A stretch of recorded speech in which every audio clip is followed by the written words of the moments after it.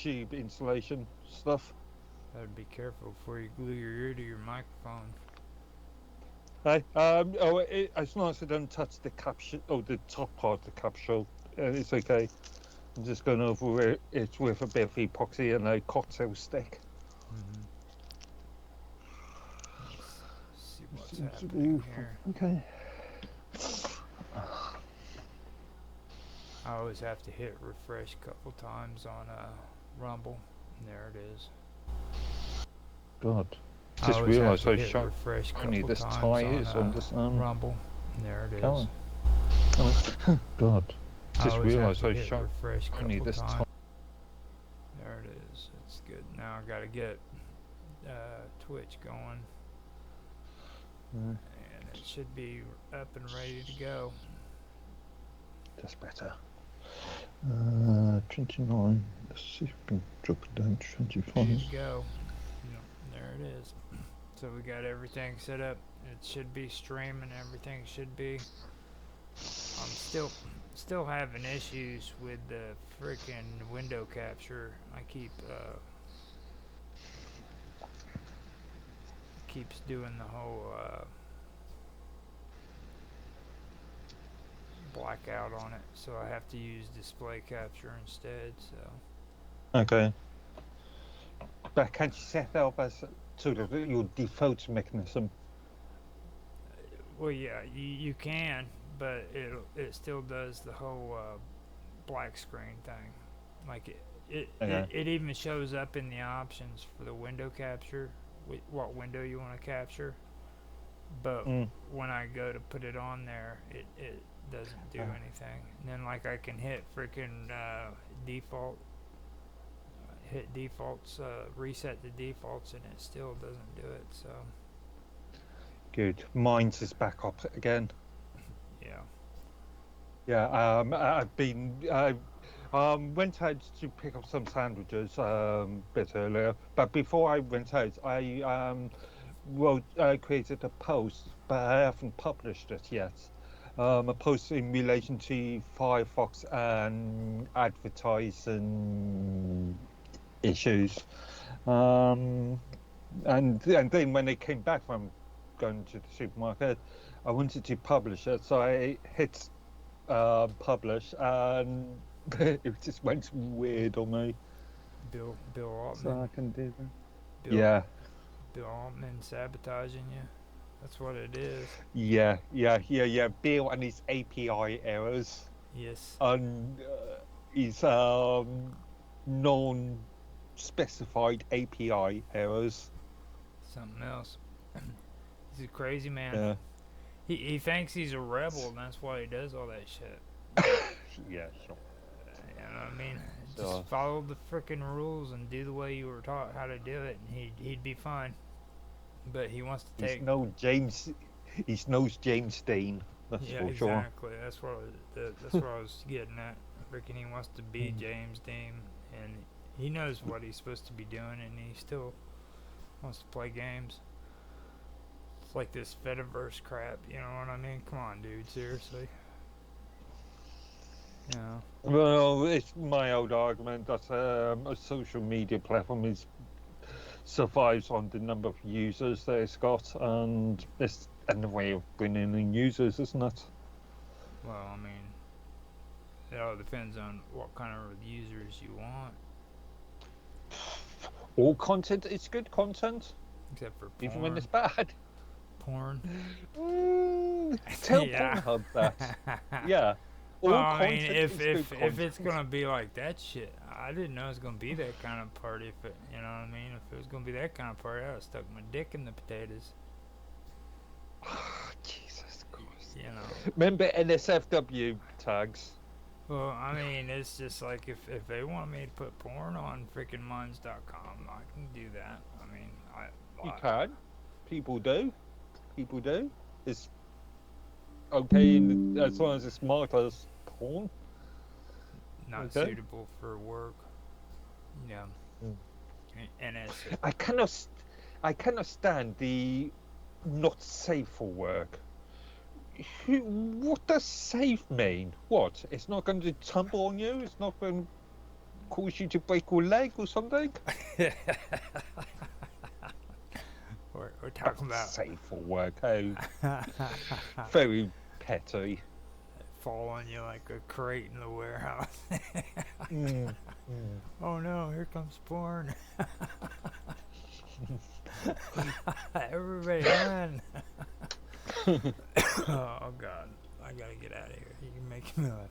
I'm gonna run out and take a quick smoke, and I'll be. I wasn't able to do that a second ago, so Okay. I'll do that until Tam gets back. We're all set up though. Yeah. Everything's ready to go. All I gotta do is hit record, so we're good to go. Cool. And Cool. behave because we are streaming. You don't want nobody to see or hear you do anything that you don't want them to do. Don't do. I am always behaved. Well, I know you are, but I figured I should tell you just in case. Like, Just in case. Yeah. just inappropriately do something that you don't want people to see on the internet.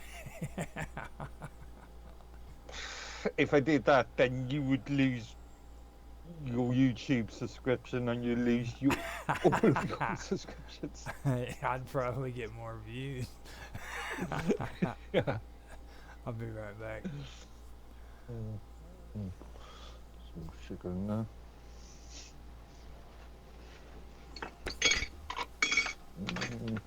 It's falling off on me. Oops.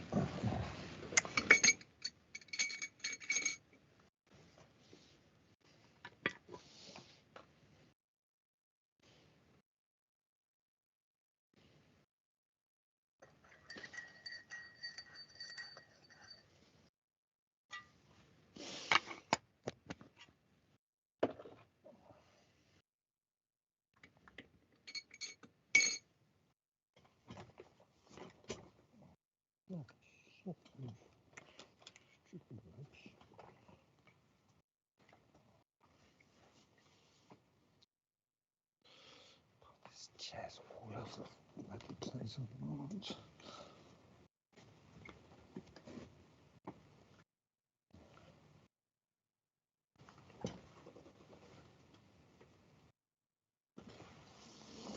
That's better.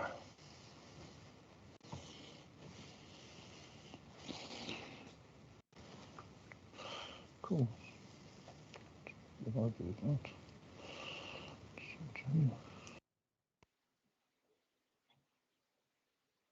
Any chance? Can you hear me? Yep. Hey, Mark. Be okay. Good. Fine. Mine's just back up again. I just tested it.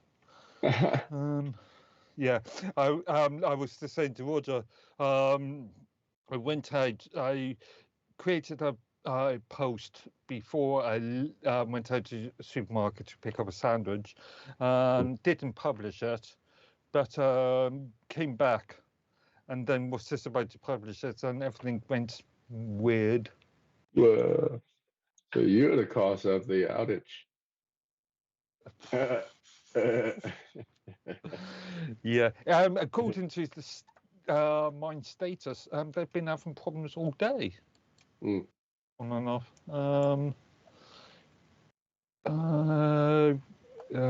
This last issue we sold 2136 UTC, so even though, but yeah, they've had issues since. I think mine's being hacked. No, probably just some, as far as I can see, some sort of latency issue. And also, we continue to process in Fighters tablets. What's Fighters tablets? Where are you reading?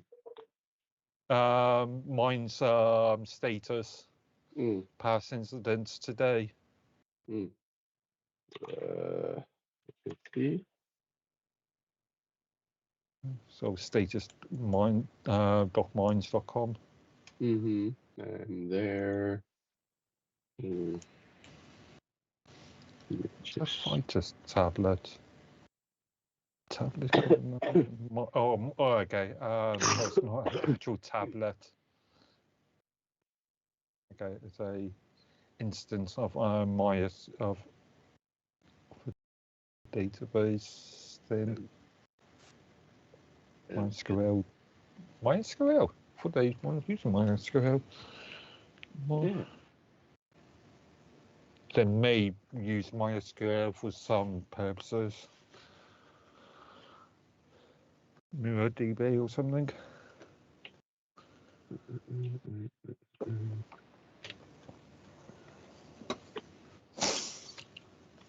So yeah, it looks like some sort of database corruption issue. Vitesse tablet. Yeah, Vitesse is one of the database engine, isn't it?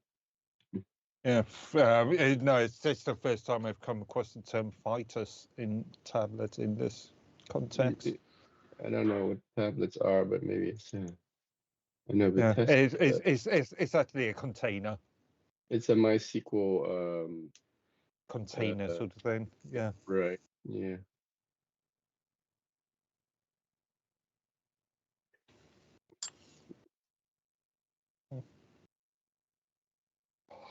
Okay. Database now stable. What's the outstanding issue? There isn't. No, we have detected issues sending our out active activity pub events and actively investigating. But I've noticed there is nothing in GitLab about this. Mm. And yeah, mine's been as transparent as they can be. Do they log admin related issues in GitLab normally? No, I did a general search This is about like an 2 administration. hours ago. Yeah, I did a general search 2 hours ago, and let's just have a quick look again. Time issues. Something that's really annoying me. I noticed that GitLab is keeping signing me out every 5 minutes or every time I go visit a site. 4 hours ago, allow network admin to disable work emails. Admin, nothing about any issues or any actual downturn. Update 4 hours ago. Yeah. Network admin is not all users. Yeah. Yeah. Again, them being transparent, not. Maybe they are using something more than just GitLab. But No, well, GitLab is the main sort of. Yeah, but they gotta track these outage somewhere. Yeah, they used to have mine status collecting RSS information from GitLab, but I think they've disabled that because there used to be an entire group, subgroup called status, and that doesn't appear anymore.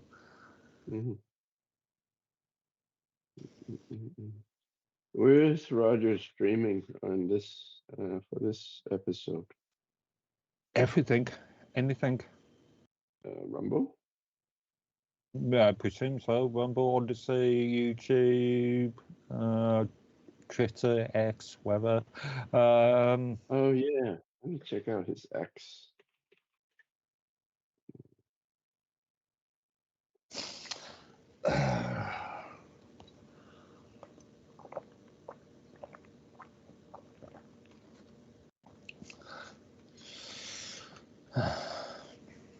Oh yeah, there he is. Started 16 minutes ago. That's right. I wasn't there. I can open up that text file and can repaste that and post. Yeah, I post all about Mozilla Firefox and enabling advertising preferences by default. Okay. It's interesting. Latest release. I just wanted to pick up some decent hashtags before I was published.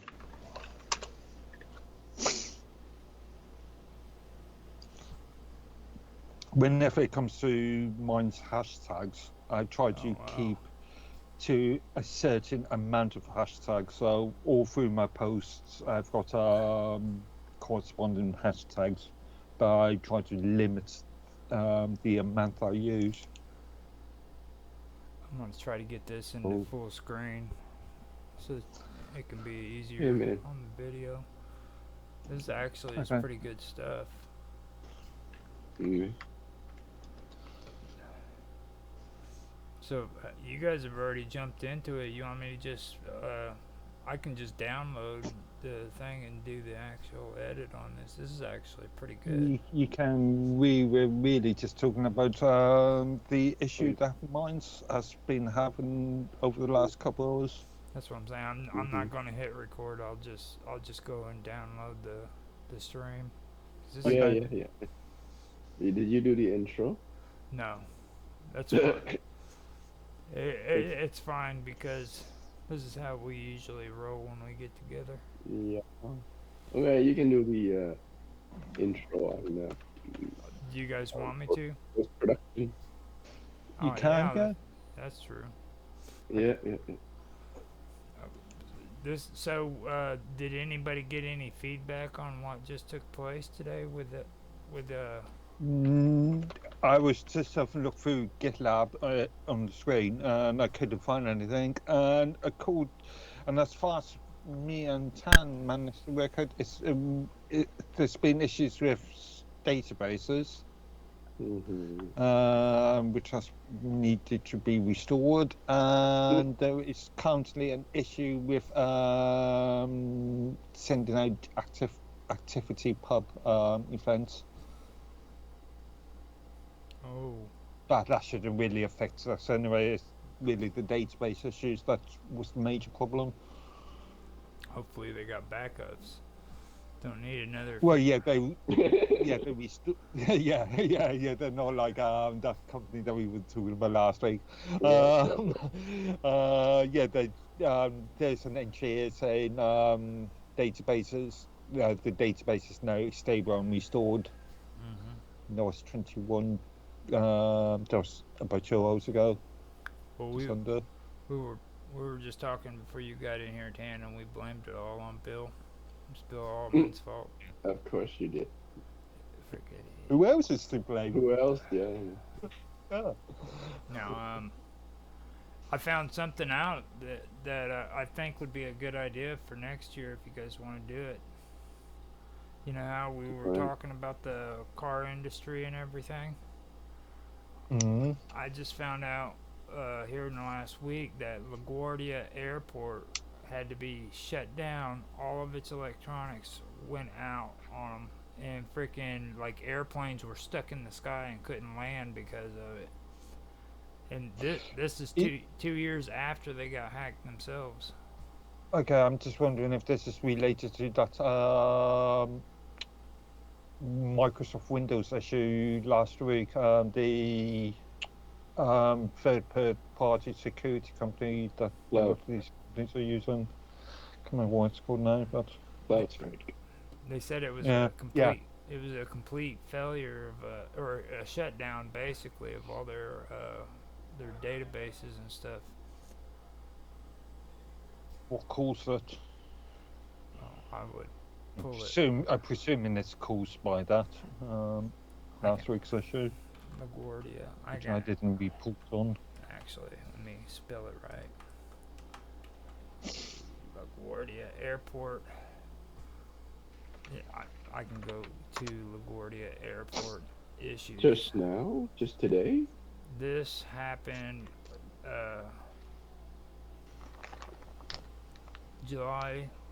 In July 2024, flights experienced departure delays of an average of 6 minutes, and some flights were canceled.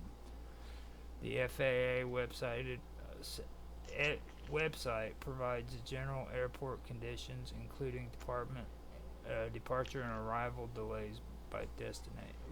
I think that might have been. It's just All right, delays. if seeing as there's no date on it, I'm presuming it's related to last week. Yeah. Mm. Unless there's further reports by the FAA. Massive technology outage impacts LaGuardia Airport. Mm. Okay, now that happened 5 days ago. That came out on Channel 12, and Yeah, that makes about sense. 5 days ago. Yeah. And then the one That below was Friday. The one below it says flight delays at LaGuardia Airport after widespread Microsoft. Yeah. So it is that issue. Same issue. Yeah. So, I didn't get into this too much. What was the deal with the Microsoft? This company, I can't remember the company name, but produces security software for corporations, which is used by a large. CloudStrike. CloudStrike. Okay, that is provided to a lot of organisations, and they, because of what I can see was poor quality assurance policies, procedures, they released some code which actually contained absolutely nothing, just zeros in it, and which caused a problem, causing the standard Windows blue screen of death issues. So the code, kernel panics. The updated code trying to access an invalid memory reference, and that usually causes a blue screen. Yeah. I mean, with modern Windows apps, that shouldn't happen. But this must be some kind of low-level C++ programs that's managing stuff, right? And if it fails, then there's no fail-safe. I was tempted to create a post out of it, but the story was a bit slow and took a couple of days to. And so I just didn't bother. It surprises me how many of these companies still use Microsoft Windows as a server. See, that's you what will be surprised. A lot of them are using Windows server. That's what we were having a conversation about once. I remembered whenever Windows XP was out, all these companies had Windows XP installed into it, and they even had it hooked up on their registers where people who worked at diners and shit would sign out, and it would be on Windows XP. Yeah, funny enough, when I was working for a college, it was the time, what was it, 94, 95? Oh no, it was, 94, 95. So we were moving away from Windows 3.11 to 95. And I did an entire department, the business and computing department upgrade. Something like, what was it, 500, 600 machines all in one weekend. And also, when I was working for insurance companies, everything was done using Microsoft. Actually, first company was mainly Novo Network, but second company was mainly done through Microsoft Windows. So all server frameworks using Windows, Active Directories, all client machines were running Windows I want to say XP, but no, probably 98 by then. And see, that's what I'm thinking too. Cause like ever since we did that thing on that the car dealerships, I've been like running into all this crazy shit that concerns these big corporations and shutdowns and technology, and it's just popping up everywhere. Like I heard about this on the freaking news. You know what I mean? Like it was maybe 6 days ago they were talking about it on the news. Mm. Just after we were talking there. Mm. Thanks, something. So yeah, about that time, yeah. Now, if you want, do you want to talk about your build right now and what you're doing? We were talking about that and everything, but you setting up your server and everything. It's still a planning stages. I'm just really set up one machine, and I've not wired it in at all yet, and it's still up in the air a bit. Tell us a little bit about your plan. What's your plan? Okay. The plan is to host the majority of my stuff from this building. But I'm wanting to play around with a few ideas. I want to try and use a 4G LTE internet connections for one thing, for purposes of portability and other issues. It's going to be dynamically dynamic DNS, so to resolve some issues around that, I'm thinking of I'm already using a third-party private server host, so which is relatively expensive. So what I want to do is try and host the majority of my content from here, but use the VPS just to act as a fixed IP gateway sort of thing. That makes sense. Yeah, it does make sense. Now, is this new setup that you're doing, is that causing like the issues with your audio and stuff like that?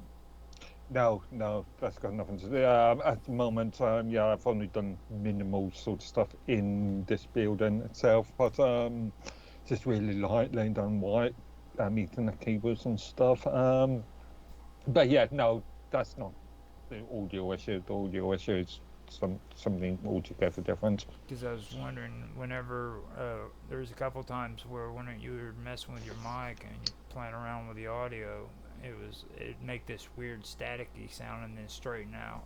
So, and I knew you were switching things over, so I figured I'd ask. I realised, I think I realised what's happening with my Bluetooth headset last night. It just wasn't charged. You know, I keep on sticking it in this case, which is its own charging unit, but I keep on forgetting to charge this thing up. You know what's going to end up happening, don't you? Like you're going to be an old pro at this shit, dude. Like I'm already am, I think. That's what's happening. It's like freaking you're actually, well, first of all, you're still holding on to the old earbud idea, and well, I'm just using that as an earpiece. I'm not using it as a microphone at the moment. I'm using this as my lapel mic as a. But again, let's say you bring up something on YouTube. Or even not necessarily that, but it reduces echoing. Okay, let me just say this a little better way so that it makes more sense, because I'm not real good at this. I'm talking about you, okay? Now, if you look at Tan, okay, Tan's got an earbud. Tan, say something real quick. Hi. See, he sounds good. I could probably put an earbud on and I would sound good, but when you put an earbud on... Tan, where's your microphone? Is it that, or have you got a microphone? Okay, you're just using that.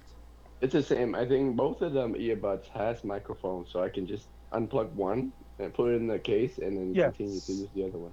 same with me, but Mm-hmm. I don't know. It might just need cleaning out. Might be a block build up of wax or something. I've got like It could be.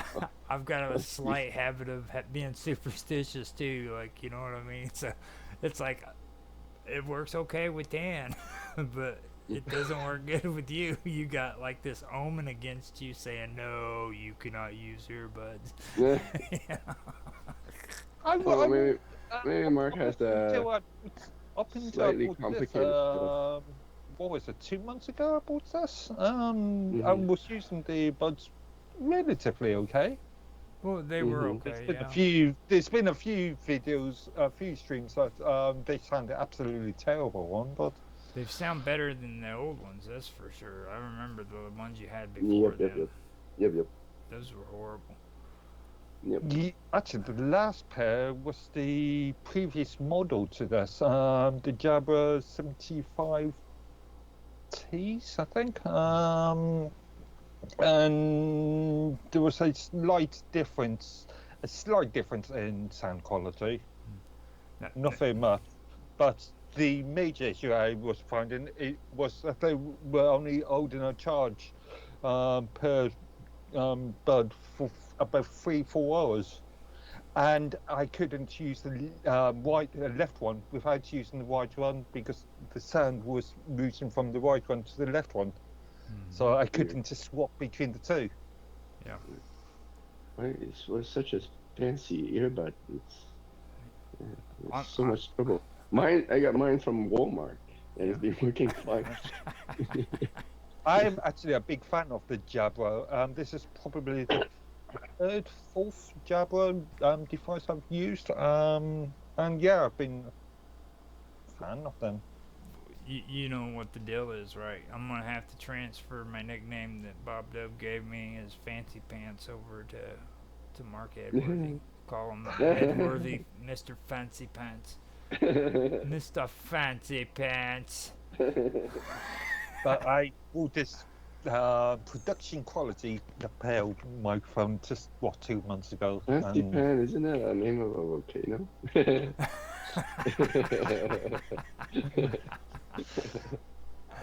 No, fancy lapels. I'm thinking something else.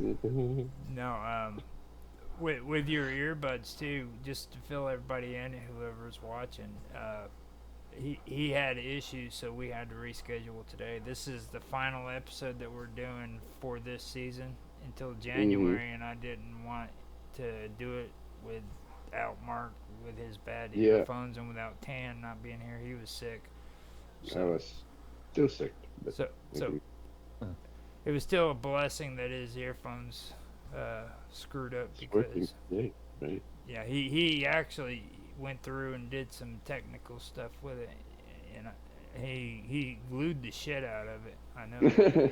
Actually, no, I glued. I noticed that for some reason the connection on this is acting a little bit iffy, so I just tidied it up and stuck a bit of epoxy glue around it just to keep it fixed in position. Good. Around the capsule and the wire.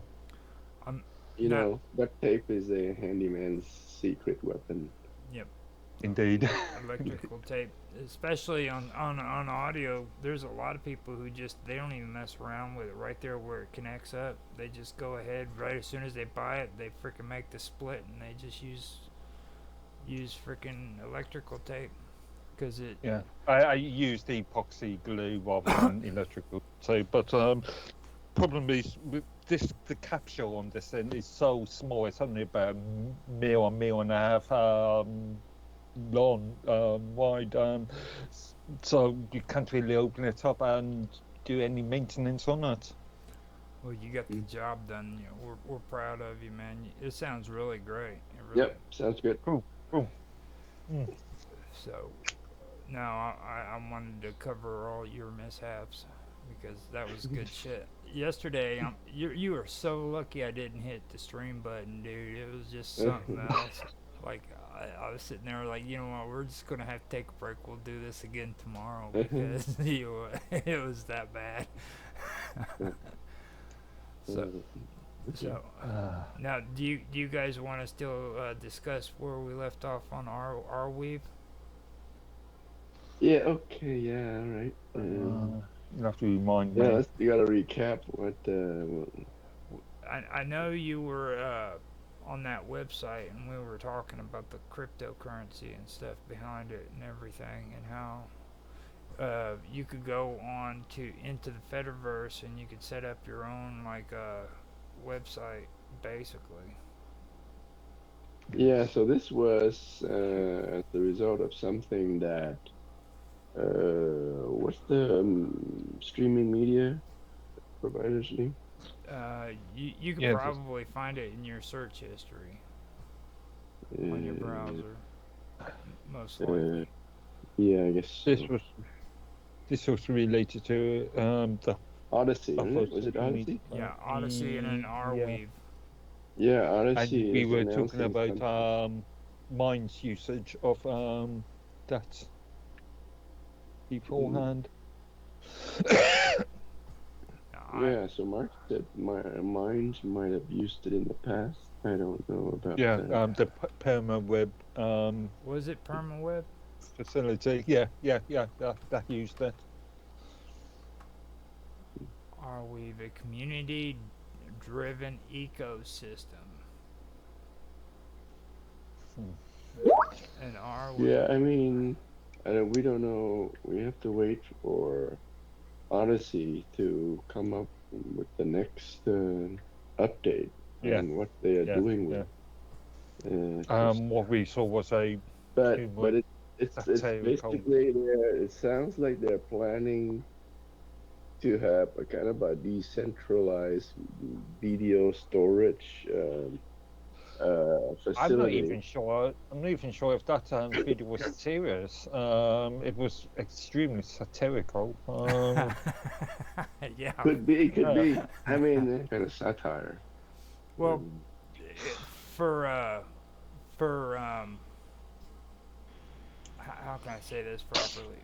For Odyssey, they better freaking do something quick. That's about as best as mhm, I can say because like, yeah. you know, I use it for a completely different reason than what I'm sure they want to do it for. Like I don't care about getting any of their cryptocurrency. The only features I use it for is to like it's easier for people to download my stuff if they want it, you know what I mean? Mm. do they do any cryptocurrency or crypto token thing? Because I thought I thought they weren't. Well, they do have a token system, but I have yet Okay, been so it's a token. It's more of a World of Warcraft style token system rather than a cryptocurrency. 1 minute, guys. Back. all Yeah, right. let the dogs out so she stopped barking. All Sure. right. I've yet been able to find any way of cashing out on it though. That's Yeah, I don't think it could be a ERC, whatever, an Ethereum based token, but again, there's issues with the US Security Exchange Commission, issues that mines have been ignoring, no. as we both know. I found it says meet Arweave permanent information storage. The Arweave network is like Bitcoin but for data. A permanent and decentralized web inside an open ledger. Permanent storage has many applications, from the preservation of humanity's most important data to the hosting of truly decentralized and probably neutral web apps. The Arweave protocol is suitable, mature, and widely adopted. As such, its ecosystem is fully decentralized. This site is just the tip of the iceberg. It acts as a map that points you to places you can learn about, use, and build on Arweave. dive in. The rabbit hole is deep and the possibilities are endless. Now that kind of sounds scary too. I'm not sure about the term mature in this circumstance. As far as I remember, we didn't, or mine, we didn't know anything about it until 2019.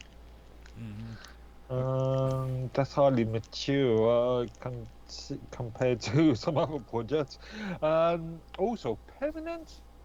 It's Yeah. only permanent if the service stays and if it's being used. Now, if you take it as if you take it for what they were talking about on Odyssey, I could see like how they use the videos as like the stars up above the planets. That could be permanent. Yeah. So when you transfer your data storage or your videos, it becomes permanent. And because they were talking about like if you get banned from YouTube, it'll freaking emulate freaking your YouTube channel. It's only permanent if you can gain access to the content after the fact. Yeah. And if you've got platforms that are not going to use that protocol, then it's not permanent. Yeah. Or it's permanent, but it's not accessible. I think the point is that the data is being replicated across all of those planets, right? So that if one planet explodes, the data is still available elsewhere. Yeah.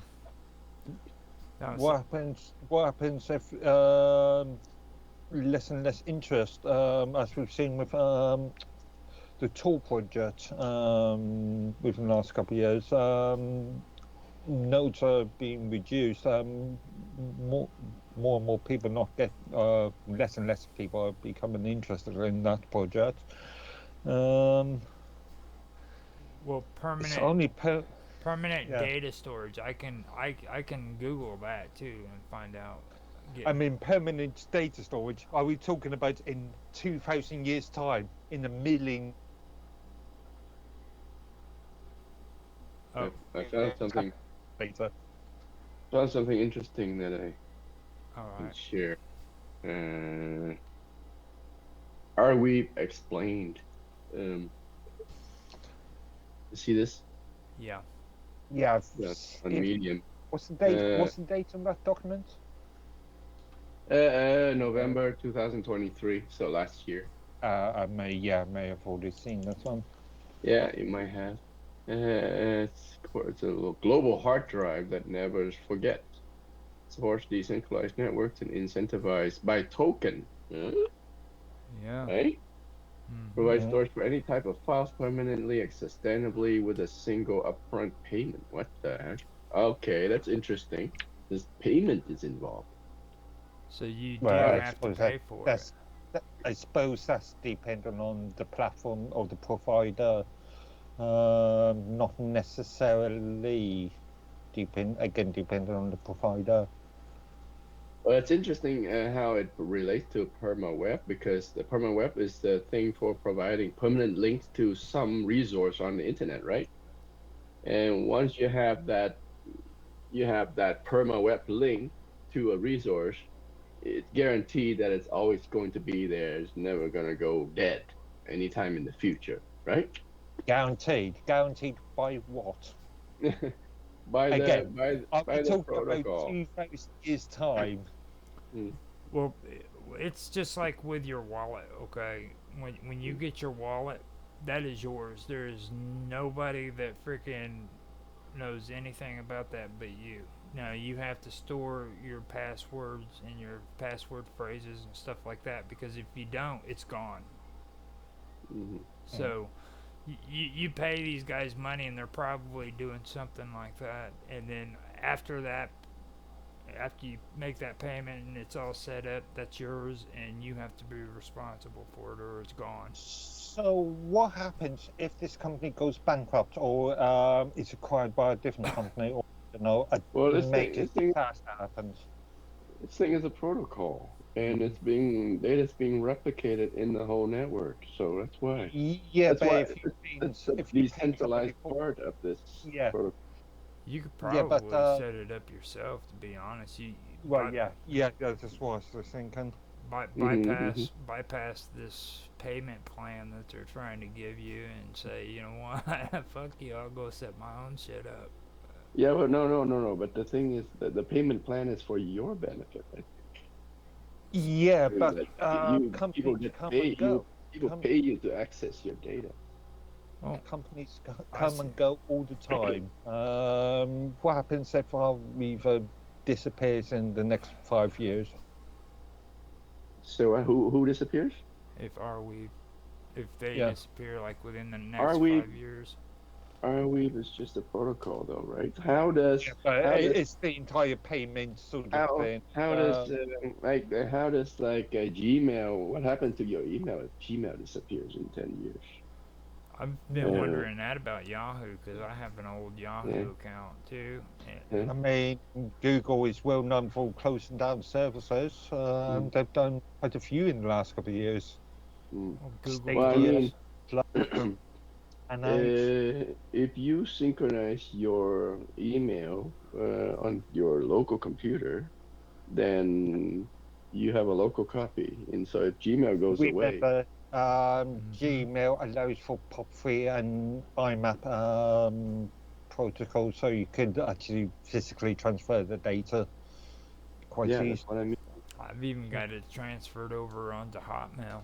I mean, I get all my Gmail stuff on my Hotmail as well. Do they still have Hotmail? Yeah, I use it for Yeah, porn. yeah. Yeah, I thought they have like Outlook.com or something now. Well, they changed Yeah, it, but but you can yeah, it's still. like Microsoft usage of Skype.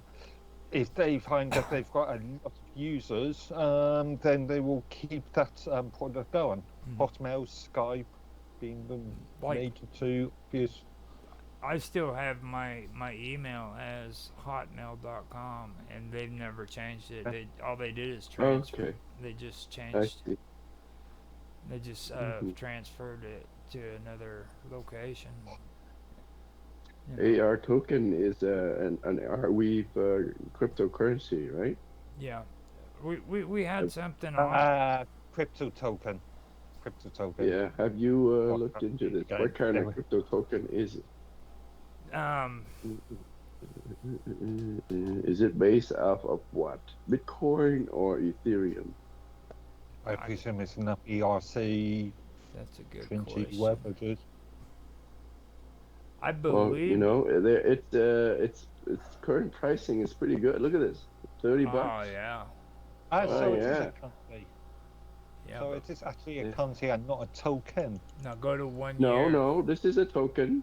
Go to Arweave is a token. Well, in that AR. case, according to current switch to US switch the chart to 1 year instead. That way you All can see right. a yearly. The year. yeah, Oh wow, nice. That is according nice. to Have current you US have you Federation introduced country. Mind Scamming and his gang into this, Roger? What'd you say? Did you get any feedback from Mind Scamming and his gang about this? Are we? Nah, he didn't even respond to it. Ah, okay. All right. Yeah, me Probably and not that good then. when we did have mines whatever the service was this service we both had a lot of discussions about this. For a crypto token worth like this, I've never seen any crypto token Yeah, value that. no, I didn't. it's I've not never seen one it's go up that technically high. Like it's it. Yeah. technically It not started crypto out token. smaller, and usually cryptocurrency declines. Yeah. Yeah, again, it's not crypto token. I really do not like this term because technically it's illegal under Yeah. US and UK, and you Well, maybe we're missing something, Mark. It's got to be legal. I mean, are all crypto tokens illegal? Right? know all crypto tokens, according to the is it FCE, the Financial Conduct Agency, FEC. FEC, financial whatever, blah, blah, blah. Economics. Yeah, um, a token cannot act as a currency. It's not a financial asset. It cannot be a financial asset. A currency can be a financial asset, even though there's a large argument about that at the present moment. But a token cannot be a financial asset, and hence the issue with mines and their definition of a crypto token. Yeah. On one hand, they say that it is not a financial asset, but on another side, elsewhere on the platform, elsewhere in the infrastructure, it states that it is a financial asset. Where does it state at? I brought up actually, I've got 2 GitLab tickets on this. Oh, it's pertaining to Mines token, yeah? Yeah. No. Okay. He's saying what he always does. He gets mad about it when we start talking about tokens as cryptocurrency, and he doesn't even like using the term cryptocurrency. Like he's real. Not in that response, not in that relation, because it is inaccurate. You're hardcore, is what it is. I just believe in providing good information, and accurate information. Here in the United States, you know what they would call you? It's not a bad word. Right. No, you'd be what they refer to as a straight edger. Okay. No, a straight. Nothing wrong with that.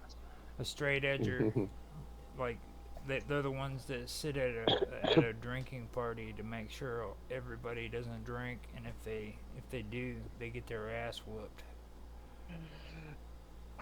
I just recognise that in Europe there were stronger consumer laws, consumer protection laws, and in the US consumer protection laws are laughable.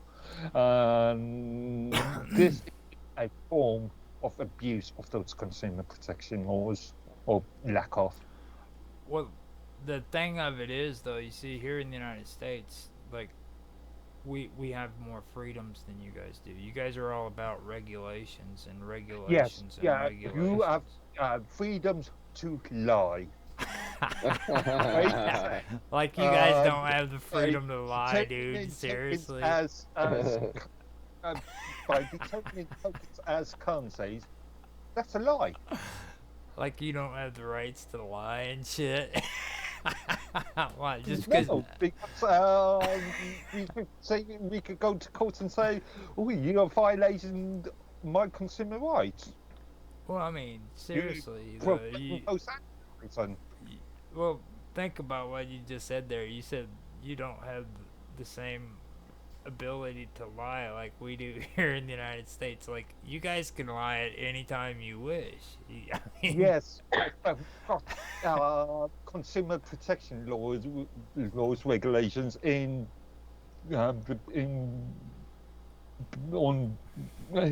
basis to actually try and eliminate these lies, or to try and mitigate these lies.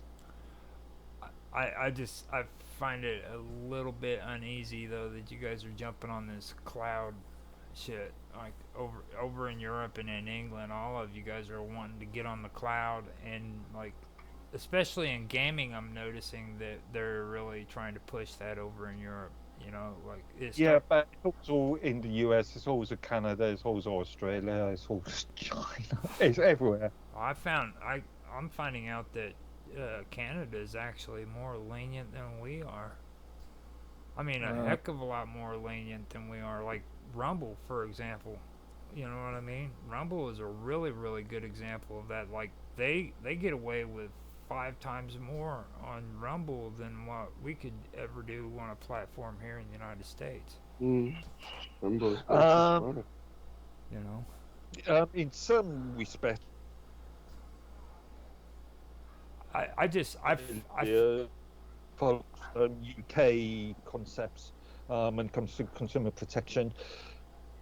But as we've seen recently with the various acts, uh, C16, C11 on blurbs in Canada, um, there are very restrictive protections in Canada, more restrictive protections in Canada. Um, Well, Regulation gone mad, sort of thing. what do you think about that? uh, let me share it. I found this article interesting. It's on the Motley Fool site about Arweave, how it works, and how the its crypto token work. So, um, so this they're marrying crypto the crypto technologies into file sharing technology, right? Mm-hmm. Yeah. So, uh, so it's kind of interesting and novel. Yeah. Um, uh, so which means that mean encryption is built in to Uh, into the storage, right? That's pretty cool. Um, Not and sure how. what they call the normal cryptocurrency calls their blockchain. This thing call themselves block weaves. Oh wow. uh, Yeah, because uh, they treat this slightly differently than conventional blockchains, rather than mhm. being a blockchain in itself or using a blockchain. Um, it acts as a sort And of cluster. yeah, and then they use this. They're repurposing the idea of mining. How does mining work for Airweave, right? Airweave miners maintain the block weave by providing the disk space and replicating the network data. Mining and validating blocks of data is done through a system called proof of access Yeah. instead of proof of trade or something similar on the blockchain. Technically, is that mining or is that just storage? Well, Well, I it's a contract. It's a mining contract. Yeah, it's a storage contract. It's not Hmm. a mining. Then it's not like you are Let's creating see. new Let's read tokens. on. In the proof of access system, when a miner checks a block, they must verify that it also contains a randomly selected marker from a previous block. The result is an entirely different structure from what traditional blockchains and blockchain companies do. On the block weave, every block is linked to two previous blocks and the one following block. Airweave also handles the legal challenges of public, permanent blockchain-based data storage by offering content moderation through several flexible mechanisms. Miners can analyze and refuse to store any data. Mhm. Network, I guess so. When the miners get paid by offering their storage space, I guess. Mm-hmm. Yeah. Network gateways that provide access to stored data can filter data. Regional gateways could implement different standards based on different legal needs. And Arweave-based apps can filter the data they show to users, allowing the possibility of community-driven content moderation. As an example of positive content moderation, Arweave worked with the Internet Watch Foundation to prevent distribution of content associated with the abuse of children. There are several interesting Arweave apps, and since Arweave is a smart contract blockchain, there's an ongoing stream of new apps. The new apps include the Arweave Web Archive for storing websites, called R Drive, and for storing your files, and Perma Web community, which allows users to create and run profit-sharing community. Now, see, that's what you were looking at as we were ending the last episode was permaweb, and I was thinking about permaweb too. You know, that could actually be a good substitute for building a website too. No, because how mine was using permaweb was it was just as far as I could see, and I did a few experiments at the time. It was just uploading the media content of a post. So if you post as a, let's say, a video file attached to it or a photo, an image file attached to it, it would only upload that content.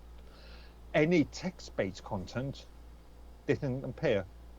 Okay, so it would all just be like video and stuff like that. In images, yeah, Images. media files, or yeah, any Now, attached file. ROE claims of permanent storage also feels disappointing when you learn that it's actually guaranteeing only 200 years of storage. oh shit.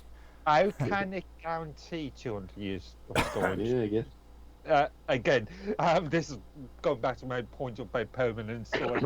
Well, how does I'm just so disappointed. how does when you deposit money into a bank, they guarantee your deposit for up to $60,000, right? Or I don't know how it works in the US. But if the company, if the bank goes, we saw this in 2007. If in the UK, Red Rock went bankrupt, which they did, the money just disappeared. The money. What, you don't have any laws in there guarantee your deposit up to a certain amount? Yes. No, But if the company's already gone into liquidation, who are you going to chase? England doesn't have any Well, laws for the government, I guess. I mean, there's a federal law. So it's coming back. So it's coming back to I've taxpayers' already money checked then. it out. England has the same setup that the United States does. Like they only guarantee 30 or 40% of the amount of money you have in your bank account. So amount. It goes by percentage. You guys, I think, go according to. No, I think there's maximum amount, something like 20 grand or something. They have a set amount of money. In Canada, maximum 60 grand. Yeah, and here you get percentages. We saw this in 2007 with the Royal Bank of Scotland. Subsidiary companies such as NatWest had to be partially given over to the public sector. Well, look at Citibank. Look at Citibank. You remember that back in the, what was it, 80s or 90s? We took out Black Friday 89. Yeah, I believe so. Yeah, they ended up crashing. They took all their freaking money and they left. They just Citibank? Yeah, they just left. They come to find out they were in freaking what was it? It was that freaking country where they caned their people. No. Punishing Citibank. Thailand. Are you sure Citibank? They're still in business now. Yeah, they're based out of Thailand. But they're based out of Thailand. Yeah, and what's stopping a CEO saying, okay, let's close up this operation and let's move all the money over to Switzerland or to Canary Islands. Yeah. You want it? Screw you. That's what they can do. That's what the Citibank did. They closed all their shops and they freaking come to find out they were based out of Thailand. So I know everybody here freaking they lost a big chunk of money if they were associated with Citibank. They only got like freaking I think it was 60% out of 100 of what they. Are you sure it's Citibank? Because Citibank's still open for business in Canada. It's still open. But it's a different company. It's technically been acquired by a different company. I see. But Could be. It could be. They never just shut brand down. Name. They never shut down. They just pulled out of the freaking countries and shit until they could pull themselves back together. But they're still headquartered in New York now. I don't right? know about now. No, I know back then there was a big scandal because they found out they were from Thailand. That's where they were originally based. So Yeah. this was Well, is that a problem? Because there we have foreign banks in here. that HSBC is from Hong Kong, I think, and and see Yeah, but they've still got offices in other countries, and therefore they're still regulated by localized yeah, sure, they have rules. to respect local laws, but well yeah. the deal is when you're a multinational bank you have to also apply to be a multinational bank, and for you to do that you have to be sponsored by a country. You just can't say I'm a multinational bank and do trades across borders, you know what I'm saying? Like you have to be Mm, sponsored by a country. I'm not okay. sure I'll be sponsored, but you've got to have a physical headquarters, Right. or like all companies That, now. that's called the You've got to that's have a called the physical spon- headquarters as well. that's Yeah. called the sponsor. Just say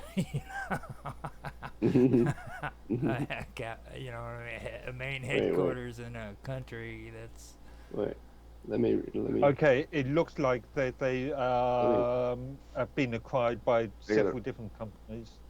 gotta reshare this article because we didn't finish reading through it. Is Are we a good investment? It Uh, has a potential as a cryptocurrency investment. It has well-defined use case. It provides unique service, and the number of partnership it has established are good signs since it shows what other organizations think of this storage coin. It's a storage coin. Isn't that mm-hmm. interesting? Yeah, it is. It's messed up. That's what. storage coin again. This is where definitions come into play. Coin or Now, token? Yeah.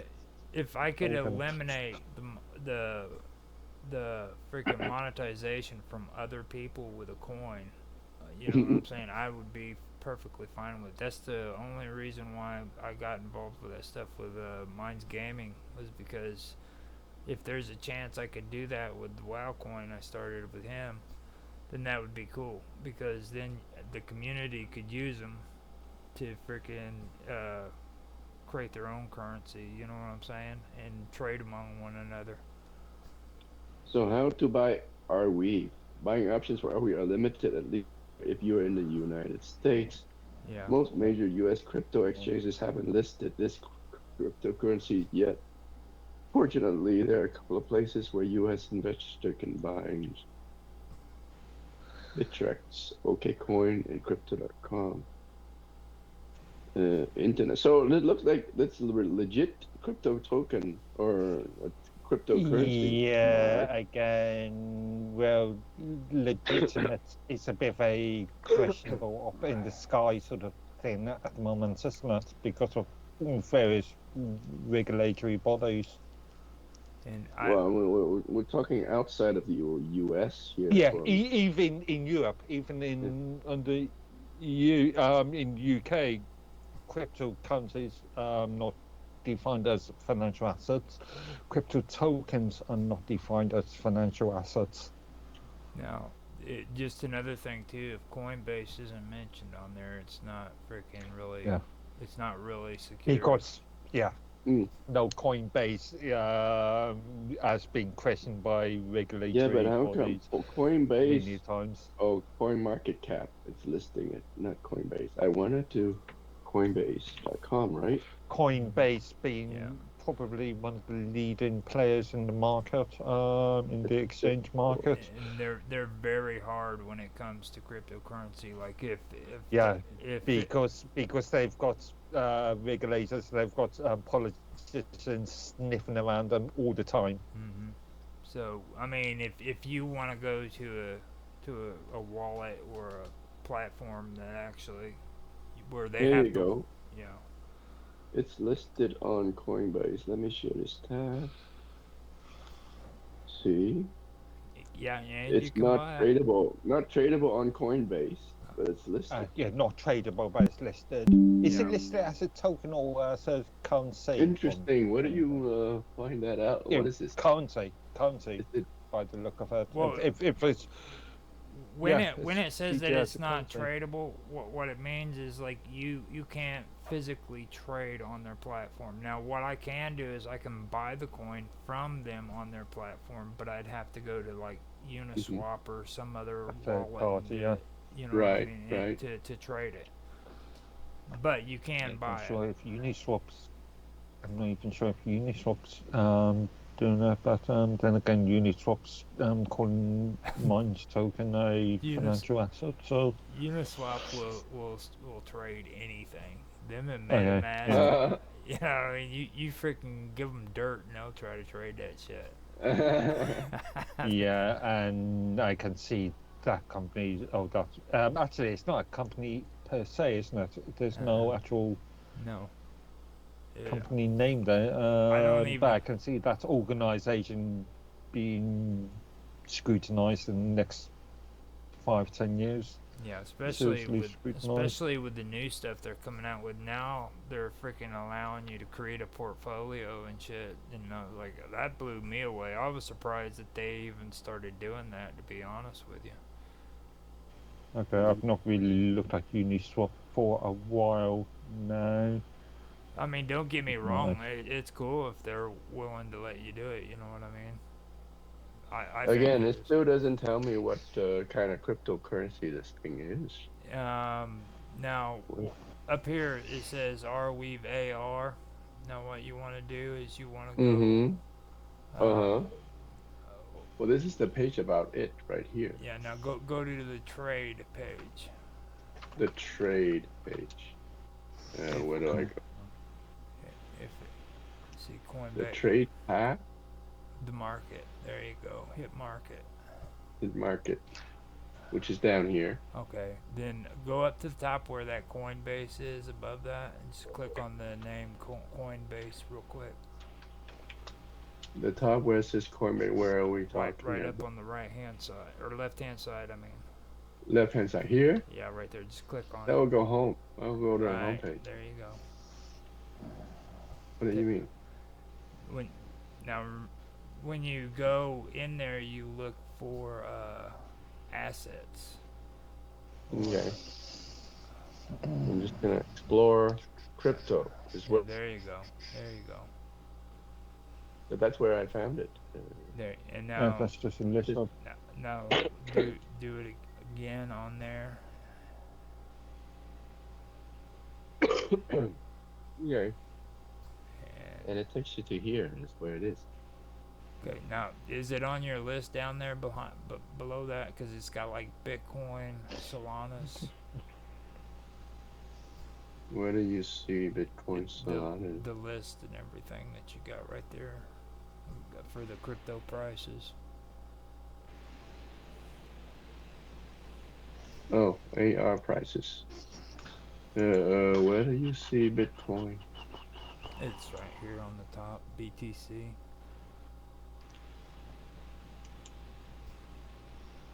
Up there in the search for an asset, you just type in the one that you want, and it should show it down below right there where it says crypto prices.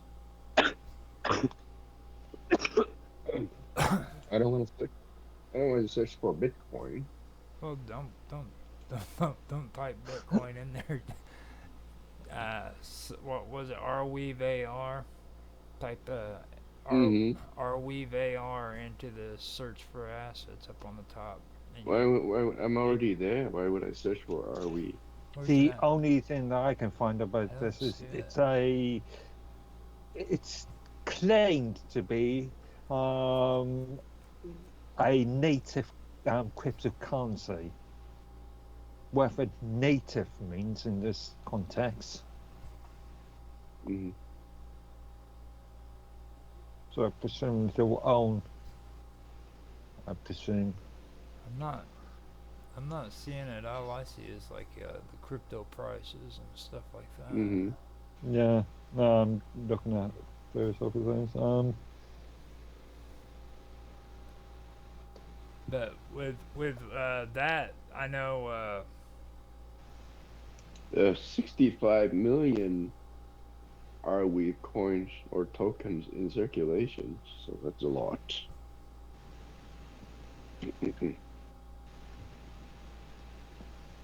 I just got approached here recently by Dogecoin. Okay. They came in and bought my WoW coin on MintMe. I thought that was strange. Like those guys will buy anything. Binance. Apparently, you can buy it on Binance. Binance. Now, see, that's the thing that gets me is like they come out with these weird freaking websites, and then that one OK something. It was OK some. It's like I've never heard of any of these freaking websites. And then like creating your own coin. I did that with Minds Gaming, but before I did it with him, I actually was approached by Near, one of the guys on there. Freaking told me to go and get on their Discord channel. So I went on their Discord channel, and all of a sudden these spammers started coming out of everywhere, trying to pretend like they were admins for the freaking the server, and conning me into freaking like buying. And you actually have to coins. care about this stuff. You can't just say, "Oh, well, we've got several orders of magnitude Are left we to go," like whatever, because you're horse? legitimately trying to store information forever. You have to worry about what will happen in 1,000 or 10,000 years.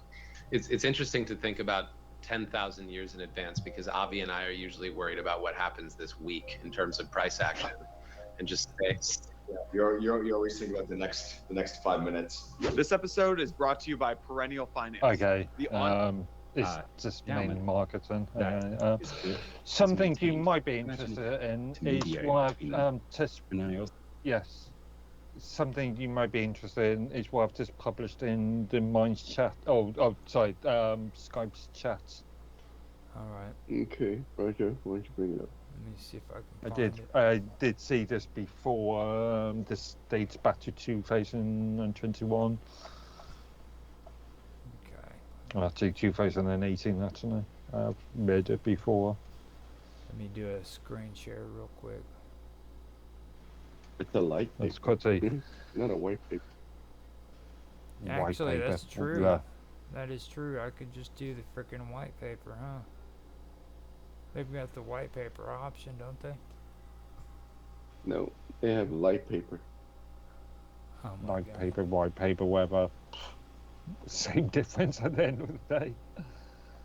Where is So the white press, paper? It's a press document, yeah. It's a descriptive press document. Now, can you guys see it? Yeah. Screen share.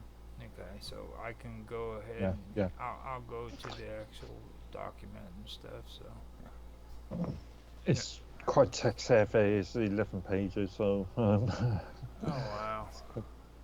See, that'll give me a headache if I let it. Typical blockchains is it has block weave, proof of access, wildfire, block shadows. That's what they were just talking about on 4.4. No. Now that is on page 7. Democratic content policy. Oh my goodness. Man. I Okay. don't know. In a traditional blockchain system, when a new block is mined, each entire block is distributed to every node in the network, no matter how much the block data a node already possesses. This is not only an enormous waste of data, but significantly slows down the rate at which a network can come to the consensus about a block. Arweave therefore introduces a new technology, block shadows, that not only minimizes this waste of data, but enables fast block consensus and massive transactions throughput. Hence my point about taking a different viewpoint of what a blockchain is. Yeah. Taking a different position on what blockchain is. Now, block shadowing works by partially decoupling transactions from blocks and only sending between nodes a minimum block shadow that allows peers to reconstruct a full block. Instead of transmitting the full block itself, these block shadows significantly contain a hash of the wallet list and the hash list, and in place of the transactions inside a block only contain a list of transaction hashes. From this information, likely only a few kilobytes, a node who already holds all of the transactions inside the block and an up-to-date hash and wallet list can reconstruct the entire block of almost arbitrary size. To facilitate this, nodes will also immediately share transactions with one another, but only attempt to place transactions inside a block once they have a high certainty that other nodes in the network also have the transaction. That's cool. That would actually be a pretty good setup right there. Yeah. Well, does it have any, other than using technologies for file sharing, file storage? Yeah. So the currency idea is really outside of this unit as a separate entity. Yeah. And see, transactions is one of the biggest issues they have when it comes to cryptocurrency, because like you have different functions that take place just to get a transaction. Like if you compared it to like using a debit card at a grocery store back in the old days, when you went in with which a I credit. did earlier. It wasn't back in those days. I just done it 2 hours ago. This is easier to understand. Like, remember back before they had the computerized shit, where you go into a store and they had to take and swipe your card with that freaking big old freaking thing. And it does the ink. Again, I did it just a couple hours ago. That's sad. But anyhow, it's better than checks. It's better than writing out a check. Yeah. But what happens is it takes time for them for that transaction to go through. Well, now it's set up with the cryptocurrency that you have certain steps that you have to take for the transaction to be made, and then it has to also be freaking verified that transaction was made. And it happens fast, don't get me wrong, but it takes a certain amount of time. Of course, all of these things have to take a amount of time just for consumer protection. After all, you don't want to be able to buy £500 million worth of goods when your credit limit's only 10 Not with quid. Cryptocurrency. They want their transactions automatic. So like if they gotta wait, it's automated, but again it will take a bit of time. It's not instantaneously. It could be a couple of minutes. It gets go back to the white paper, Roger, and read section 3. Section 3. Okay. Yeah, it gets these guys frustrated, man, when they have to freaking transfer the coins to their wallet and it takes them 2 minutes for the transaction to go through. These cryptocurrency guys are crazy. They're almost as crazy. Yeah, but everybody wants to make the cake and eat it all at the same time. So. Now you said section 3 or page 3? Section 3. Go down from where you were. Okay. You were waiting. Okay, go up then. Yeah. Way further then. Section 3. I gotta get your head out of the way. I had, alright, here we go. Section 3, motivation. Right. You want me to read that? Yeah. Okay, we have designed and implemented a blockchain network where permanent, low-cost storage is a reliability, weaving storage access into consensus combined with novel approaches to transaction bundling in arbitrary size blocks creates a high throughput cryptocurrency that improves on other cryptocurrencies like Bitcoin and Ethereum. In the past, archives, internet or otherwise, have typically been maintained by a single institution or even individual, making them vulnerable to two primary forms of manipulation. The first of these is through the modification of documents during their storage. The second is that the document could have been forged or modified prior to their entry into storage. For example, the many works attributed to Socrates that are believed to have been penned by his disciples. This right here spells freaking NFTs to me. Every time people start talking like that, that's what you're hearing is NFTs.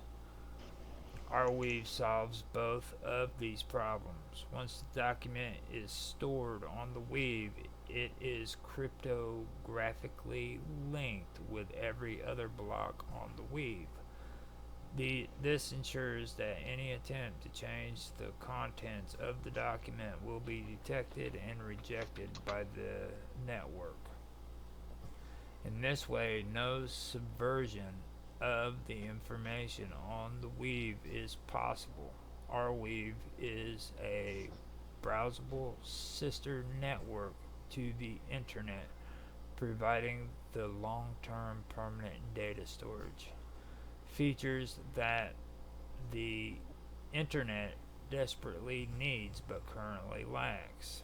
A critical component of the Arweave system is designed for developers to easily build applications that interface with, create, and use data from the network.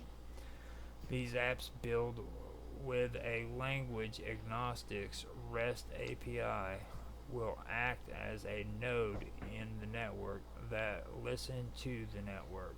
The functions of these apps will be wide and varied, from decentralized and immutably social networks to discussion websites and new aggregators. In order to submit information to the Weave, a small number of tokens will be required. These tokens will be used to pay miners for their work in maintaining the Weave and network, as well as decentralizing the propagation of spam. Disincentivizing. Mm-hmm. Okay, so there's how miners get paid for offering their storage on their node storage space onto a node on the Weave.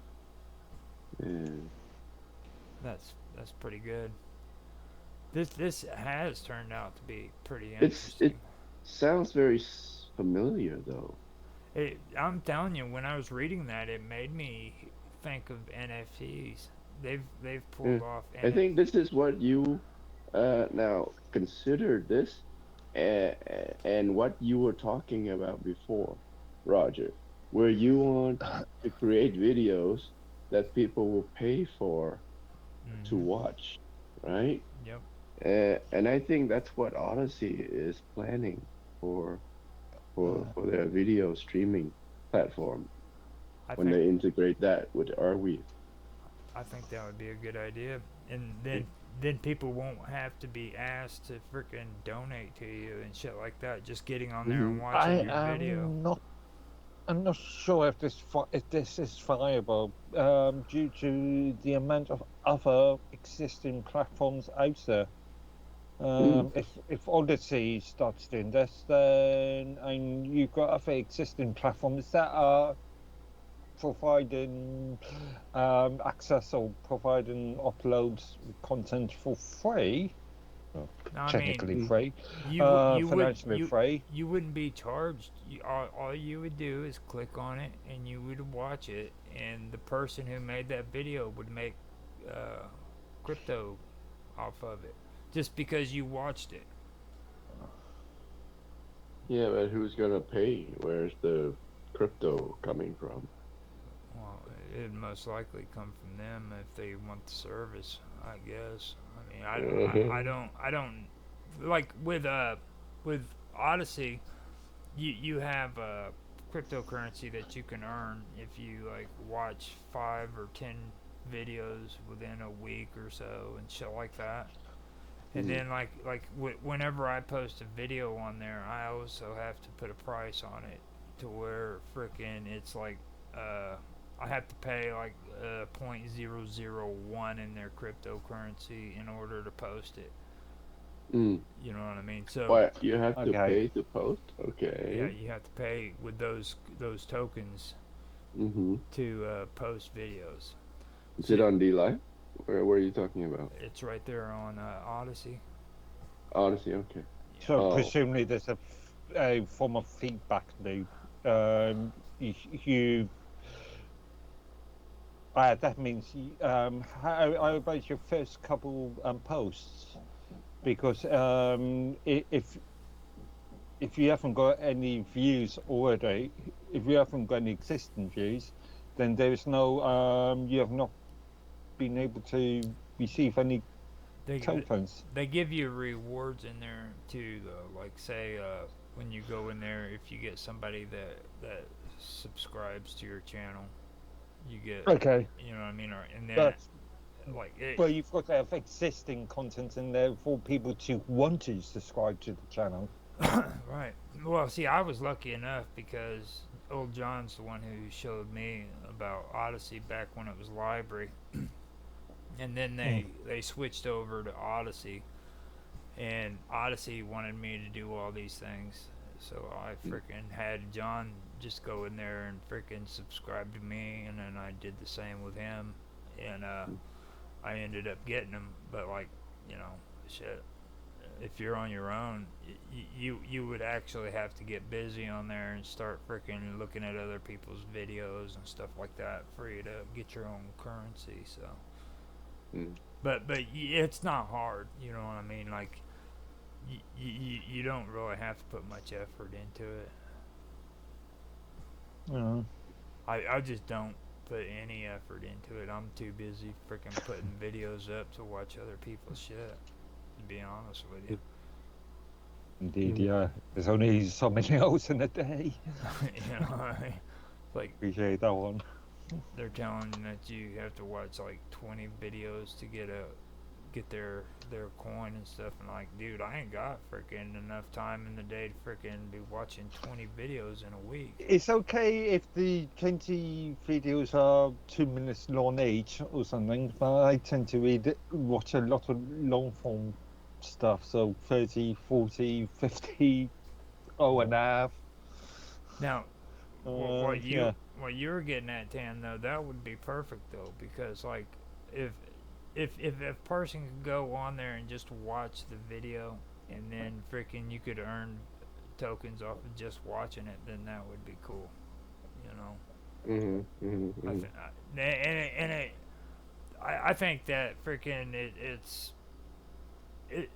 people aren't gonna freaking want to freaking, you know, donate freaking shit to you and stuff like that, like they're doing on mines. You know what I mean? Like, they're not gonna want to send you donations. Well, you did such a good job on that video, I'm gonna give you this. You know, they don't. You know, it just. Yeah. That seems it doesn't work very well. The voluntary system. Yeah, well, it's intrusive too. You know what I mean? It's just like just make something that's set up to where all the people have to do is watch your content, and they can get some form of freaking monetary stuff off of it. I would love it if it was that way. Come to find out, I found out YouTube isn't even like. For the longest time, I thought YouTube was kind of like that because you watch a certain amount and you could get paid for it. But come to find out, they don't even do that shit. Like, they keep track of the views and stuff, and they don't even need that shit. They don't. They have, other than freaking saying who can be monetized and who can't be monetized, there's absolutely no use for views. Yeah. It's crazy. Well, I guess for the ECPM stuff, I guess, or however that's announced, maybe that's needed. Yeah. Per click thing. The commerce something. We talked about it before whenever we were doing that on. We were talking about Rumble. So. By the way, did you notice? Oh wait, no, this is X. Oh jeez. I just noticed I saw something new in the menu and I thought it was Minds. called Grok. Yeah. It's the AI. Isn't it? Bad PR. What's it called again? Jesus, whoever came up with that name? It's a nerdy. Yeah. It's a nerdy Linux term. That's AI now. I Okay. tested it out the other day. I went in and did my notorious mixing Star Wars with freaking Midnight Cowboy story. So I wanted to hear their version of it. And I do have to admit they did do a better version of that story than what Copilot did. No. Copilot, they had where Luke Skywalker went into the alleyway and there was a robot. R2D2 was in the alleyway and he was homeless and shit. You remember Midnight Cowboy, right? The movie. Sorry. Just realised something. What did you realize? I'm just publishing that post that I was creating earlier, and I just realised a major typo. Oh no. We are getting. Oh, that information. Better. I'm getting all these messages and stuff on Minds. I think freaking oh okay, that's you. That is you. What the hell, dude? Don't be doing that shit to me, dude. I was like, I didn't know you was putting the post on Minds chat. Yeah, I'm just realised I missed out two keywords. Mozilla Corporation, the for-profit arm of Mozilla, enables experimental privacy-preserving attribution functionality by default in Mozilla Firefox version 128.0. This facility aims to give advertisers what they minimally require while protecting user privacy and even eliminating other existing tracking related functionality. I still don't trust them. Everybody bolsters them up, dude, but I still don't trust Mozilla to this day. I trust Mozilla more than I trust Google. I don't trust either of them, being honest. Well, it's sort of better the devil you know than which one do you want to trust more? The only reason why I like Google better is because their ad blockers work better than what Mozilla's does. That's it. Are they? I've been using uBlock on Mozilla on Firefox for years now. not bad. Any Oh, major issue with her? Oh, that, except all. that reminds me, I just realized that freaking uh, YouTube had to put a stop to their freaking ad blocker bullshit. Yeah, It's yeah. it's gone now, and they didn't send out any kind of notification. They didn't send out anything else. They knew they got in trouble, dude, and they just stopped doing it and didn't say nothing. I just I Yeah. just I just realized that they freaking did that within the last like week or so. Like I'd say it's been about a month, maybe a bit longer now. but they didn't send anybody any kind of No. notification whatsoever. It was just they stopped doing it. Did you hear that, Tran?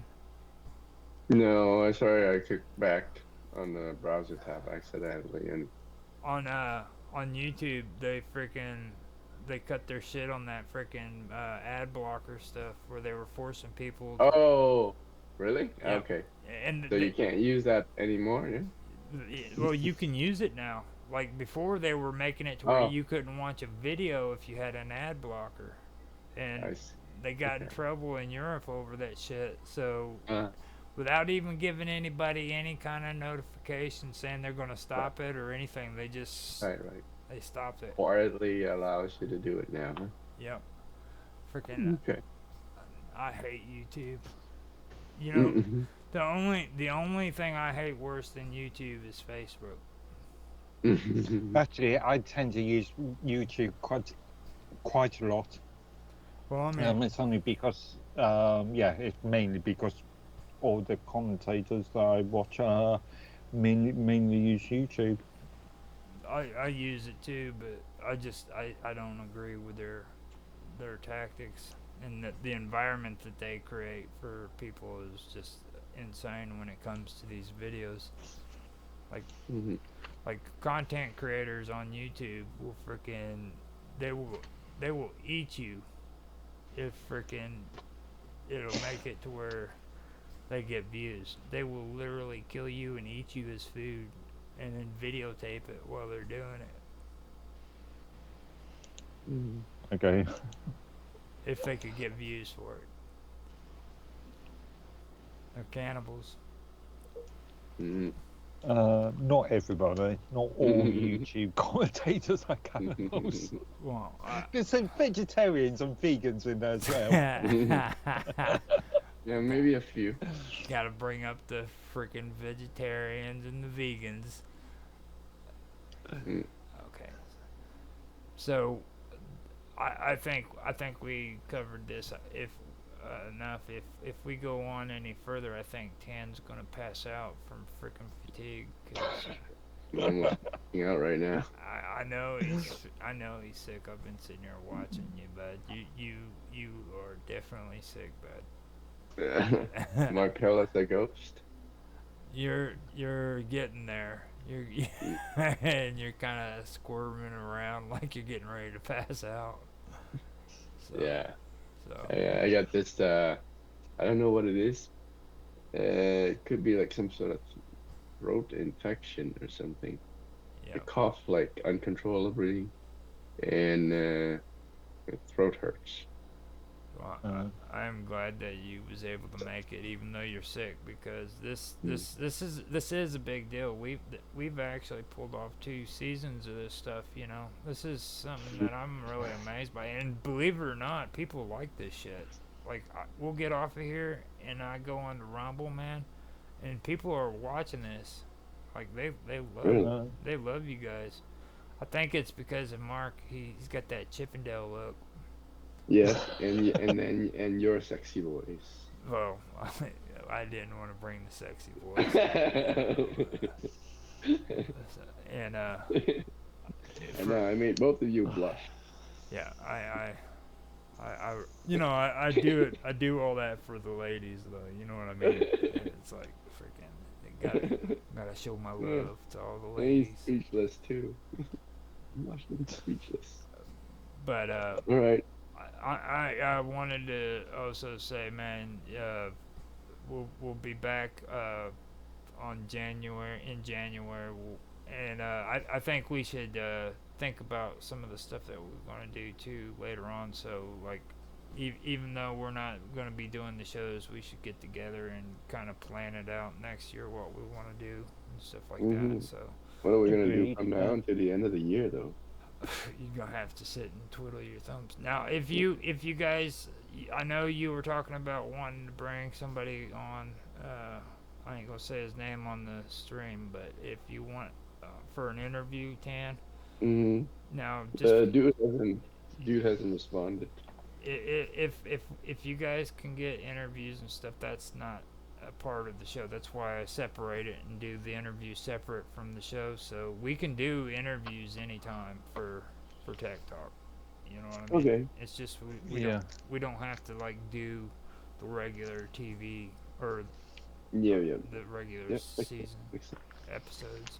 Yeah, if somebody interesting comes up, we can always like you said. I'm not sure about this just yet, but depending on what I'm doing here, I might actually either create a few blog posts, blog articles, or potentially have a stream in relation to what I'm doing with my infrastructure. Yeah. Okay. Actually, a stream will be interesting. I think we should do another interview with you too on your resume, because like when we did it the first time, we were really horrible at this shit. And that first time we did it that was a horrible video, so we should probably do it again. And I don't know. Can't remember that one. It was one of the first ones. It was really bad. I think it was actually the first video we did, actually. That's why I can't remember it. It was the first or second one. Me and Tan did the first one together. That's when he had. Really? No, I think actually Mark was one of the first interviews. Yeah. Because he didn't want to tell his story. So I said, dude, all you got to do is tell us your career, like from when you started your in the tech industry. And it was like one of the first episodes when we had nothing to talk about. We were still echoing and shit. Yeah. And like, Roger, turn down your microphone. That's right. Yeah. Good old times. Yep. So, with all that, I'd like to again say thank you guys for being here. This was actually a great freaking season, in my opinion. I think it was great, and we'll be back here in January. And I'd like to thank everybody who watched this. And if you want to hear more from us, check us out. We'll be on minds.com. We also do Rumble, YouTube, Odyssey, and somehow shit ends up on BitChute. I still don't know how they're doing that. I have I didn't sync my channel up, nothing, and it just shows up. So I'm wondering if it might be the Arweave. I don't think so. I doubt it. So yeah, you guys want to say anything before we get off here? Yeah, I think it's a pleasure to be on here. Thank you for the opportunity, Roger Hanson and Mark Edworthy. And I enjoyed all the episodes, and hope to see everybody in the next season. What about you, Mark? Same as Tan mentioned. Hopefully, I won't have any more audio issues. That's not gonna happen, dude. That's fingers crossed. Touch wood. So with that, I guess we will end the stream, and thank you guys for watching. Peace out.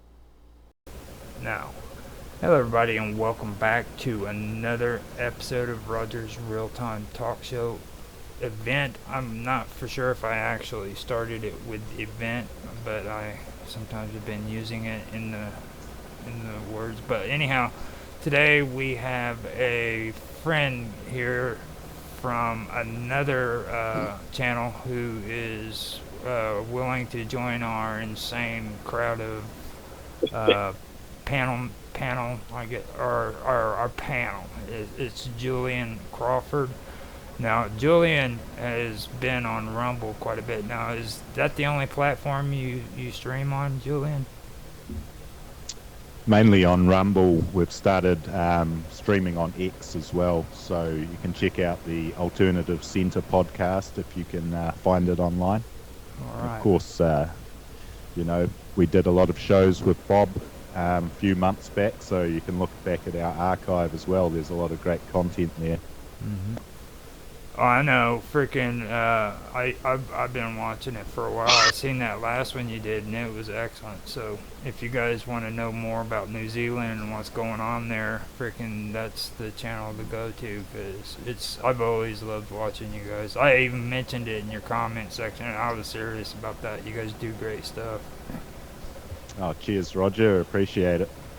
Now, with that being done, I'll just say that we do go according to a format, and I say it in every beginning. And what it is I'll come out with a talking point. After I come out with a talking point, we usually take 2 minutes, which nobody actually does. But I'll do a 2-minute talking point. I'll make my talking point, and I'll introduce it out. And what we'll do is have each person make a comment on what I'm discussing if they wish to. They have 2 minutes to comment, and then I can comment back, and then we go from that person to another person and all the way around. And after we're done with that, it goes from me to Julian, and he freaking comes up with his talking points, and we get to comment each on what his talking point is, and he gets to respond to each of us, and then we do it so forth with the next person. So that's how we do it. We have had cross-talking, but I'm gonna be a hardcore person now, and I'm gonna be like, no cross-talking, guys. It's not a cool thing to do, so you need to respect one another. And everybody will freaking stop cross-talking because I'm so cool. Does that sound good? Works every time. Every time. By doing this, I've got to say on the episode, I've said it in the stream already, but like, I'm really surprised that freaking Mark Edworthy has turned into such a rebel. Like, Otto has just corrupted him. He's freaking, those two are horrible. So with that, I'll open it up now. I've been going through freaking socialism in London, and I'm finally to the end of my talking points for it. I'm not going to get caught up in it too much after this, but I started out with the Second International, and I've worked up this far, and so far what stuck out to me that was the craziest part about socialism in England was the fact that freaking first they started the their socialist parties, and it was all connected to what eventually became the Labour Party that England knows today. They had a First International, which was affiliated with the anarcho something, and they're supposed to be like the anarchists groups, but they split apart from them in the First International and created the Second International without them. Then you had socialist groups, which eventually started teaching socialism in kindergarten in England. That kind of blew my mind. Or not kindergarten, it was freaking Sunday schools. So they were teaching little kids freaking socialism in Sunday school. And they also started, well, you know about the school system today. If you don't know anything about it, it's in the school systems and stuff. But I also found out, I believe it was last week, that they actually founded the first communist party in England a year after freaking the Soviet Union was freaking formed with the Bolsheviks, wasn't it? 1 year after. So communism was prevalent in England as well. And now we're getting on to the 1928 Policy Conference with the Independent Labor Party, the ILP, and I'll read that. Okay, now the 1928 Policy Conferences. The ILP's response to the first Labor government was to devise its own program for government. Throughout 1928, the ILP developed a socialism in our time platform, largely formulated by H.N. Belsford, John A. Hobson, and Frank Wise. And here it is. The program consisted of 8 policies.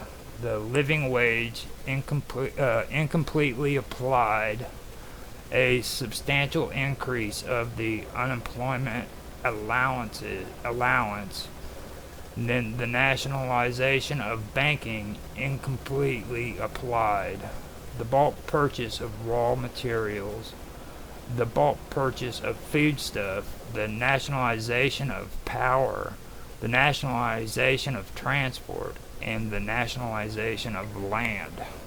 Okay, so of these 8 policies, the living wage, the unemployment allowance, nationalization of banking, and the bulk purchase of raw materials and foodstuffs were the chief concern of the ILP. The centerpiece of the ILP program was the living wage policy, which sought to impose high minimum wages across all industries and nationalize all private enterprises which could not afford to pay them in order to resolve interwar unemployment and poverty, which it held to be caused by underconsumption. Now that underconsumption thing is what sticks out to me, because a lot of things today, well, a lot of that sticks out to me, but a lot of people today, they're considered consumers, you know what I mean? And that's what these people want you to do. They want you to consume. It's not as important what you produce, it's what you consume that they're more concerned with, you know. But increasing the unemployment allowance and switching to bulk purchasing were to be done in the conventional way, but the method of paying the living wage differed from labor practices. The ILP criticized the continental method of paying wage allowances from employers' pools, which had been implemented in 1925 by Rice Davies. The ILP proposed to redistribute the national income, meeting the cost of the allowances by taxing higher income earners. Sound familiar? A nationalization of banking involved more significant changes to economic policy and had nothing in common with labor practices. The ILP proposed that once a labor government took office, it should hold an inquiry into the banking system that would prepare a detailed scheme for transferring the Bank of England to public control, revise the operation of the Bank Acts, and ensure that control of credits is exercised in the national interest and not in the interest of powerful financial groups. By making creditors shift entirely to checks and deflation practiced by the Treasury, checks and possibly getting rid of gold reserves. Okay, shifting entirely to checks, CHEQUES, and possibly getting rid of gold reserves, thus ending the policy of deflation practiced by the Treasury and the Bank of England. Now, I've heard of inflation, and that word deflation is something that I'm not really too familiar with, so that's something that if you guys have any information on it, I'd love to hear it. Now it goes on for a little bit more. It says the labor leadership did not support the program. In particular, McDonald objected to the slogan "Socialism in our time," as he viewed socialism as a gradual process. For the duration of the second Labor government between 1929 and 1931, 37 Labor MPs were sponsored by the ILP, but none were appointed to the cabinet. Instead, the group provided the left opposition to the Labor leadership. In 1930, ILP conference decided that where their policies diverged from the Labor Party, their MPs should break the whip to support the ILP policy. So I may have read that a little bit wrong. So the two things that stick out to me in this is frickin' policy of deflation practiced by the Treasury and the Bank of England, and then also actually there's a couple things, and then this thing about handing land over to the state. That's something that was kind of concerning to me. Also, the banking practices, making it a public control and taking any kind of powers away from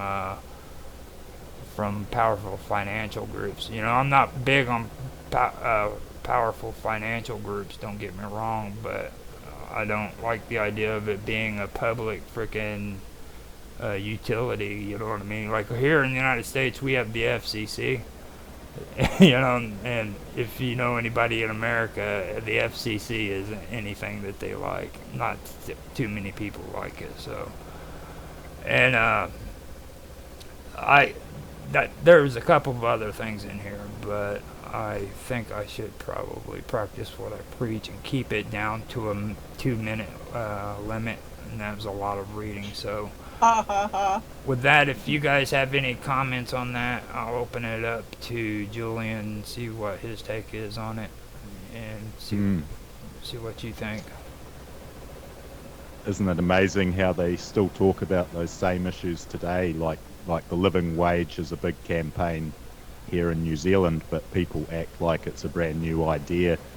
But obviously they're just getting these ideas from the past when, like you say, the UK was moving heavily towards socialism. And of course, New Zealand, where I live, is a former colony of the UK. So, you know, there's the idea here that socialism is promoted as a good thing, even though people know communism is considered bad. But people think that somehow if you water it down to socialism, that it's going to be a great thing for everyone. And it also went hand in hand with the decline of the British Empire, because around that time they put out the Statute of Westminster, which essentially prevented the Parliament of the UK passing laws on behalf of these colony countries. So, it's like I say, people think that there's a big difference between socialism and communism, but as you mentioned, the Second Internationale, they all agreed, despite their differences in how they would achieve their goals, that they ultimately all share the same goal. So that's the Social Democrats, the Socialists, and the Communists. They all have the same ultimate goal, but they disagree on how they want to achieve it. So, like you say, they want to do it gradually, a lot of them, whereas the Communists want to do it as a revolution that just happens instantly. So we've seen this gradual implementation of socialism, because then it's harder for people to oppose the changes because it's so incremental. And it wasn't until after World War II that New Zealand formally adopted the Statute of Westminster, and this is what really gave New Zealand its independence and ability, not entirely independent, but it gave itself a sovereign parliamentary ability to make its own laws. That's pretty good. The thing that sticks out to me with what you just said is gradual, and here in the United States, everybody has this attitude like it's just the way it is. You know what I mean? This is the way it's always been.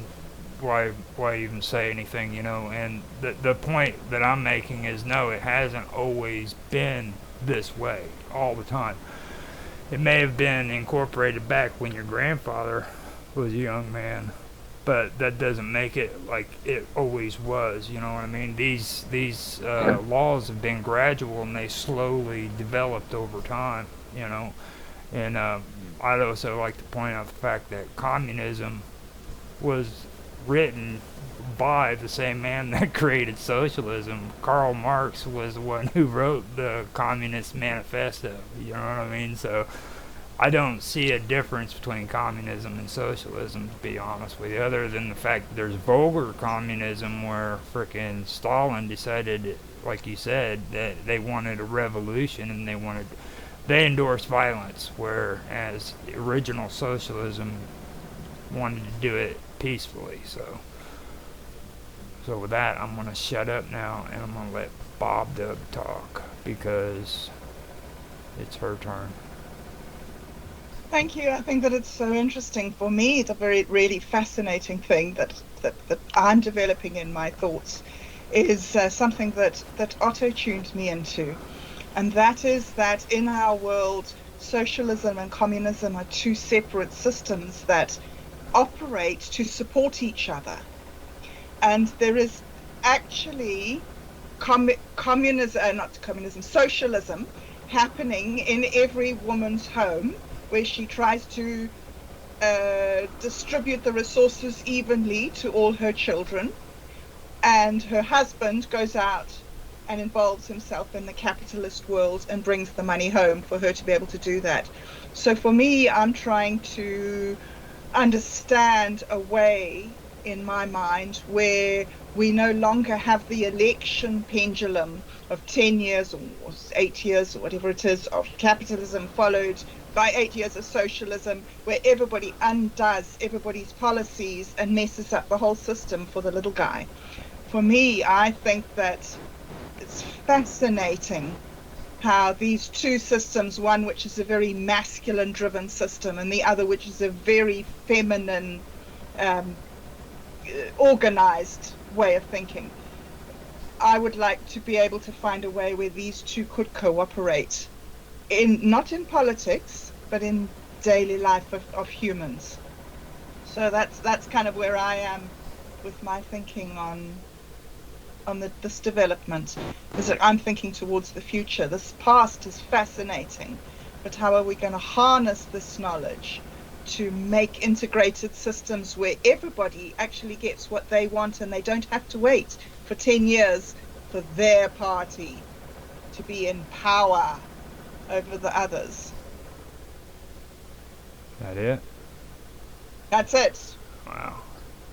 Okay, so with me, the only thing I gotta say is I don't think that it's useful. I think that the whole system needs to be thrown out. Socialism needs to be abolished, and we need to come up with something new. I don't agree with socialism whatsoever. I don't think that it's a good thing. Every problem we had in the 20th century was related to socialism. Every single problem. What? Yes. Roger. Yes. Roger. Even World War II. See?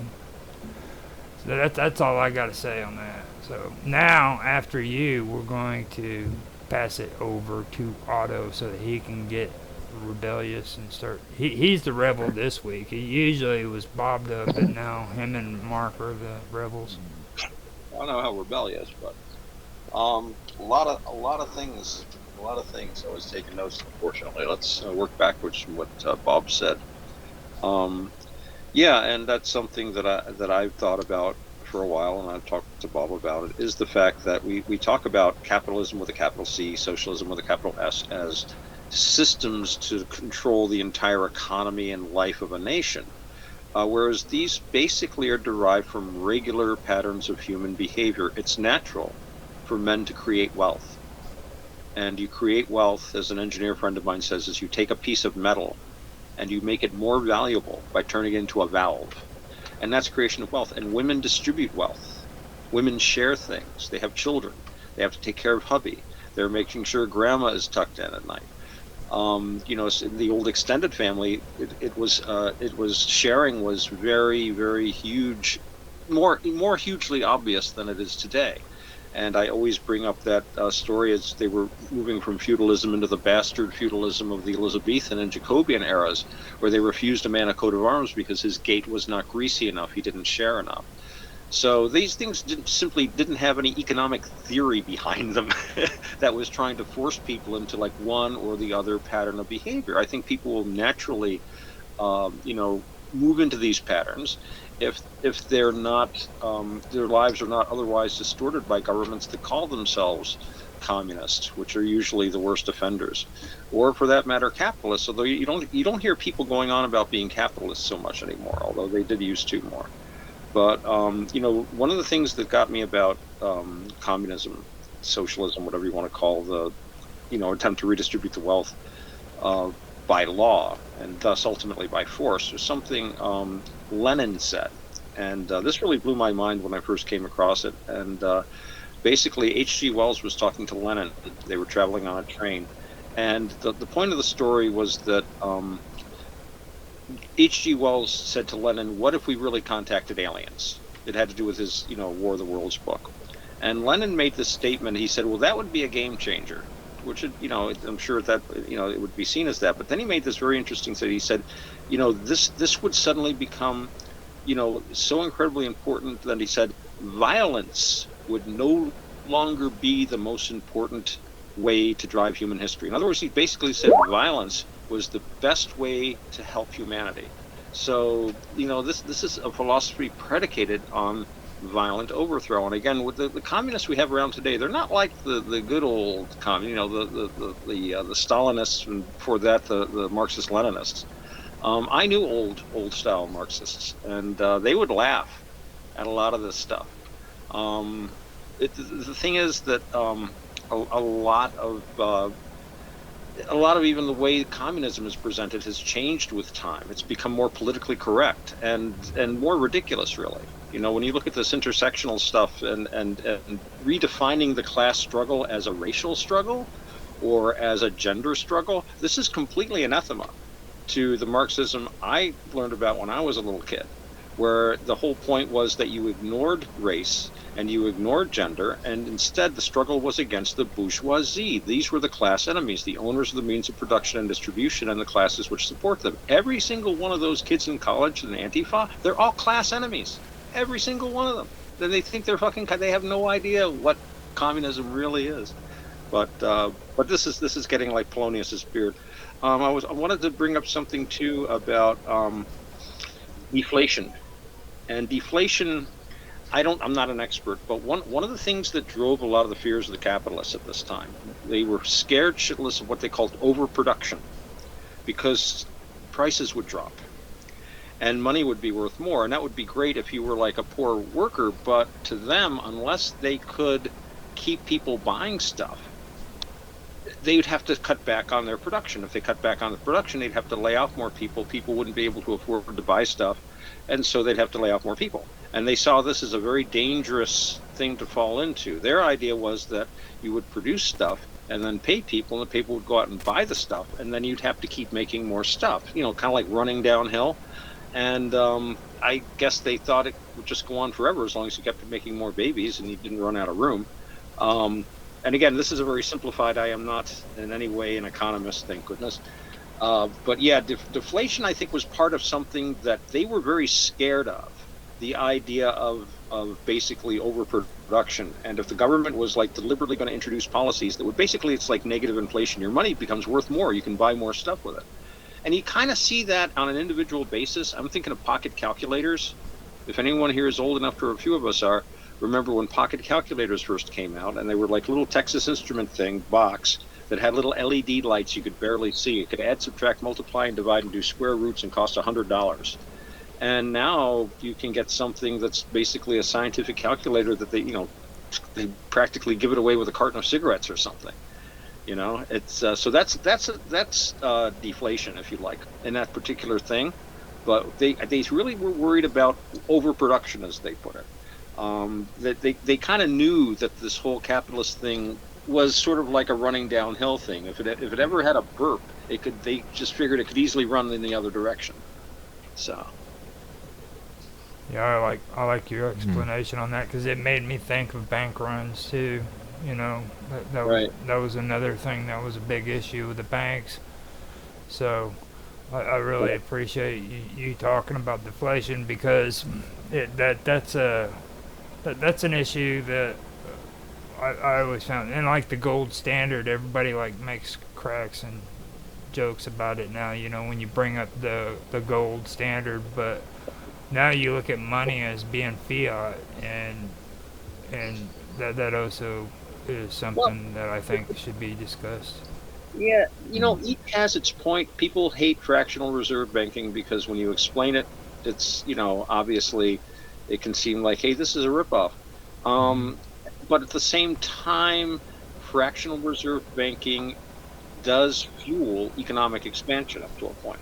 So it, you know, all these things have their drawbacks and their advantages. You know, the gold standard, that there's a lot of very positive things about a gold-backed currency, and in fact, I've been seeing a lot of articles, at least the headlines. I haven't read them. I'm not really into that economics, but I've been seeing more and more headlines talking about nudging back to the gold standard. The countries are actually thinking about this. It does have its advantages, and right now, I don't think they want. You know, fiat and fractional reserve banking does drive a lot of economic activity, but right now I think we're having too much economic activity and it's going in the wrong direction. So maybe they're thinking you know, now we look to the advantages of the gold backed currency, but I don't know if they would ever go to that. But yeah, I think all these things, you got to look at them as they're pluses and minuses. Okay, so now it's Mr. Wildman himself, Mr. Edworthy, Mark Edworthy's turn. So, what do you got to say there, bud? Okay, couple of points. First of all, I've got to correct you. You mentioned the FCC earlier when you're actually talking about the Security and Exchange Commission. Yeah, we're talking about the Federal Communications Commission, one department.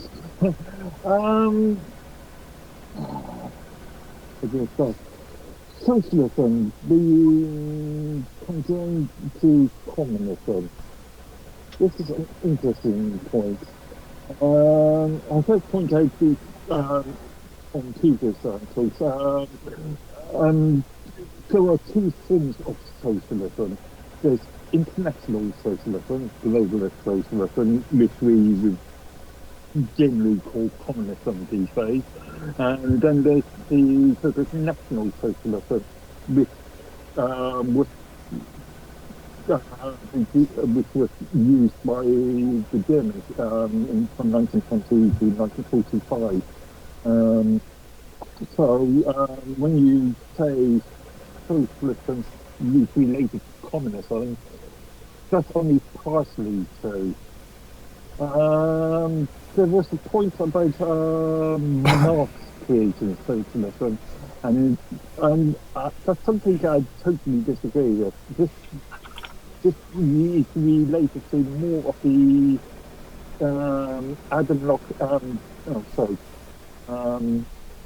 Adam Smith and John Locke argument of the nurture versus nature point. And this goes way back to, the 17th century.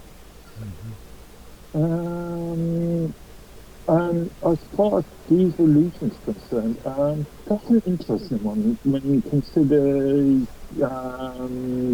the issues of that we saw in Europe during the 70s and 80s, with things like the so-called milk mountains, where there was an oversupply of milk being enforced by various governments, and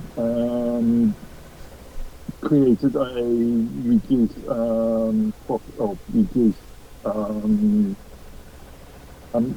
profit for milk. So yeah, it's the sort of less than fair sort of economy sort of thing, where you've got the less amount of product and the more demand, the higher the price goes. The more amount of products, lower the price goes. One interesting thing about the milk mountains is that quite a few cheeses wouldn't even exist these days if it wasn't because of what happened in the 70s. Also, socialism and corporations. This is another form of, we've seen a third form of socialism these days, where it's more of a corporate socialism. So when it comes to things like the more cosmetic arguments, I mean, race, gender, color, blood, these are, a lot of these things are being pushed by corporations to try and produce this sort of inclusive and just to allow them to sell the products or to make it fashionable for those products to be sold to demographics that in the past may not have purchased those products. So yeah, the idea of socialism just being a communist thing is, on the face of it, it sounds possible, but in reality, it's a wider scope. Yeah. Well, with me, see, from what I've been learning about it is like with what you just said there, like that's the way your mind's been groomed. Okay, of course it's supposed to be complicated and more complicated because that is the way socialism is supposed to be. It's supposed to complicate things and make it more freaking about freaking this and that. They want to break it up. It's just like the name socialism, okay? It wasn't originally socialism. Like you mentioned John Locke and what was his name? Smith, yeah, John Locke Smith. And what's his name over in France to Gaulle or whatever is. Yeah. But anyhow, you know, back then they called themselves realists. And like everybody today likes to run, well, I'm a realist, and not one of them really understands what they're calling themselves. You know what I'm saying? Being a realist is what started the age of romanticism, where people revolted against the realist ideas because they wanted to tell you that this is a fairy tale, this isn't true, you need to stop believing in this stuff, and you need to look at the real aspects of life. Well, that's when you started getting the age of romanticism, where frickin' they came out with the Brothers Grimm, who was talking about real issues, but turned it into a fairy tale, you know, like Hansel and Gretel. You know, that was inspired because people in Germany were abandoning their children in the woods, you know. But that was a reaction to the realist, and it evolved and it changed its names. It's just like now you like to use the term freaking globalist, okay, or the word progressive. Oh, I'm progressive. You know what that means? That means you're a freaking socialist. Period. That's what that means. That means you are a socialist. National socialism. Now, National Socialism is aimed towards people who are into the national idea. Frickin' that doesn't mean that they're less socialist than people who are frickin' just globalists, global nationalists, whatever you want to call it. They're all socialist in nature, okay? Now, like, when it comes to what you're talking about with corporations, that's where I think a lot of people overlook what freaking fascism really is, okay? And if you take a look at National Socialists like Adolf Hitler, and what made him a fascist state was the fact that he allied up with people like Krupp, who frickin' ran the frickin' factories and did the slave laborers with the Jews so that frickin' they could produce frickin' weapons, okay? Now that created a fascist state because they used socialist programs to frickin' monopolize on, and that's how they created fascism. They used these socialist programs to create a frickin' monopoly. So, like here in the United States, we have prisons where these prisoners have to be fed. So, of course, people have to make bids on them, okay? And when they make bids on them, they have to have credentials in order to go in and frickin' cook food for them. So these people make bids, whereas people who frickin' know how to do the job but they don't have the credentials aren't able to frickin' do that job because they don't have the credentials. You see, that's actually a monopoly, and that's what they're doing. They're setting up monopolies, and that would technically be a fascist state. That would be a form of fascism. You know what I mean? So and like the EU, I know what you're getting at with the EU. I think the EU is 100% fascist.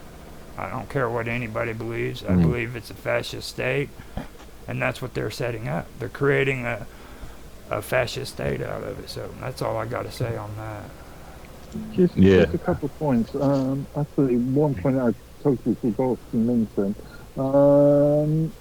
I'm in favour of some, I've stated before, I'm in favour of some forms of socialism, such as a national health service, compared to the US sort of insurance health service, which is fairly corrupt, to be fair. So the sort of form of health service that is free at the point of delivery, but is paid by taxes, I can see being only a good thing. When you talk about companies, the corporation and fascism, it is worth remembering that in the 20s and 30s, these German companies could only operate, if they agreed with the governmental concepts.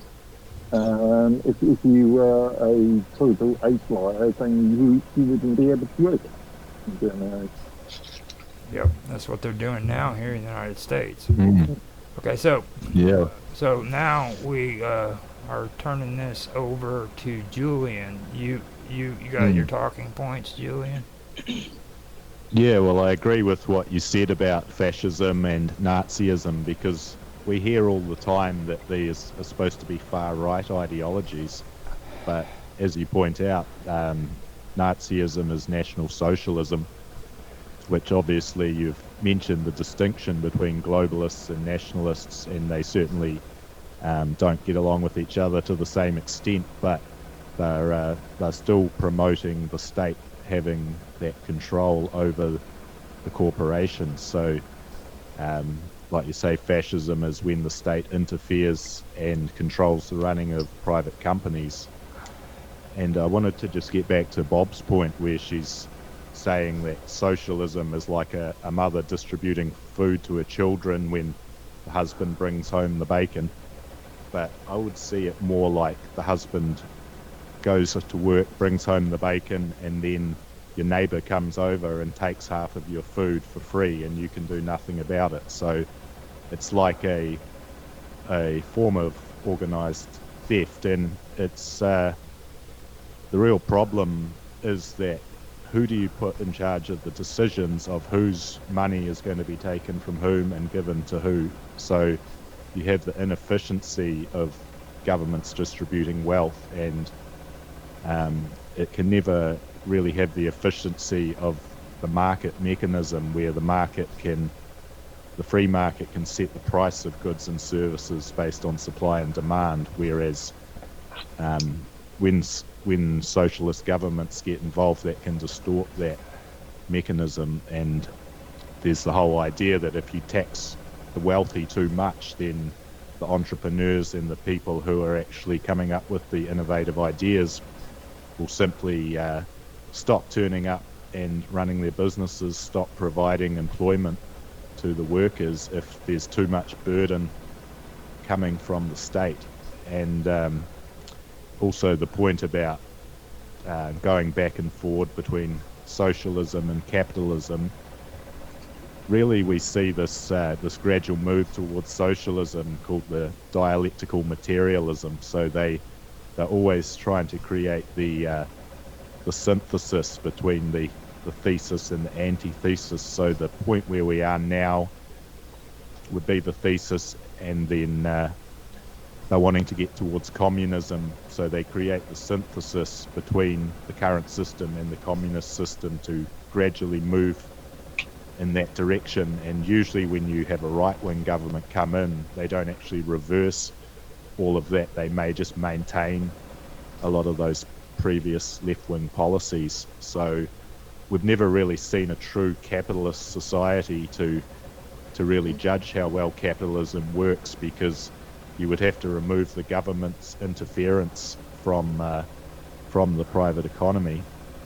And you know, as Bob mentions, women see socialism as compassionate. So we've seen, obviously, women got the vote in New Zealand before any other country, but we've seen that has resulted in an increase in support for socialism, and really there's been a social decline in society over that time. So, you know, you mentioned that, you know, communism was responsible for over 100 million deaths in the 20th century. So it's still kind of bizarre that people promote socialism as being so wonderful and communism being so terrible, but behind the scenes, many of them share the same aspirations.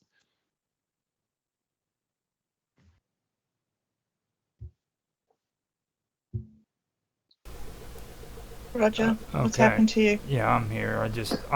I forgot that I didn't know for sure he was done talking, man. It was Oh, yeah. good stuff, man.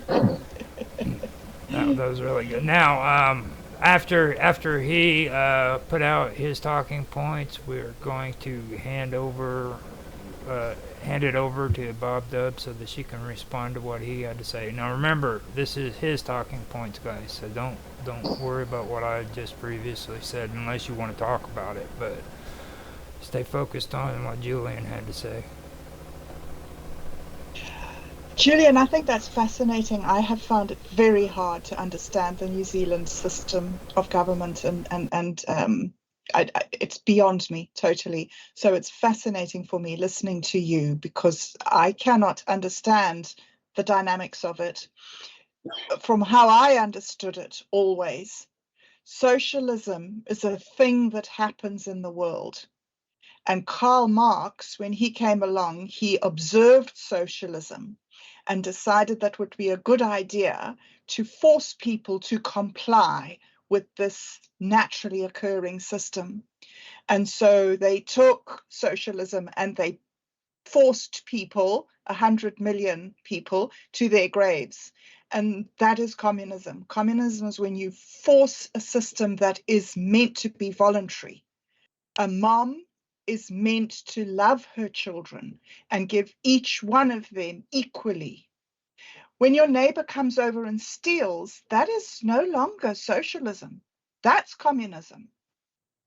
So my point of view has been, my point of view towards New Zealand, my anxiety about New Zealand is that they have taken something that belongs in the community, in the home, in the social environment, and they've put it into a political environment where it doesn't work. And it comes for me back to this idea that Vince has described to me about the masculine axis and the feminine axis, and how they both need to work in completely different ways to balance and moderate each other. So I think that in a way, I'm just in completely the wrong conversation here, because I'm not talking about politics. I'm saying that there needs to be politics and there needs to be another thing. And that other thing needs to work at the same time. And my groping in the dark makes me think that proportional representation is an attempt at our New Zealand society trying to find that balance. Do you see it like that, Julian? Yeah, well, I was going to talk quite a bit about the MMP mixed member proportional system that we have in New Zealand, because I'm sure people overseas might not be familiar with how it works, particularly if you're over in the US or the UK, because MMP is quite common in Europe, and New Zealand's adopted the system from Europe. And before it came in, we really had a two-party system. So you would just have the Labour Party and the National Party, which are the two main left and right-wing parties in New Zealand. So they brought in MMP so that smaller parties could also get into Parliament. So you basically have two votes. You vote for your local candidate and you also vote for a nationwide party. And any party that gets over 5% of the party vote, they get into Parliament. So you have 120 MPs, 70 of those are electorate seats, and then the other are just list candidates. So the list candidates are just selected by their parties. They're not entirely appointed democratically. They're basically brought in depending on how much votes the party gets. But the problem is that the 5% threshold's quite high for any new parties. So no new political parties have actually been able to get into Parliament. All the parties in there have originally split off from the two main parties, the Labour and the National Party. And as you mentioned about the British Labour Party being socialist, it's very much the same with the New Zealand Labour Party. They like to sing the red flag and the other communist anthems behind closed doors. But the idea is to have greater representation by having more smaller parties, and these parties have to form together into coalitions. So the real problem with MMP is that the leading party that gets the most votes is not guaranteed to be able to form the government. So even if you win the vote, you could end up losing the election if a bunch of other parties form a coalition and can form a majority. So we've seen that in the Netherlands, where Geert Wilders got the most votes, but I don't think he's been able to form the coalition where he becomes the prime minister.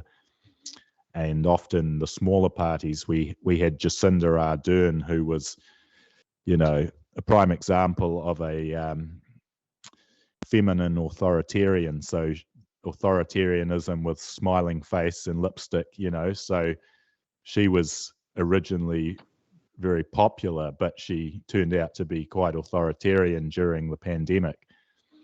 And she actually got a lot less votes than the opposition party, but she was able to become prime minister with the help of Winston Peters, who's the kingmaker. So he's the centrist party. So basically this one little party that gets about 5 or 6% of the vote, they get to decide for the entire country whether the government goes left wing or right wing. So the downside of MMP is that the biggest party doesn't always win. So the loser sometimes wins and the winner loses. It does give more parties representation, but they still have basically formed into a left wing and a right wing block. And it's tricky for new ideas to get into Parliament. How interesting. Otto, I know that you have quite a few ideas on proportional representation. I think it's your turn to respond. Me? I had a few things here, and I am interested in proportional representation. Couple of things I wanted to talk about, getting back to what Mark was saying about a more nuanced way of using the words communism and socialism. A lot of what we're doing around right now is dancing around definitions. I think, Bob, you've got talking about coercion, which was something I was going to bring up, and that's a big part of it. If you're coerced or not, this gets back to Aristotle, who divided things not into like capitalist or communist, but whether a society or a government is corrupt or excellent. So that when it just seems to me that really the touchstone has to do with this coercion. If you're being coerced into an activity, that's completely different about engaging in it yourself. And one of the issues has to do with basically distribution, or if you like, redistribution of wealth.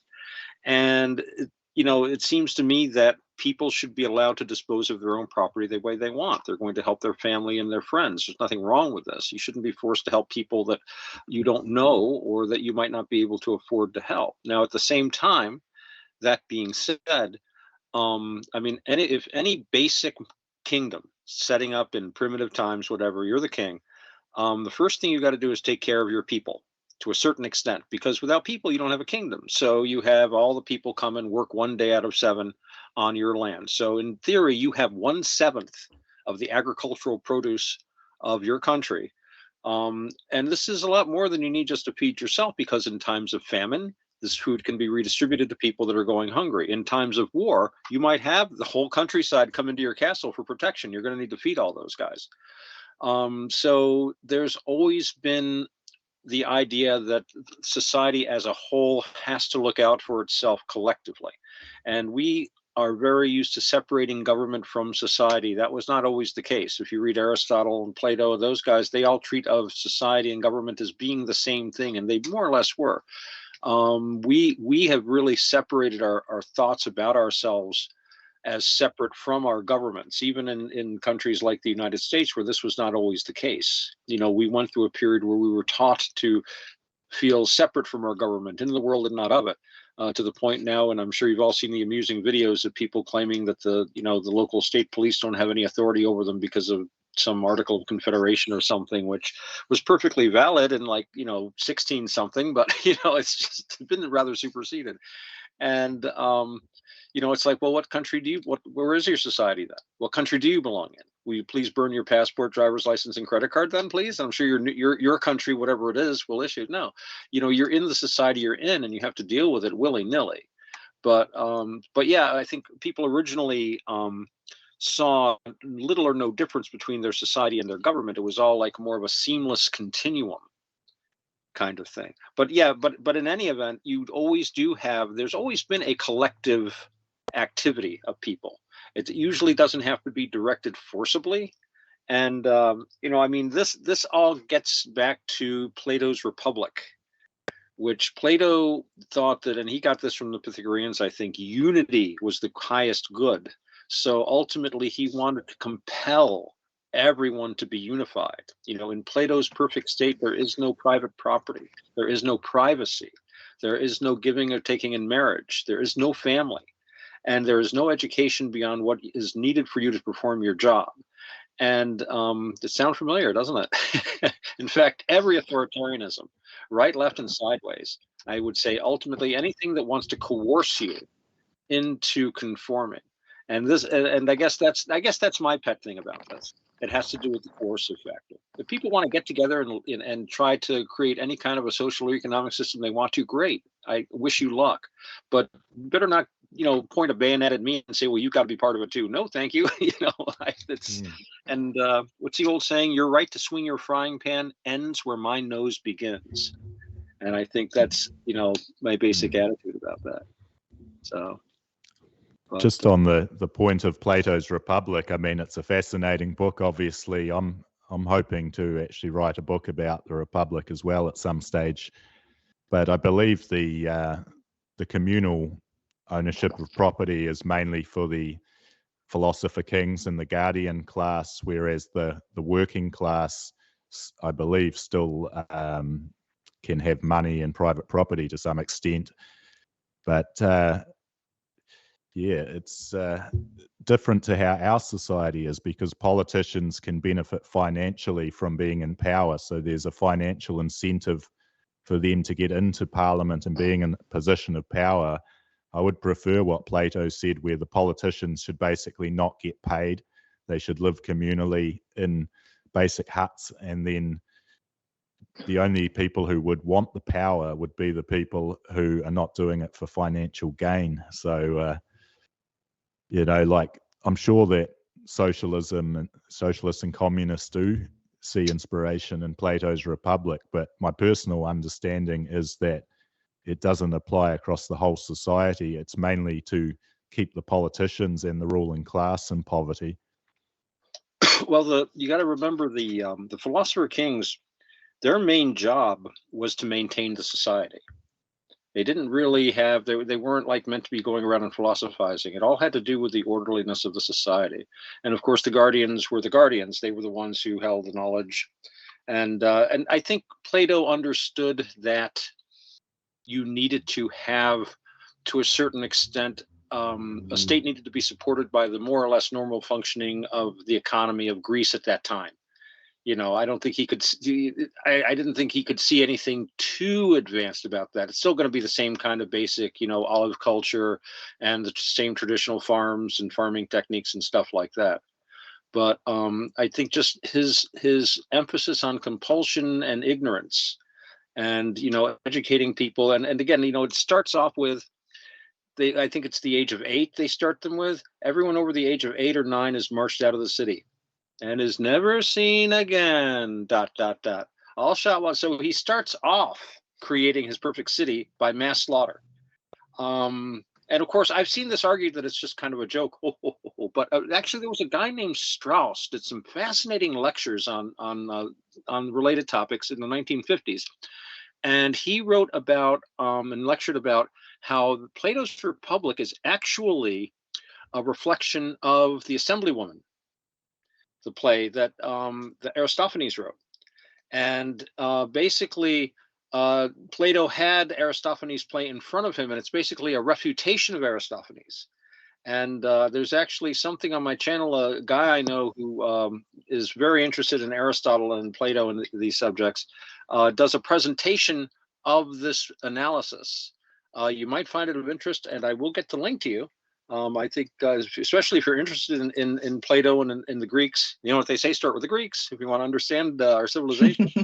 And if you are interested in Plato, Aristotle is a good way to understand him, I think. But awesome. Okay, awesome. Oh, you're back. Great, Roger. All right. Roger, we missed you. Where were you?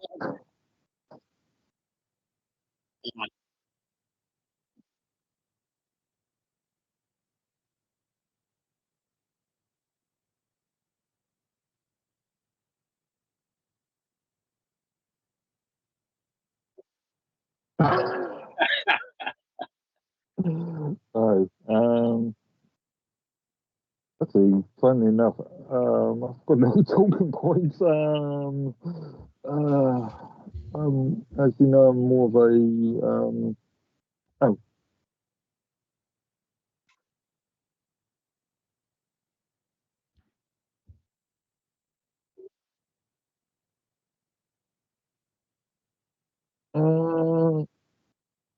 I'm just thinking,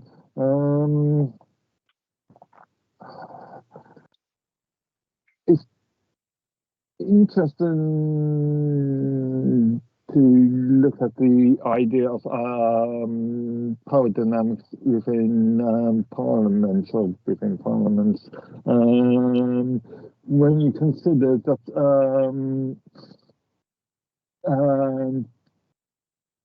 the government isn't the only real power dynamic. You've also got things like the opposition, you've got the higher houses, so in the UK it would be the House of Lords.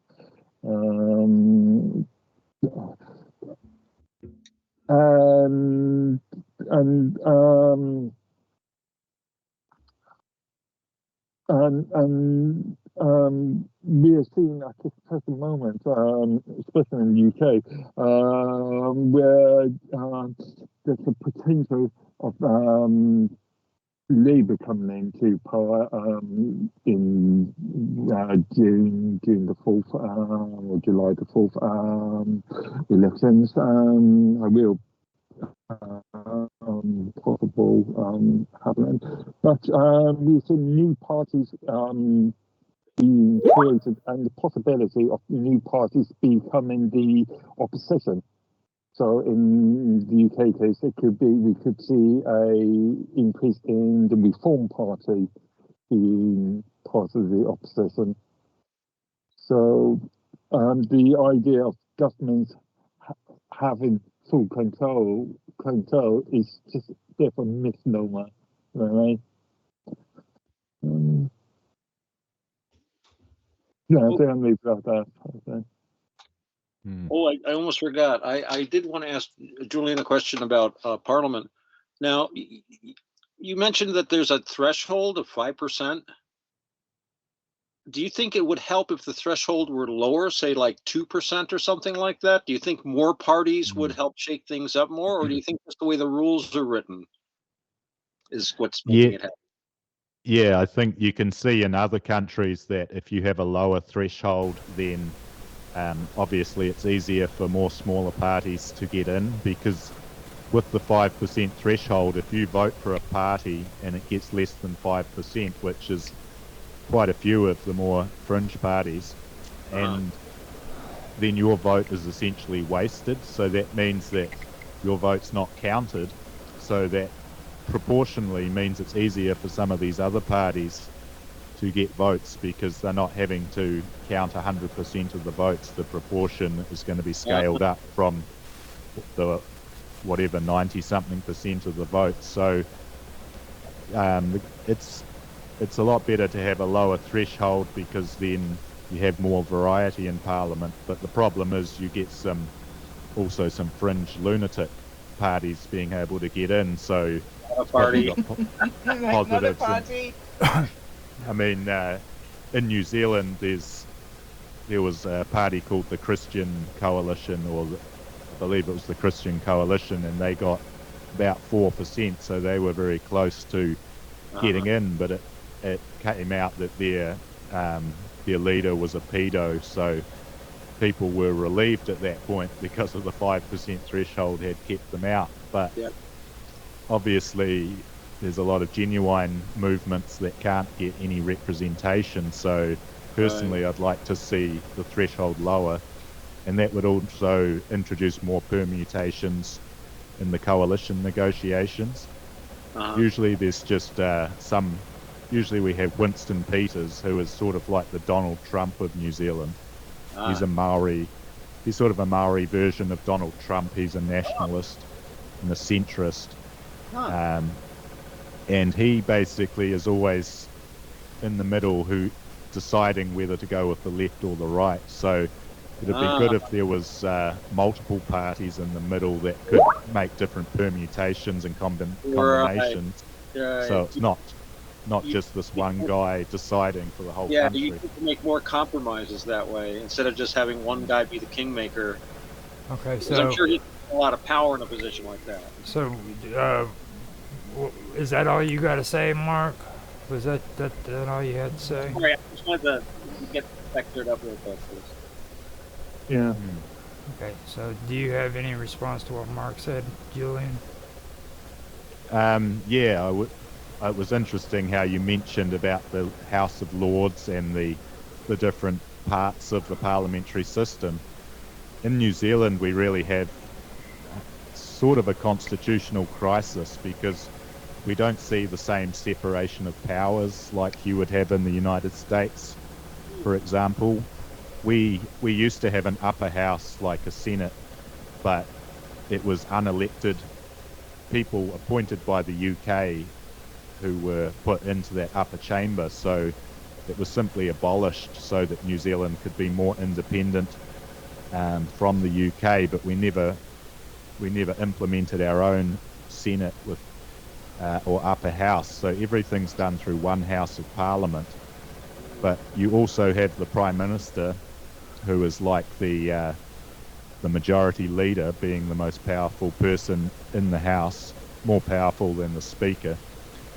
And they also are the head of the Cabinet, which is like the executive.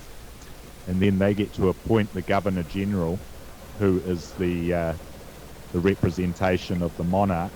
So the representative of King Charles is essentially the head of state in New Zealand, but they're entirely unelected and they're just appointed by the Prime Minister. So you basically have all the legislature and executive just all rolled into one body. They can pass any law they want, and the courts cannot overturn the laws that they pass. So you really have the three branches of government being collapsed into one in New Zealand, which makes it very easy for them to do whatever they want. And there's not really a proper constitution in the fact that they can simply vote to change the constitution at any time, potentially without even a supermajority. They might be able to just use a simple majority to change the rules, and then they could rewrite the Bill of Rights and rewrite the constitution, and it's incredibly easy for them to make changes like that. So there's seen as constitutional problems with the way New Zealand does it, but obviously the people in power love the fact that they have unlimited say once they get elected. There you go. Now, do you have any response to that, Mark? Yeah, I was just thinking, as far as the EU's concerned, you've got these elected members, but they haven't really got so much control because you've got the European Council, and then an elected body that will tell the EU members what to vote upon. And there's the old comical thing of the Lisbon Treaty, where the EU went to Ireland, or the Republic of Ireland, and said you vote on membership of the EU, or you vote on the Lisbon Treaty, and when the Republic of the voted, the EU said you voted incorrectly, vote again, and I think this happened 2-3 times. And we are seeing, in as far as the UK is concerned, you've still got some areas where the EU still takes control of, such as farmer subsidies, fishing subsidies, the migration issues that we've seen at this present moment, and various things. But also, we are also seeing control by the European Court of Justice, where there are certain laws enshrined in the UK which states that any new laws have to be considered by a set of standards as set by a foreign entity, the European Court. And we are coming in the next couple of months, years, we are seeing the World Economic Forum's pandemic treaty, in which if countries sign it, they will have less power to set their own laws, and these laws will be overseen by an unelected WF, an unelected cabal, if you like, of people. So yeah, we are seeing more and more power given to unelected NGOs, kind those if you want. Yeah. That it.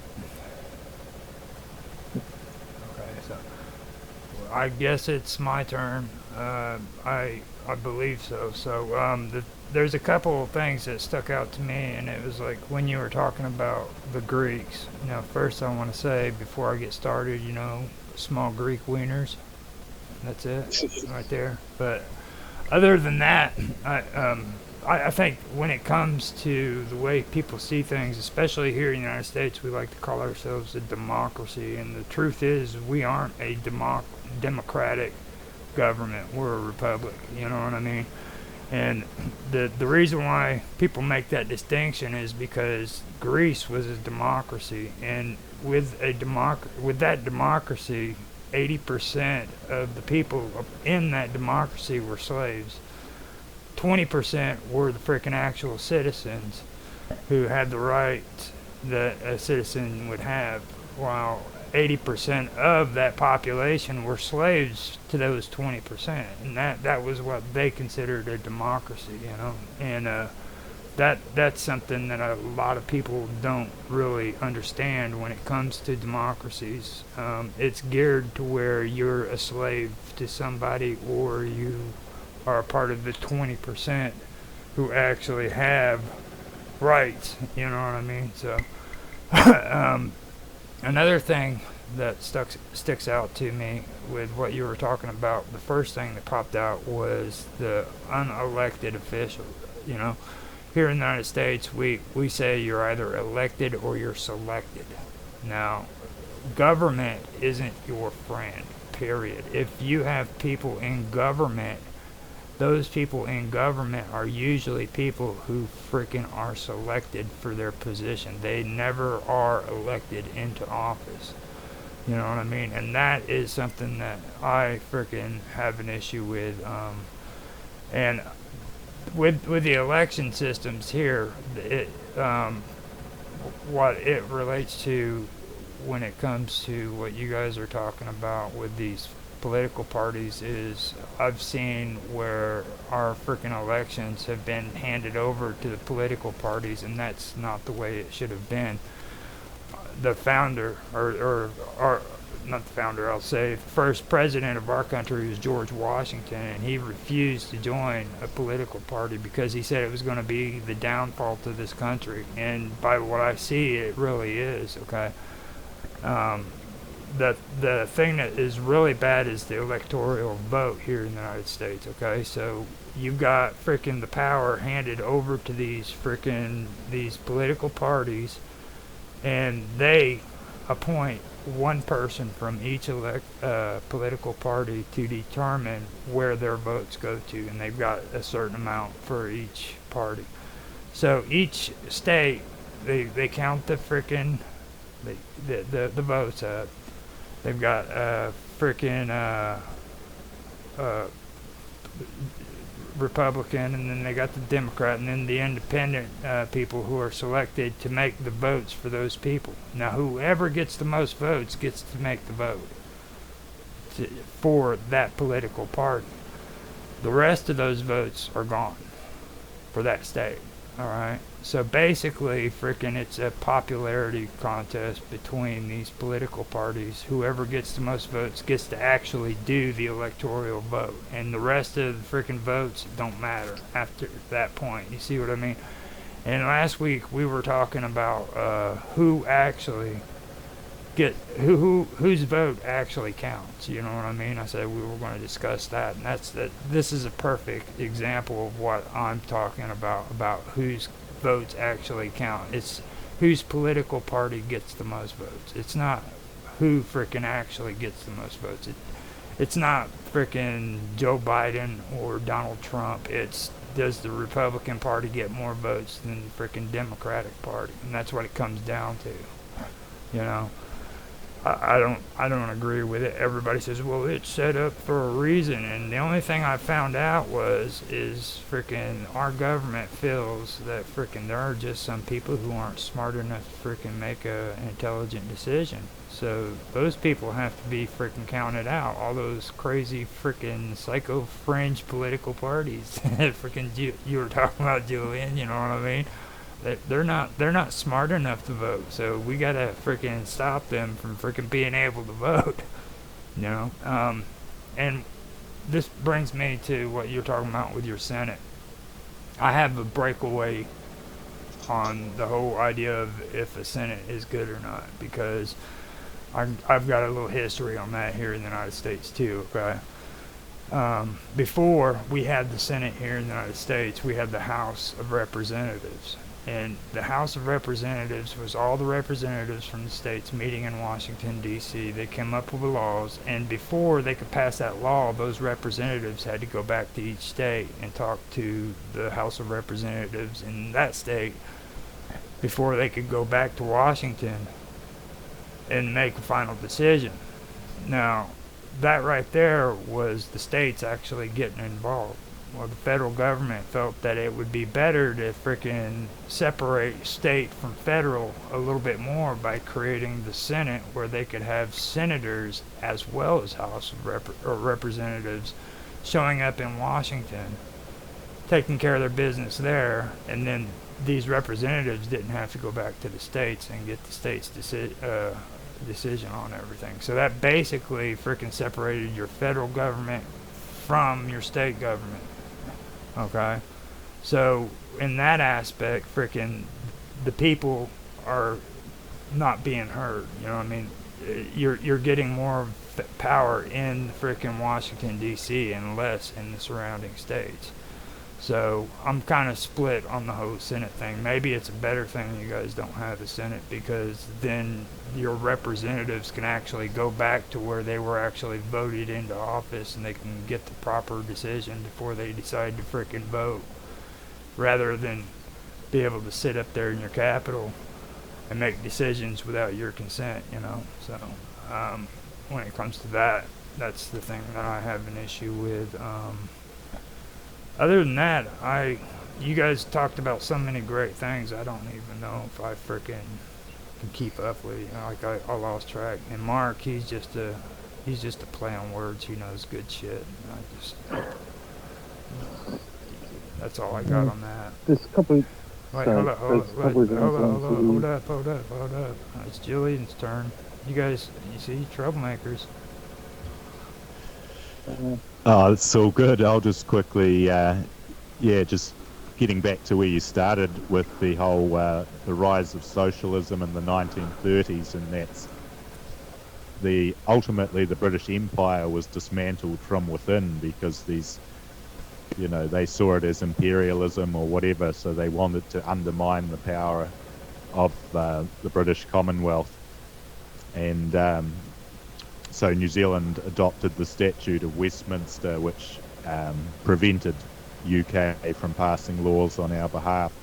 But we really also had a potential constitutional crisis in 1986, because Parliament repealed the Statute of Westminster, which had given New Zealand legitimacy, and then they created a new constitution and essentially said that there's a new parliament that's essentially independent from the UK now.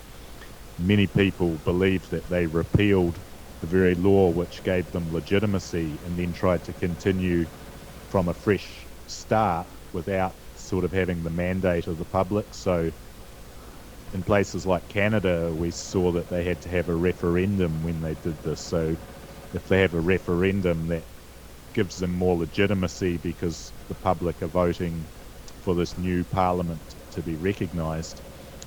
And of course Canada adopted a new flag which gave that independent parliament a new symbol.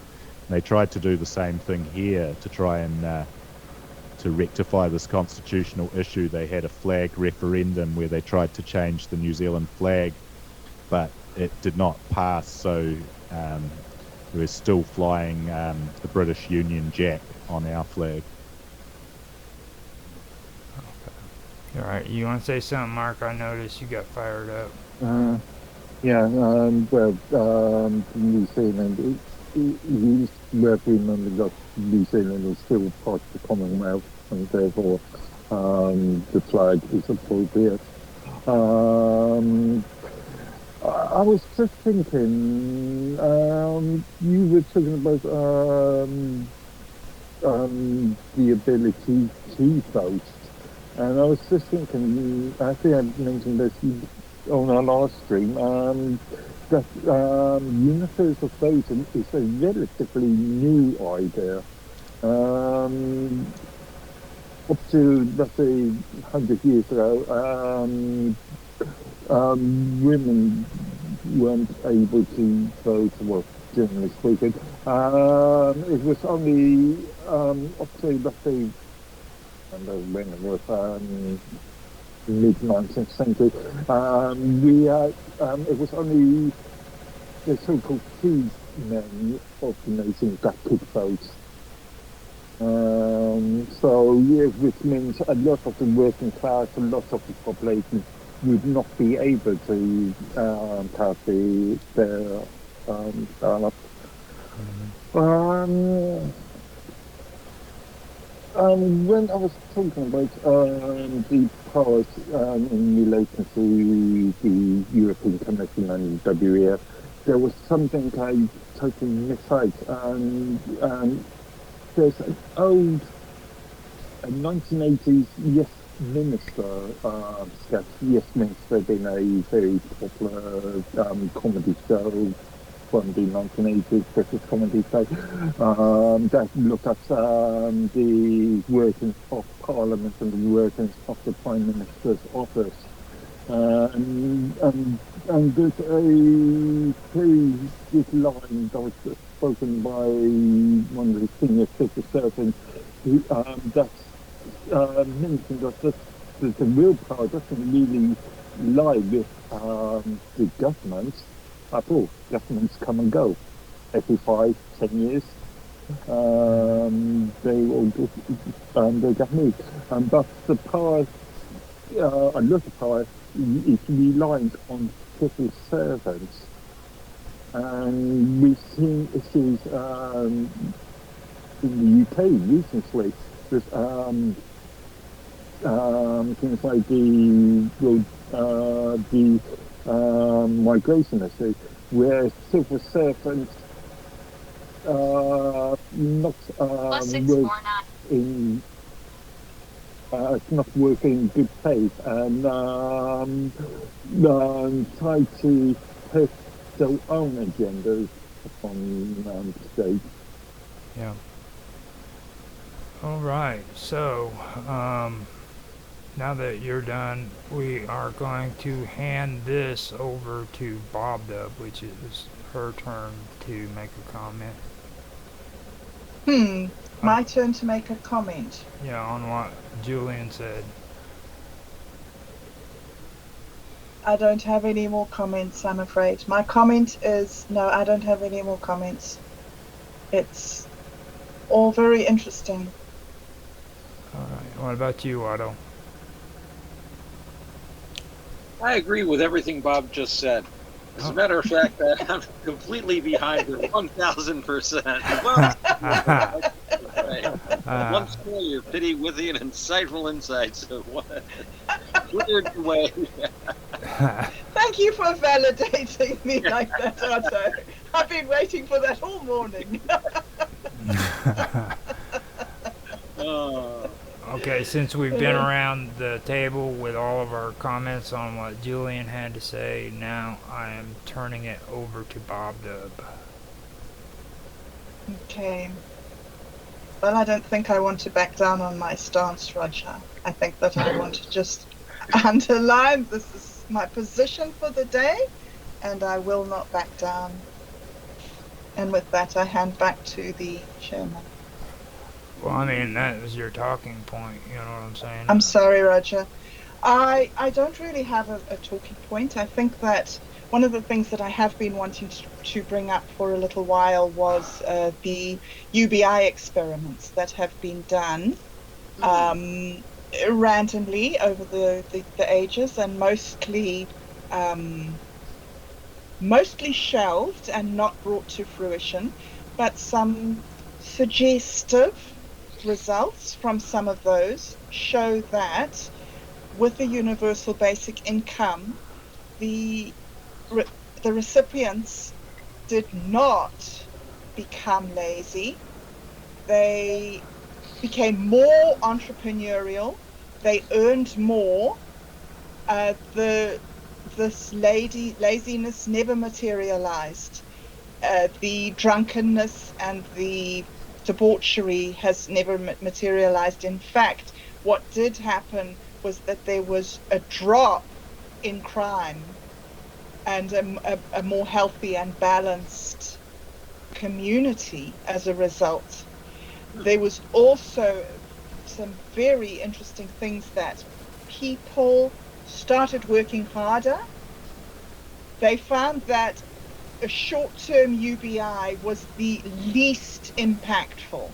So it definitely takes some time for people to change their minds and understand that they're not being tricked after years and years and years of being manipulated, as has been mentioned several times this morning.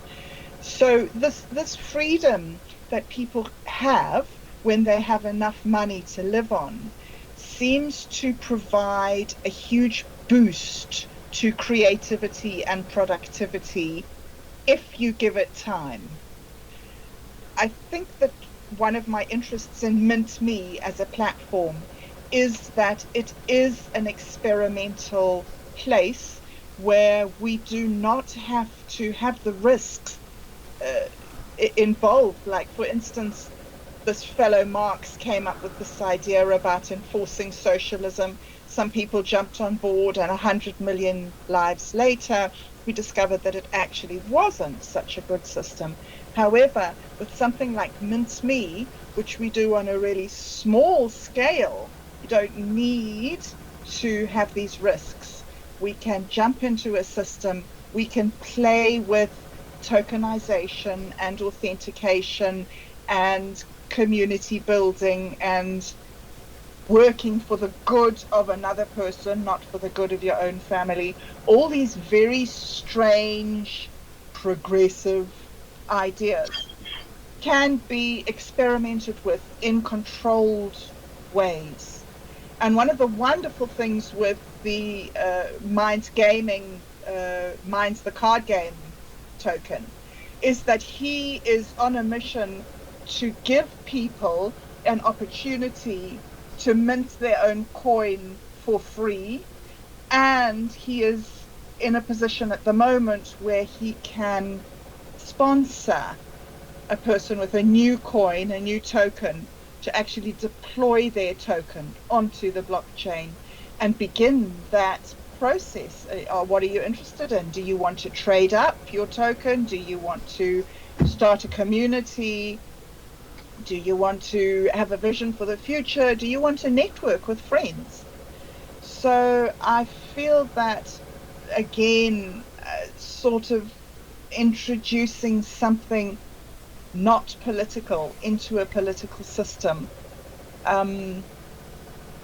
Maybe what we've discovered is that politics is a very limiting way of organizing human beings. And you mentioned earlier about how we need a slave system. We need these people to be there, to be used.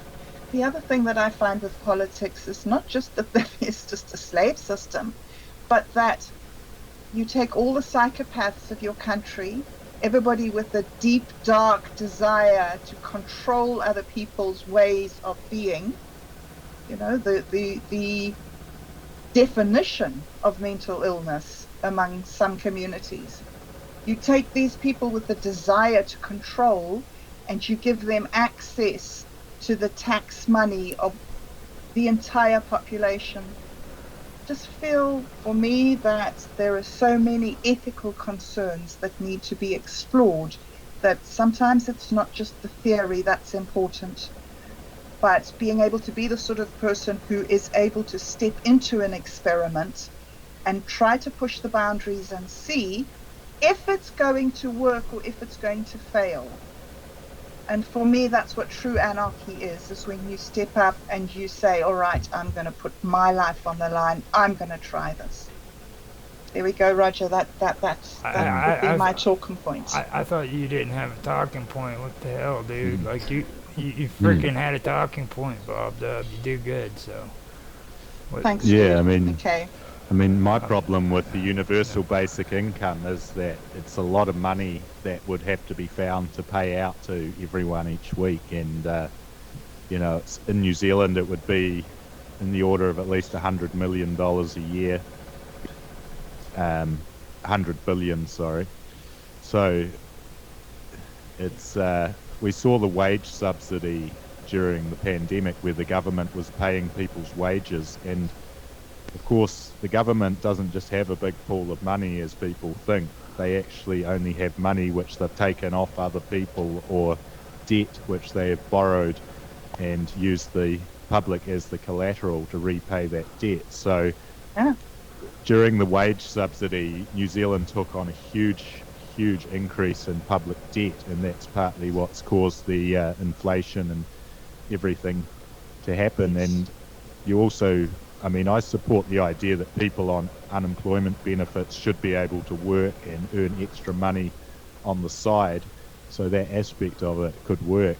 But you have the problem now with the pension where you have a lot of wealthy people who are able to claim the welfare, so it's costing the money a lot. But once you're over 65, you can claim welfare in New Zealand universally, regardless of how much income you have.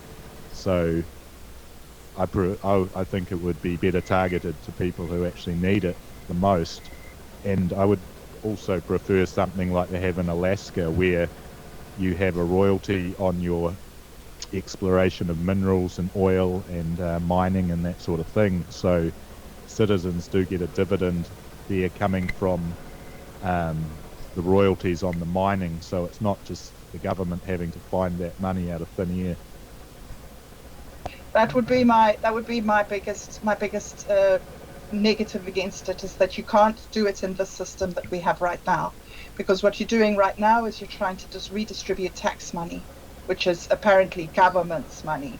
What I'm suggesting is a system where the resources of the country are distributed amongst the population of the country, not that the resources of the country are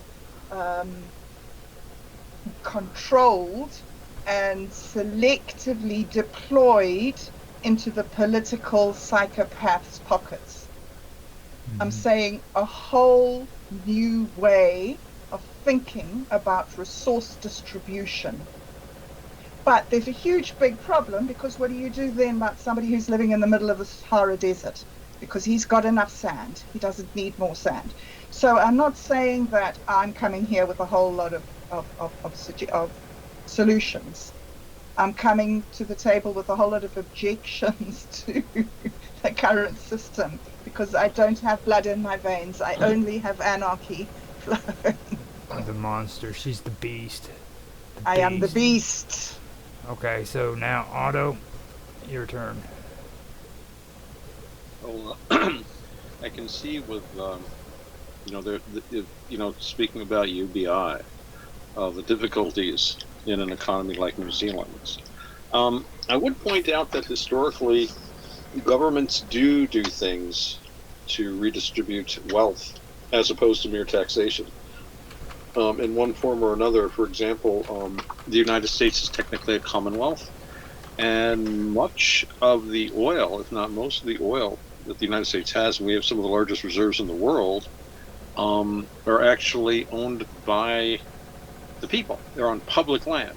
Technically, I am a part owner in all of this, and usually what happens is the government leases the land to oil companies and so forth and so on for big bucks. But in every other major oil-producing country, and in fact in every minor oil-producing country, the citizens of that country get gasoline and oil products at a subsidized price. This was the exact same thing in the United States up until, the time of history's greatest monster, Jimmy Carter. I was there, and I watched gasoline prices climbing, and we couldn't believe it. And this was really one of the first really bad knockout blows of the economy. It was a really bad time, and I think it was a very foolish thing to do. This is when they were pushing that whole myth that we were all going to run out of gas by 1979 or something like that. There would be no more gasoline. So, we're going to deregulate fuel prices. Now, there is a movement, I believe. There's a lobbying group that is trying to reintroduce this. I don't think that they're going to be successful. They never like to lower the prices after they've, But I remember as a young man driving along and seeing gasoline for 40 cents a gallon and saying, my God, that's outrageous. I would never pay that much. I know where I can get it for 30 cents a gallon, 40 cents a gallon. So yeah, but these are ways that the wealth is shared among all the citizens, the common wealth. You can also do it in things like infrastructure, public roads, bridges, irrigation. We had something here called the Tennessee Valley Authority, which electrified huge areas of places in the rural Tennessee Valley and down like West Virginia and places like in there, which were really, really not that far out of the Middle Ages. I mean, as late as into the 1920s and 30s in some places, The U.S. really, and of course, the Second World War was sort of responsible in some ways, but really didn't catch up, didn't resemble anything like the USA of today until into the 1950s. I mean, guys like Terry Gilliam, Terry Gilliam, the Monty Pythoner from America. If you ever listen to some of his reminiscences or read him, once in a while he mentions the fact that when he was a kid growing up, they did not have a flush toilet. They had an outhouse.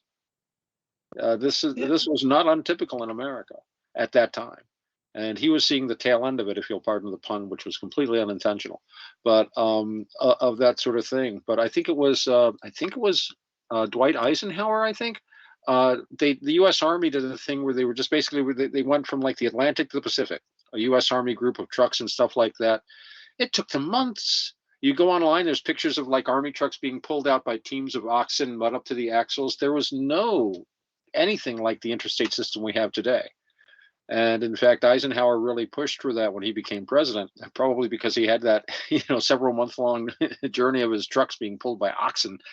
So there are a lot of ways. And universal basic income itself, it strikes me, if the fact that it's universal means at a certain level, it does have a leveling effect, but it also seems to me, I think of it as like if you give everybody an automobile, everybody has a car. Now, what's that going to mean? Well, there'll be some downside. Some people will crash their cars. Some people will lose their cars. Some people will sell their cars for drugs. Other people will drive their cars, or they maybe have an extra car and sell it and get more money. But after a while, there will be an uptick in driving. More people will go to the store more often. More people will take longer trips. More people will buy more gasoline. They might do more. So you will have an effect, but it's going to be a slow, general one. And to tell you the truth, I don't see it as being too overly dramatic. I mean, in an individual life, yeah, if you didn't have a car and wow, now I can get to work, yeah, it can be a thing. But for most people, it would be something like, oh, geez, I don't have to wait till, my husband gets home before I can take the car to the store. Or, yes, I can loan my sister the car, whatever. So it might be a minor convenience. But because that it's spread evenly throughout the society, it'll have a gradual kind of an effect. And then within a couple of years, you'll notice, wow, people are driving a lot more. But, and I imagine something like UBI would be more or less the same. It would, for some people, it would be a godsend. For other people, it would be a waste. For other people, it wouldn't make a huge difference, but you would see an overall change in things, more spending. I could see it as being, I don't know, I'm not an economist. I have no idea how it would actually work out. But that is that point, though, when you're in a smaller economy like New Zealand, you just, where does the money come from? Where's my, I mean, $100 billion a year? I mean, the Pentagon loses that here. We could do that. The U.S. could simply pay for New Zealand to pay. It's awesome. Easy. You could actually pay for your own people. Imagine if you did that. Oh my goodness, it would be a lot cheaper than what they do now. In fact, that was one of Robert Anton Wilson's points. He was a big supporter of UBI, and he said, well, he actually liked the idea of what they called, like basically issuing everybody stock in the country. Make the whole country, so when you were born, you would be a stockholder, and you get a stock certificate, and you'd be paid dividends from the country. And he said, if you came up with something like that, I don't know, somebody did a study, but it would actually be less expensive than all of the massive welfare platforms that we have in operation in all 50 states right now. Because you have, again, and I've gone on about this before, the U.S. has so many different agencies all doing more or less the same thing in all these different localities. And in some ways it's good. You don't want government to be too streamlined. It makes it too efficient. You don't want government to be too efficient. You've got to live under it. So I don't mind them being a little confused and overlapping sometimes. But it can be very confusing. It's like that whole argument about they go defund the police or down with the police. And here in the United States, as I'm sure Roger knows, and anyone that's ever been here knows, you've got every state in the union has its state police, the county have their police, different branches of things like we have county investigators that are police officers. You've got all kinds of federal agencies that carry guns, including the IRS. You've got thousands down in Florida. You've got fish police. You've got special game police. There are probably literally tens of thousands of different police agencies in the U.S. And there's no such thing as the police. There's like all these different groups, and some of them are really. I knew a guy that was a state trooper, and they were going on about like some police brutality. And I said, "What makes guys do that? Why would a cop do that?" And he says, "Bad training." He says, and you get these guys. It's like somebody got elected, so he appoints his cousin to be the sheriff, and he appoints his nephew. And these guys are not trained properly. They're just, it's like, and it just has to do with the fact that you get a huge change in quality. And I mean, it's from person to person too. It's like I always said about religion. If you're a good, kind, ethical person, then you're going to have a good, kind, ethical religion, no matter what it is. And if you're an idiot and a fool and evil, you're going to have an idiotic, foolish, evil religion, no matter what that religion is. And it's the same thing with any other person you meet. I've met some really good cops. I know there's also some cops out there that are not so much. And it's really an individual equation. Well, I think that was all I had to say. I'm kind of babbling now. Did a good job babbling. Great job. Yeah, babble on. So what do you have to say to that, Bob Dub? It's really interesting. It's tricky and it's difficult, and like you say, it comes down to the individual at the individual level. And I think that one of the things that you've been saying about this development of socialism in Britain and everything, Roger, one of the things I've noticed is how this party splits and that party splits, and this guy disagrees and that guy goes off and this person doesn't agree. And I'm thinking, you see, this is the main problem that we have in the world. We've tried to get to some place where we all agree on something. What if we tried to get to the place where every single person has the right to be him? He doesn't need to agree with anybody else. Like, what would happen if we decentralized to the level of each individual? You could never do it in the world before because you didn't have computers. But now you have computers, you have quantum computers, you have massive data centers that need nuclear power plants to run them. The world is changing, and the responsibility is in the hands of the people. But the people have forgotten how to wield their own responsibility. They have forgotten how to be part of a cooperative society. They're so busy competing with each other and trying to find the best way to think or the best way to implement this or the solution that's going to fix that. What if the solution is that each one of us is vitally important? What if each one of us is, say, the page in a book? And you can still have that book without that page. You can tear that page out and throw it away. But you'll never be able to read that story, and the book will always lack that story. No matter how many times you read the book, you'll never get to read what was on that page. So it's just a completely different way of approaching the structure of society. Instead of saying, this will never work, it's never been implemented before, it's never been successful. What about, this has never worked in this way? What if we used this technology? What if we experimented in this way? So there needs to be the structure, there needs to be the hierarchy, there needs to be the protection and the checks and balances that we have evolved since we were monkeys in caves. There needs to be a proper administrative system. Within that, within the protection that we offer to our people, like the police forces that we offer to our people, within the structure and within the hierarchy, there needs to be a flexibility and a trust in the goodness of the human organism, not the human individual, but the entirety of humanity functioning together at an individual level. That's a concept that humanity doesn't seem to be able to grasp at this moment in time. That's good. So now that you've responded to Otto, I'm going to turn it over to Mark and let him make his comment. What do you have as a response to Bob Dub, Mark? Okay. Points that you made earlier, glad you made that. Something that really irritates me, and something that I come across all the time, is the expression government money. There is no such thing as government money. The only money that a government has is for electioneering purposes.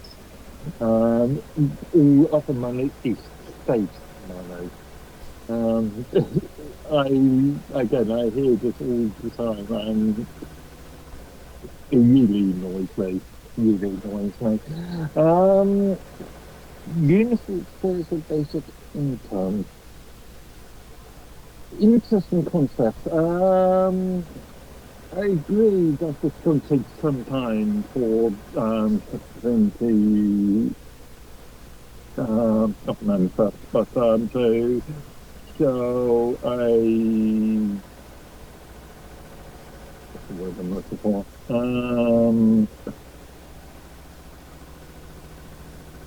To show a sort of method sort of response. But I'm also thinking that this is obviously going to have to be paid for somehow. And obviously you can say everybody within a tax bracket of, I don't know, earning $10,000 or £10,000 or whatever, not paying tax. But you are going to see a large an increase in taxation for the higher earners. And there's the argument that if the higher earners are being taxed heavily, then they will just leave and find a country, a state, which is much more better for their interests. So, arguably, we can create money out of thin air at the moment. Yeah, they say it is I'm just wondering if the case of basic income is actually going to be sustainable in the long term, which I have my doubts for. I agree with you if we're trying to run it on taxation. I think taxation is a terrible, terrible, terrible system. I think that we have different wealth. We have different sorts of wealth in a country. I think that it's terribly cruel to get a man to go out to slave away every single day of his life from 8 in the morning until 5 at night, and then take a third of what he earns. I think that's one of the most brutal, horrendous things that you can do to men or women or people. can't see that that is a way to encourage mental health and thriving in your community. There is a way to collect the resources of the country jointly together. There are lots of ways to do it wrong, but there are a few ways to do it right, and I don't think that we've stumbled across those ways yet. But I don't think that means that we stop. There's a way that, I mean, here's this planet, right? And it's got all this stuff under the ground, like oil and diamonds and coal, and then somebody stands on top of that piece of earth and says, everything under this place where I'm standing is mine. Like, really? Or somebody lives in a place where corn grows, and they say, wow, look at this amazing place, all this corn. I'm standing here in the middle of it, therefore it belongs to me. Really? Isn't this a very primitive way of thinking? Have we not got a different mindset now, where we don't actually need to say, I own this? But we have these resources. We have this oil. We have this corn. How are we going to do this for the good of humanity, for all of us, so that all the pages of our book can be relevant? Not just, oh yeah, sorry you were born a black woman in Tanzania and that your life expectancy is 27. Bad luck with that. But I'm okay.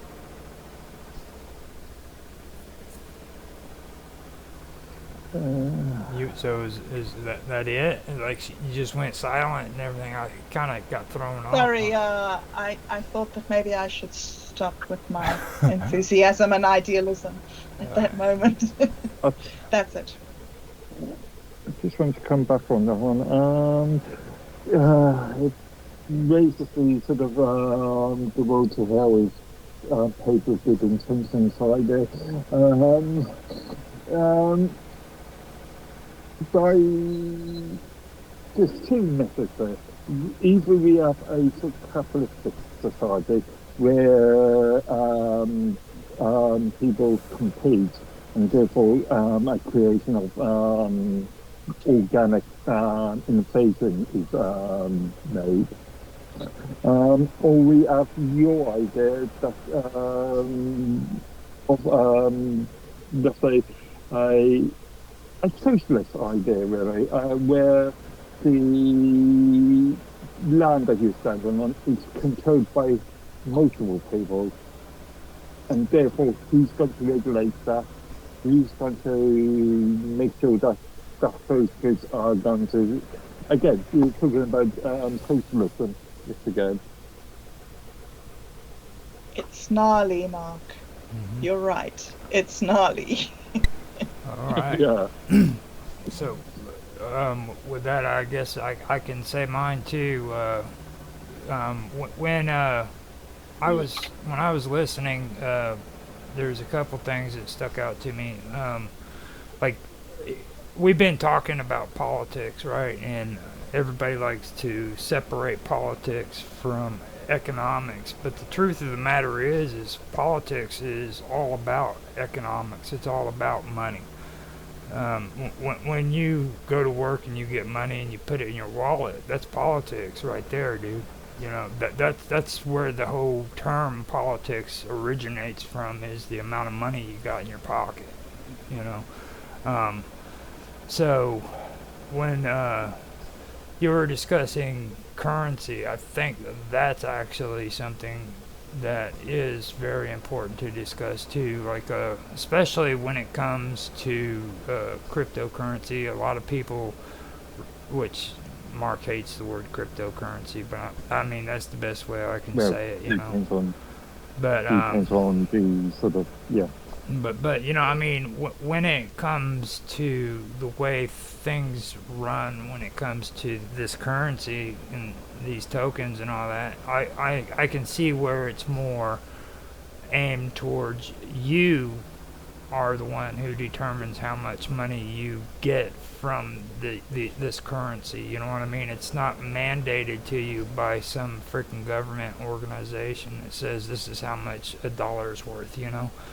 you determine that. So in that aspect, I like it. But I also, I still, and there's nothing to justify it, but like with me, I have an issue with having something that's supposed to be currency that isn't in my pocket. You know what I mean? In my physical pocket that doesn't belong to me.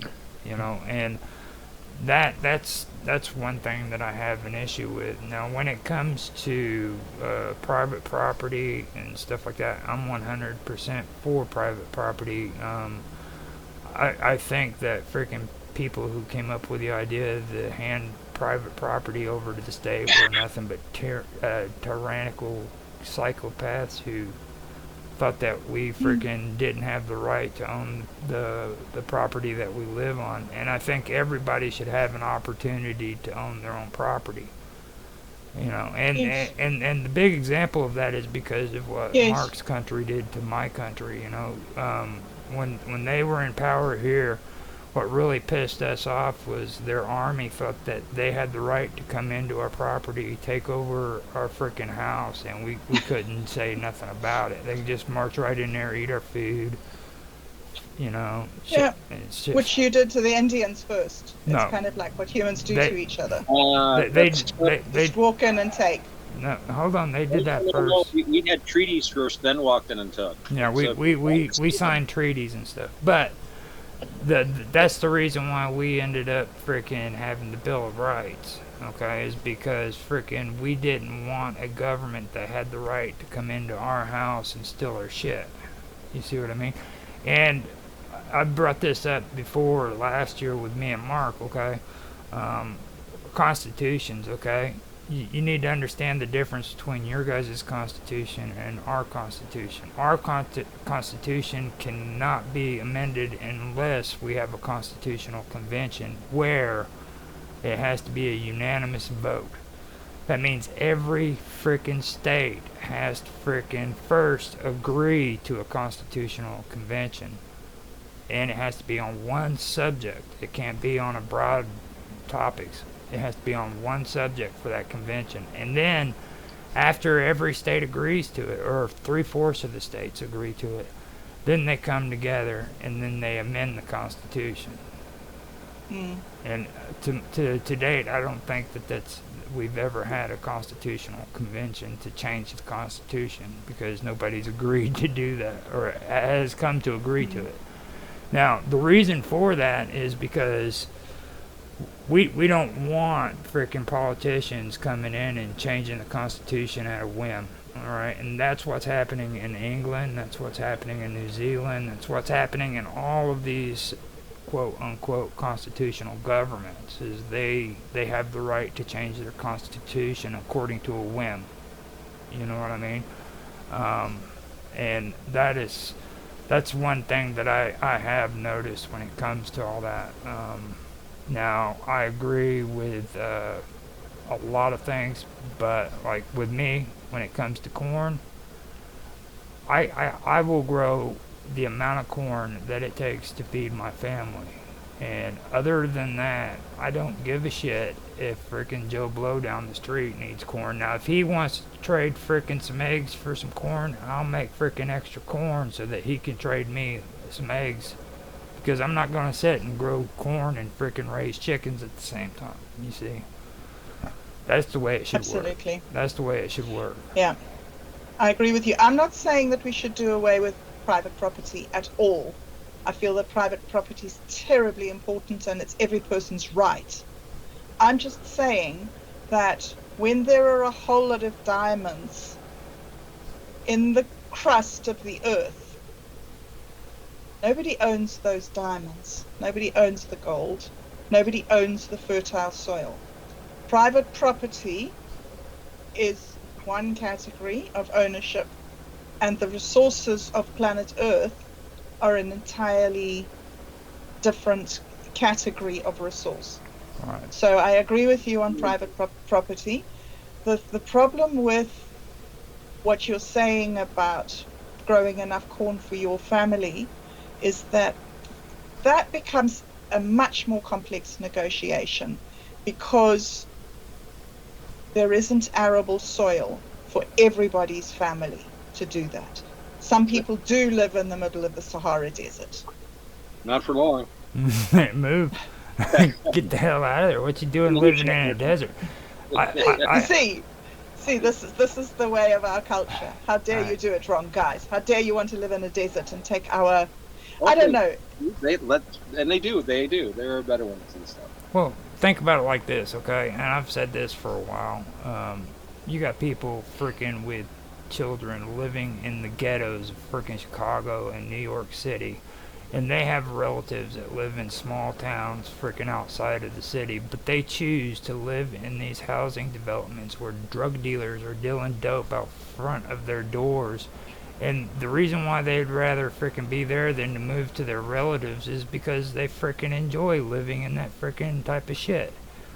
You know, they say they love their children. They say they love their children, but they don't love their children enough to freaking put them in a freaking environment that's safe and healthy for them. Roger, we're all little baby computers, and we all get programmed by the life that we've lived. We have these ways of living imprinted into this virgin brain that we're given, and then we're stuck. If we live in a ghetto-like environment for a few years, we begin to operate in a ghetto way, and you cannot overcome your biology. You just, I mean, it's a lovely idea, and it's a great thought that we're so flexible, but we also have to understand that we work because we have mirror neurons in our brain that observe the environment and then attempt to make us implement behaviors that fit into that environment, because that's all we are, a brain that functions there and tells our body, lift your hand, put food in your mouth, look at this thing, hear this bird. We have a limit to the amount of agency that we have over our brain, our heart, our stomach, our hormones. I agree. So it's hard to say these people live there because they want to. Oh, they live there because they've been programmed to be that type of person. You have a biology that might make them have a predilection for it. It's called change. You know, like you just said, biology. That's what I took from what you said. Maybe you meant something differently about it. Like biology's cool and everything, but there is something called change, and it's called move. You know what I mean? Get the hell out of there. Why just move. Go ahead. I was going to say, the idea of choice, again, there's the environmental aspects as mentioned, but also, if you cannot afford to move, then you cannot move. Well, right. And you leave your mum and your aunt and your brother and your best friend and your entire social life or your social support network to move to another place that looks down on you because you weren't born there and you're not part of the club. So why should anybody have any loyalty to you? You're not part of the community. Were you invited in? Why did you just think you could buy a house in our community and bring your low-class behaviors to where we are? It's a very easy argument, leave. It's what they say to women who are abused. Well, we won't take you seriously unless you leave him. Thanks, guys. Thanks for making it doubly impossible. Yeah. So, there's the theory that comes in the textbooks, which is really great. What's your thing about Otto? There's in theory, there's no difference between theory and practice, but in practice there is. Is that it? Yeah. In theory, there is no difference between theory and practice. In practice, there is. Well, see, it takes me back to the last thing I'm gonna say about that. Like, if I freaking went off that mentality that you just said, though, Bob Dub, I would have never went back to kindergarten. All right. Yeah. I know. I understand. I'm there too, Roger. I would have never. There too. My first day of kindergarten was horrible. You know. Yeah. And freaking, I went back because freaking my mom and dad told me, look, you need to go back. Yeah. You see? No, let me go ahead and freaking open this up to Otto because freaking it's his turn and. Well, I was just going to say something about Roberta's creeping socialism there and giving the corn to all. You know, corn is often used on the shields of Eastern European communist states. I'm sure that's just a coincidence. Talking about cornfields now. Oh yeah. Next thing you know, you'll have a sickle to reap it with. I see, my friend. Luckily, Senator McCarthy has been talking to me about you. No. I would point out that I when you were talking about having private property being separate from Earth's resources, of course, the most valuable bits of private property are Earth's resources. But rather than separate distinctions, I think what you might be thinking about are overlapping distinctions. Because if you make these things separate, I mean, you said, if you stood in the middle of a cornfield and said, this is mine because I'm standing here. Well, let me tell you, I would never say that. I would say I'm standing here and this is mine because we drove these villagers out and I've got my guys with bayonets all around the perimeter and this is now my corn. I fought for it and I killed for it and some of my people were killed and this is it and we're going to not be hungry. Now, if you then came and said, no, this corn is for all of humanity, I'd say, oh, well, that's a relief. We can go home now. Just let me know when the bread is baked. Okay, I'm not going to plow any of this. Well, it's not, I'm not going to work for the good of humanity. I'm going to work for me and for the people and the families I have to feed now because their husbands are wounded in taking this land. And that gets back to what you were saying, too, about the scarcity of resources. And a lot of these arguments are around, whether you have a resource rich or a resource scarce environment. A lot of the arguments, the utopian arguments that I've seen, and Robert Anton Wilson again, we're talking in terms of having an economy of such abundance that we would no longer need to play the politics of scarcity. He even talked about having money, rather than inflation, having money that had lost value if you didn't spend it. Negative value money, deflation, if you like, because we would have so much wealth that it wouldn't matter. This would solve the UBI problem, certainly. And this harks back to Kropotkin's book, Conquest of Bread, where he came up with it. And I don't know how accurate his thoughts were, but I think I mentioned it before. He figured that if every single human being in Great Britain worked, rather than, as he estimated, 10% or 20%, and the rest being capitalist leeches or whatever, then there would be produced such an abundance and no one would have to work more than a few days a week, and there would be plenty for everyone. Now, again, I don't think that this is necessarily an accurate assessment, but it shows where the idea is. Some way of creating enough abundance that we no longer have to worry about the fact that if I don't defend this food, I'm not going to have it, and my family's not going to have it. And I'm not laughing at that person out there that's starving. I'm kind of sorry if I laugh. It's because I know that could be me if I wasn't strong enough, kind of deal. And sure, we were angry at the Brits quartering their soldiers, and we were Brits the week before we signed the document on it. For the English coming in and quartering their soldiers, and that is in the Bill of Rights, where it is actually mentioned. They were really pissed about that. It's like being secure in your property and everything. And yeah, we did the same thing to the Indians. You can argue, and the Indians resisted as hard as we did. They failed, we succeeded. And and it's the same situation. And also the Indians worked damn hard at it, and a lot of people were lost on both sides. Those Indian wars were fierce. Very fierce. So, people fought. And as my grandfather, the Penobscot, said, there is no disgrace in being defeated by a superior enemy, just not in struggling against them. And, but anyway, yeah, so I think what you're talking about, though, at least in our situation, is an overlapping thing. I think you need to have that private stewardship of property, because I think really government, I saw some woman make a statement, this resource is too valuable to allow an individual to own it. It must be owned by government. And I'm like, oh my goodness, that's a recipe for disaster. But you have the recognition of your stewardship. And this gets back to what we talked about before, the classical societies where ancient Greece, in the Athenian democracy, they would appoint wealthy citizens to important government positions because they paid for the government functions out of their own pockets. If they needed ships, they'd appoint you a trierarch, and that meant you were in charge of a trireme, which you built, which you crewed, and paid for the crew the whole time. Yes. On the one hand, it was a way of saying I'm an important part of the government and I'm wealthy enough to be picked for this.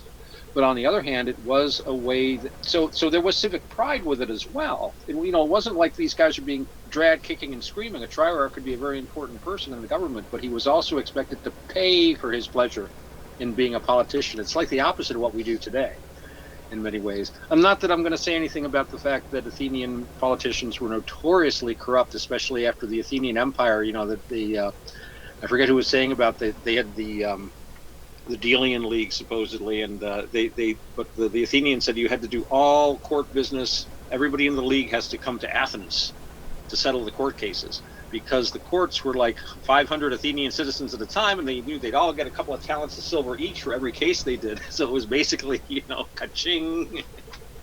Otto, it's so interesting because... Oh, sorry, Roger. Oh, okay. So Mark, do you want to respond to that, and then we'll have Bob Dub respond to it.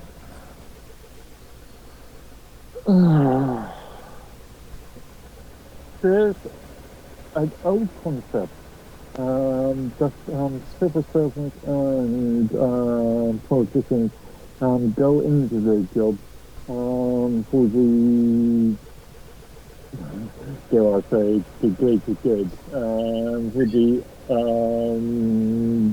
for the idea of trying to do something good for their society.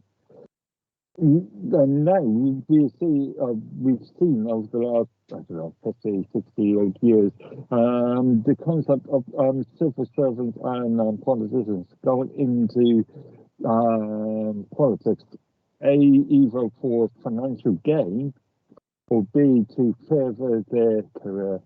I mean, after all, how many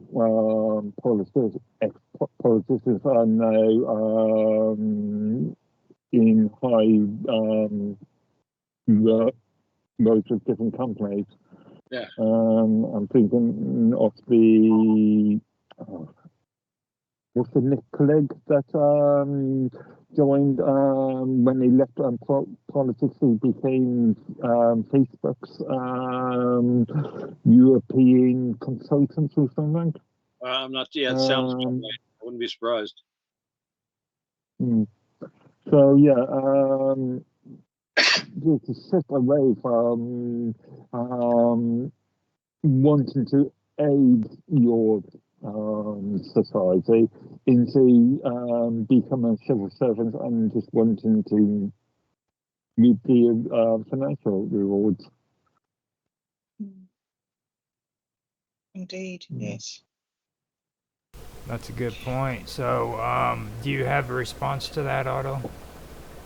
Oh, well, I just mentioned I quickly got me curious. I looked up Nick Clegg, Sir Nicholas William Peter Clegg, who is indeed a vice president and global affairs and communications at Facebook Incorporated, and is now president for global affairs. I wonder how he got that job. Oh, yeah. I'm sure he's yeah. Okay, so now it's your turn, Bob Dub. Go get him. Roger, you make me nervous. You make me nervous. About the ants, right? I think that we have to always remember that we don't know anything, and everything that we do is a mistake. Back in the days when they thought that it would be great if we were all like ants, what they didn't realize was that there are a significant number of ants in the colony who never ever do anything. And we've only found that out now with computers and surveillance equipment. We used to think that all of these ants were making this colony. But now we realize that no, there are ants that just don't pull their weight ever, their whole lives. We don't know why, but we just understand that we have now discovered that this idea that we had of all us working like ants is something that could never happen because ants don't all work together. I think that it's very interesting when you talk about how you wouldn't just go and stand in the middle of your land and say that you owned it, you would fight for it. It's so fascinating to me, the shortfalls, the difficulties, I don't know what the word is, of patriarchy and matriarchy. Patriarchy is a brilliant system. It provides for the family, it's very aggressive, it protects people, it's driven, it's working towards excellence. It's an amazing system. But in order for it to be amazing, it has to go to war and it has to kill people. And it has to have a slave class. Matriarchy is a great system because it encourages cooperation and living in harmony with nature. It builds great big families and happy societies. There are some places in Europe, I think, where they've shown that there were agricultural communities, and that for over 6,000 years in the archaeological record, there wasn't a single defense structure in any of those communities. There was an amazing agrarian matriarchal system where creativity and links between people just flourished. However, the great flaw in matriarchy is child sacrifice. For some reason, matriarchal societies kill children. And we look at what's happening now with abortion and transgenderism and things, and you see this is the modern outworking of the matriarchal flaw. So somehow there is possibly if we could balance the matriarchy and the patriarchy and bring these two systems so that each one of them was the checks and balances of the other one. Because I don't think that it's right to manipulate and dominate the world's resources through the death of other groups of people. I don't think it's right to manipulate and control our own societies by killing our children. I just sort of feel that somewhere between killing our children and killing other groups of people, somewhere inside of there are the magic Goldilocks conditions for human flourishing. All right, that's a little bit too complex for me. I don't even know if I want to respond to that. Like, now, I believe after Otto, it is actually Mark's turn, right? Oh. Mark, did you already respond to Otto's what Otto said? No, it's your turn, isn't it? Wait, no. I've got. Wait, you did it, and then Bob Dub did it. Okay, so it would be my turn then. Yeah. Now, the thing that I wanted to mention was, like, we were talking about the Greeks, and I mentioned the whole fact that 80% of the population was basically a slave state, and then 20% was citizens. Now, with the freaking poor, you could become a citizen, but you had to freaking be able to join the military, and through the military you could become a citizen, but that was the only way of doing it. So, and a lot of people aren't aware that that's actually the reason why the draft was actually adopted. And England did conscription as well, and pretty much every country did it, and it was based off of these old Greek ideas where frickin' you were obligated to frickin' serve in the military because it was your duty to frickin' fight and die for your country, you know, and stuff like that. And everybody has a frickin' opinion on that, but me personally, I think that's a load of shit. I think you should frickin' be able to volunteer frickin' to be a part of your country. And it always seemed the common theme too. It was always the poor man that frickin' was drafted before the rich man, you know what I mean? So that was another thing that frickin' always seemed to get to me. And like and you can say, oh no, if you were in college and stuff and you could avoid the draft, but you know what, poor people couldn't afford to go to college and learn an education, so that still is something that was delegated to people who had enough money to send their kids to college. So, and things like that is what freaking I have an issue with when it comes to going off of these old democratic ideas that were founded in Greece, and using the term democracy when in reality we're not supposed to be a democracy, at least not here in the United States. That was one thing that always did bug me. Now, the whole thing about corn and getting back to corn, like I agree with what I agree with what freaking Otto said about most of what or all that is, like the whole communist idea. And the thing that sticks out to me too with that whole idea is the fact that freaking, people think that you're obligated to the greater good, like Mark was talking about. And you know what? Who determines what the greater good is? I mean, take away my individual rights so that I can freaking worry about other people, So that means I'm indispensable, or I'm dispensable, and so are you. As long as freaking our lives can be sacrificed for freaking this person and this person and this person and this person who we don't even know, So that's the one thing that I have issues about. I believe the individual is more important than the greater good, and I'll say that until freaking the day I die. It's you can call it selfishness if you want to, but I believe that freaking each human life is just important as 50 human lives put together. That's all I got. I agree with you on that, Roger. I agree with you on that because that's where I think hierarchy comes into it. We, as an individual, each individual has to look after themselves and has to try and rise to the top of their hierarchy. That's your individual responsibility, your mandate from God, if you like.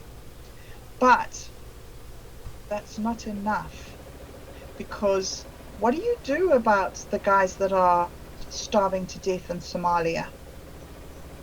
Like, the point of you getting to the top of the hierarchy is so that you do produce more, so that the people underneath you get more and can rise. It's not an either or. It's not a choice between the individual and the greater good.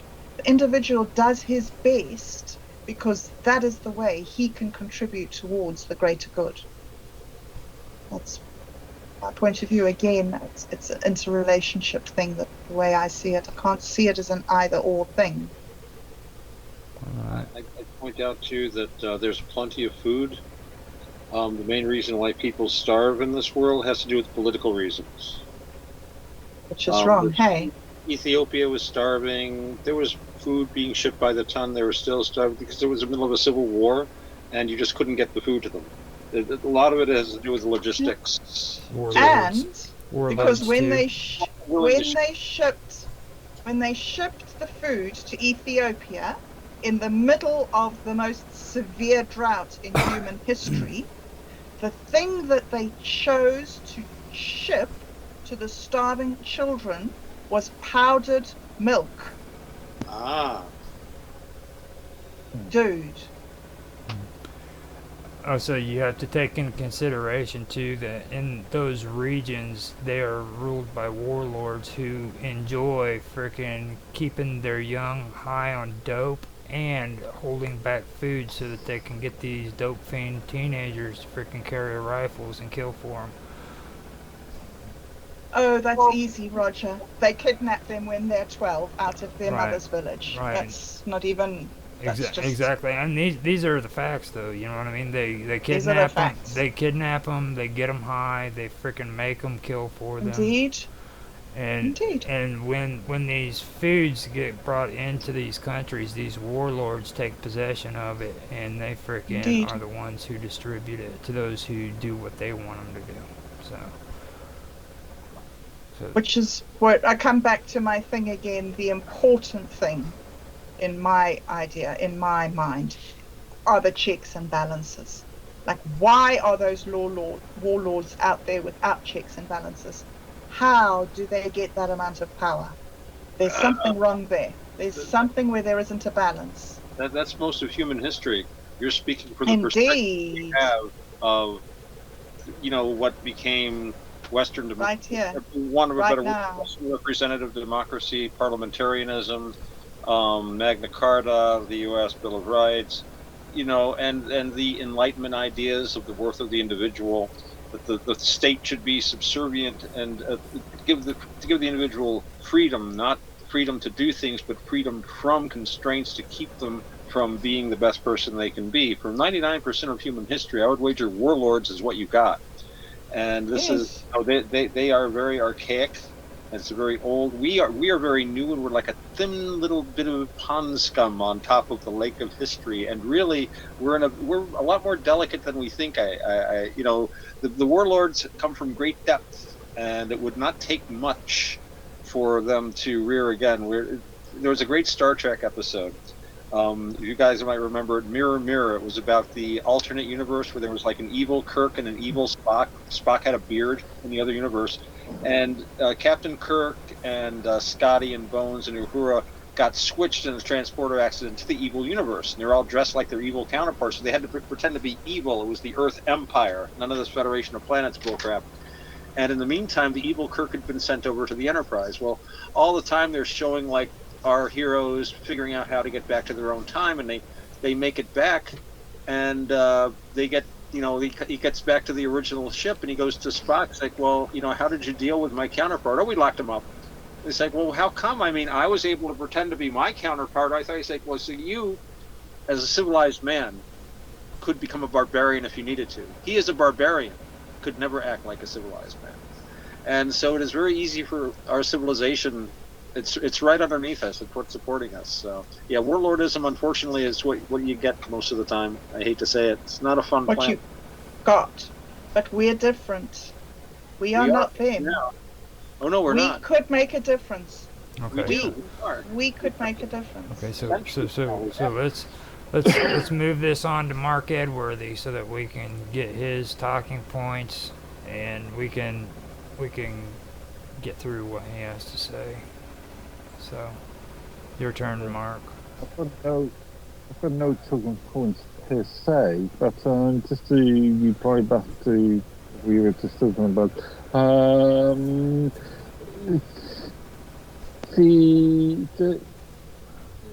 you were just talking about was reminded me of a couple of things. The sort of secondary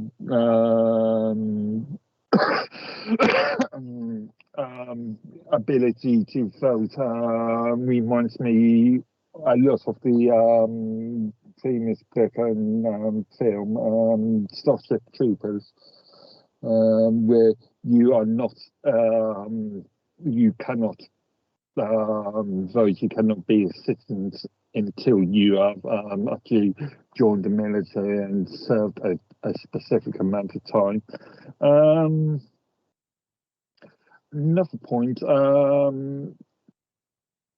something that dawned on me, there is a famous Margaret Thatcher speech in which she talked about there is no such thing as society. The concept of that everybody's out there to do their own thing, screw the rest of the population. And it also raises the idea of the trickle-down economy, which, as we've seen within recent times, doesn't actually function as well as it should. Yeah.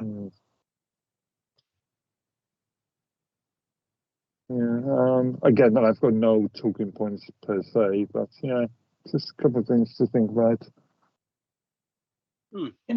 There's a fascinating talk on UBI where he starts off quoting Margaret Thatcher when she said something about poverty being deficiency of character.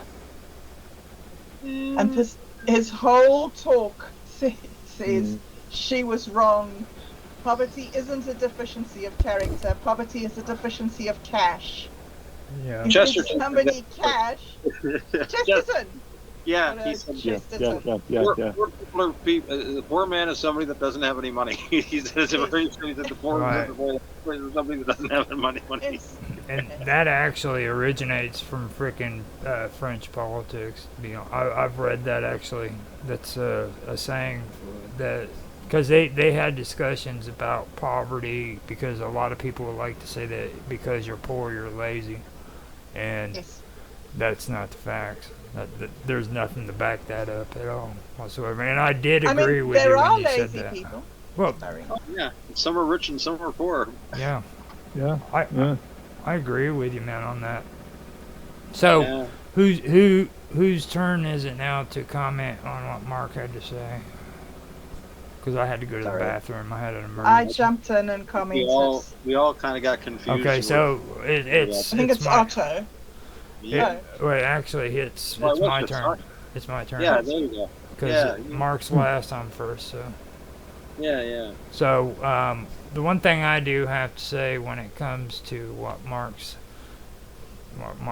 been discussing before I left to go to the bathroom, you need to understand something about Mark. Everything he says is wrong when it comes to freaking England. Like okay.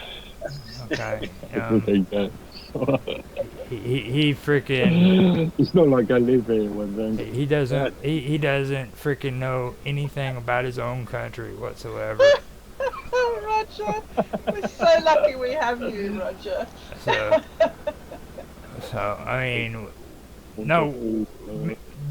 Me and Mark's had some really, really good conversations when it comes to a lot of the stuff that freaking we've been discussing here, and I'm really glad that we were able to cover this, and I'd like to discover more areas of English government, because the reason why I wanted to do the Labour Party was because a lot of people don't freaking understand how influential the Labour Party really is. Like, we just had Julian on here discussing things, and it relates to freaking England, and it relates to everything we've just been discussing, you know, with these, New Zealand, you know. It has to do with freaking the English Labour Party.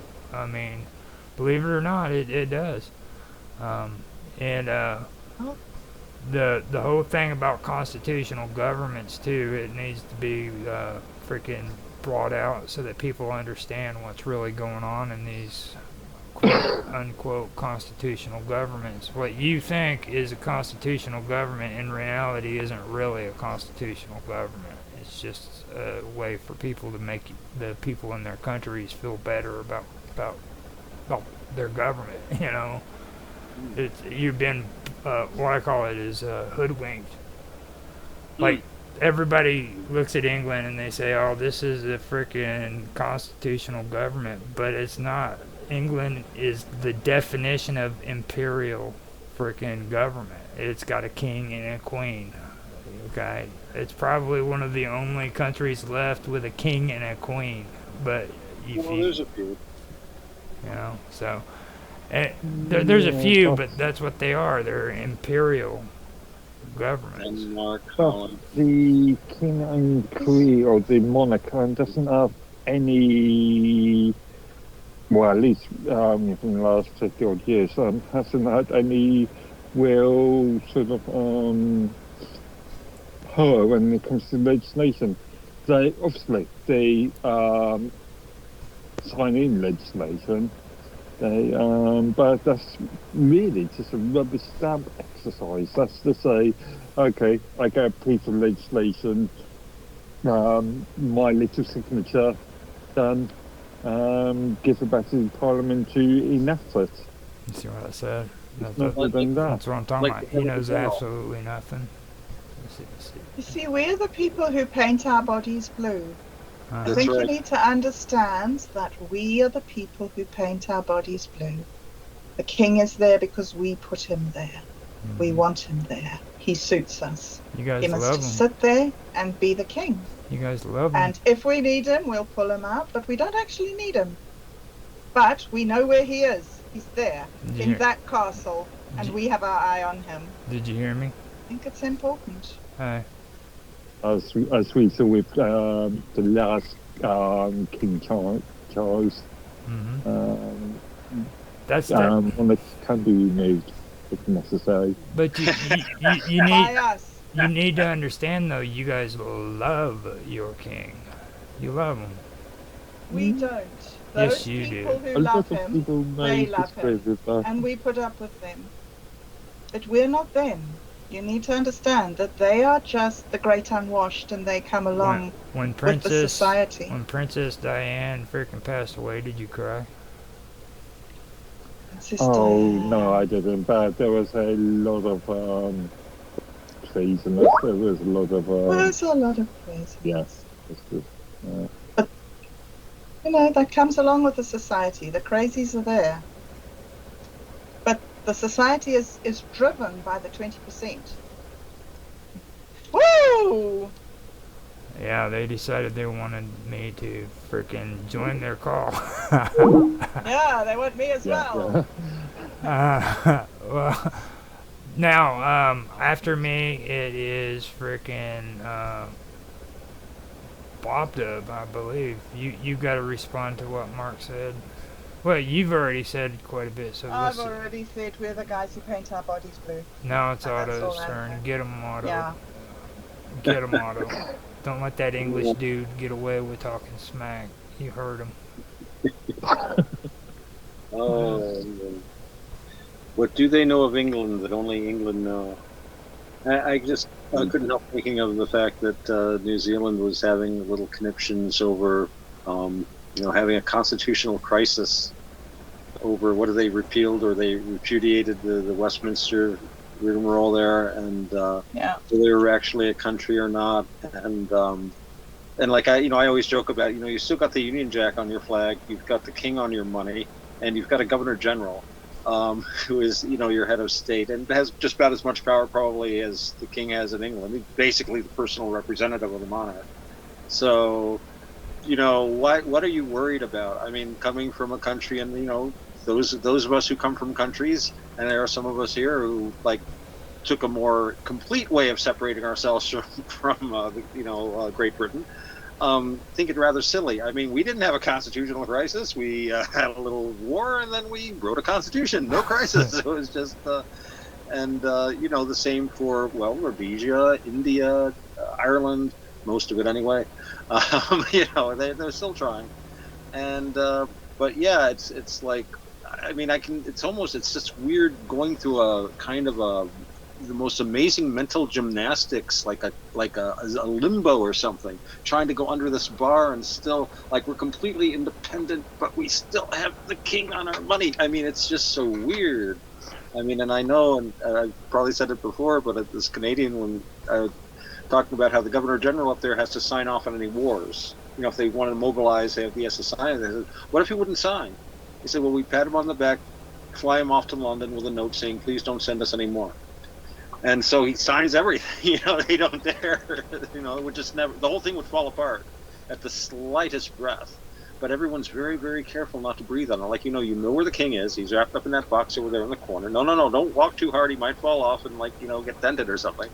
We have to unwrap him very carefully, and because it's a very, very precarious sort of a system these days. I mean, I'm sure it has a lot of social prestige. I can't imagine. Like I say, I come from a state that on its state seal has the British crown being ground underfoot by the figure of liberty. It's right on our flag. They don't point it out too often.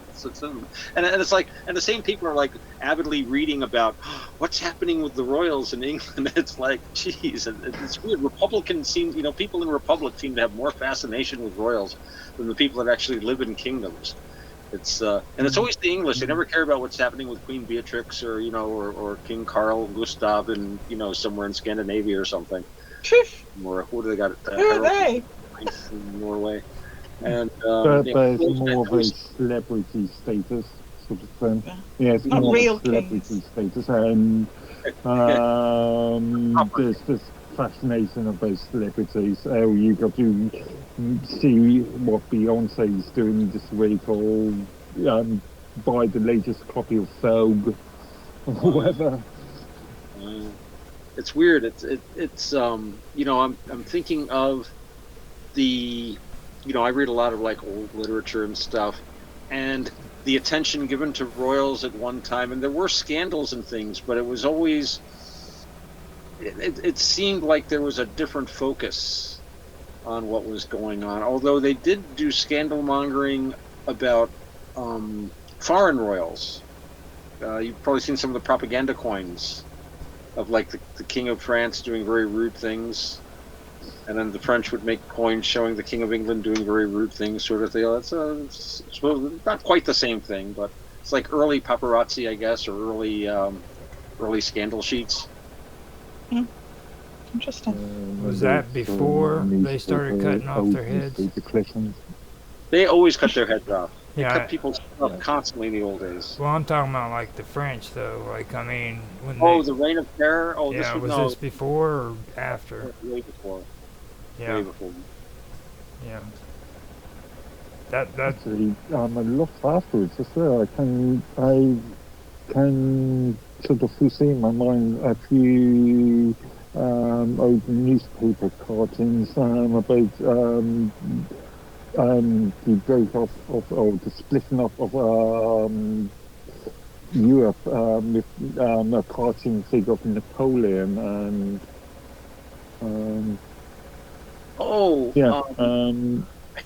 the one Napoleon walking up these steps and then being kicked off again.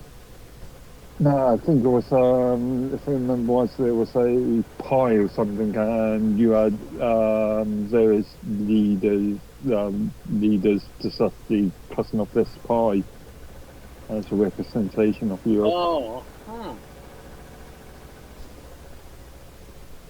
Here's one I was looking for. Here's an image I was looking for earlier when you had mentioned about your current King Charles, which I thought was very apropos. Just took me a minute to remember. Oh, there we go. I found amazingly relevant cartoons in Punch. We've got it. I'm posting it on the thing too, so. That was Charles. Yeah, I don't know for sure if you really want your name freaking posted above that. It's like in the freaking slideshow, it's got Otto Excelsior like written right above it in white. Like that's something else. Charles II. Yeah, that smug look on Charles II. Yeah. So. Are we good to go on all the conversation? Are you guys completely whipped and everything? Totally whipped. Totally whipped. You've come to the end of the year, probably. Now, this is also the last part of the freaking stuff I was doing when it comes to the Labor Party. I want to also mention before we end that I only discuss the freaking Second International. If you guys want to find out more about communism and what it really is, you need to read up on the Third International, which will explain the freaking rise of the Soviet Union and where they split off from regular socialism and became what's popularly known as vulgar communism. So just be aware, we never discussed the Third International, which is important if you want to know how all this works out. So and I'm talking to you three, so freaking go in and read up on that, and then it'll kind of give you a finishing up. I don't really want to get too much into the shit too much because it's crazy, right. You know. Next week there are some things that I do want to mention when it comes to what we've gone over, and maybe bring them up as talking points. Kind of do well, you guys know how I am. I like to go and rehash some of the stuff we've covered and just have basically a review of everything. I'd like to do that before we go further, if you guys agree with that. Would you like I'm to? fine. Okay. Yeah. Bring up a previous subjects. Yeah. Yeah, kind of like what we did last year. It's the same kind of thing, Mark. I mean, we did that too in last season, so we'll go over that and then we can move forward on what we want to talk about. And like I said, if you guys want to bring up your own topics too, do it. So. Cool. It's lovely. So everybody, you guys want to give your information out? We'll start with freaking Bob Dub. Tell everybody about your socials and where they can find you. Okay, I am on minds.com as Bob Dub. You can find some of my videos on Rumble. There's videos on Rumble and there's videos on YouTube. Rumble is Tiny Baby Kangaroo and YouTube is also Bob Dub. I'm on X as well as Bob Dub on Minds. So yeah, I just sort of float around. But if anybody wants to talk to me, I'll be on minds.com.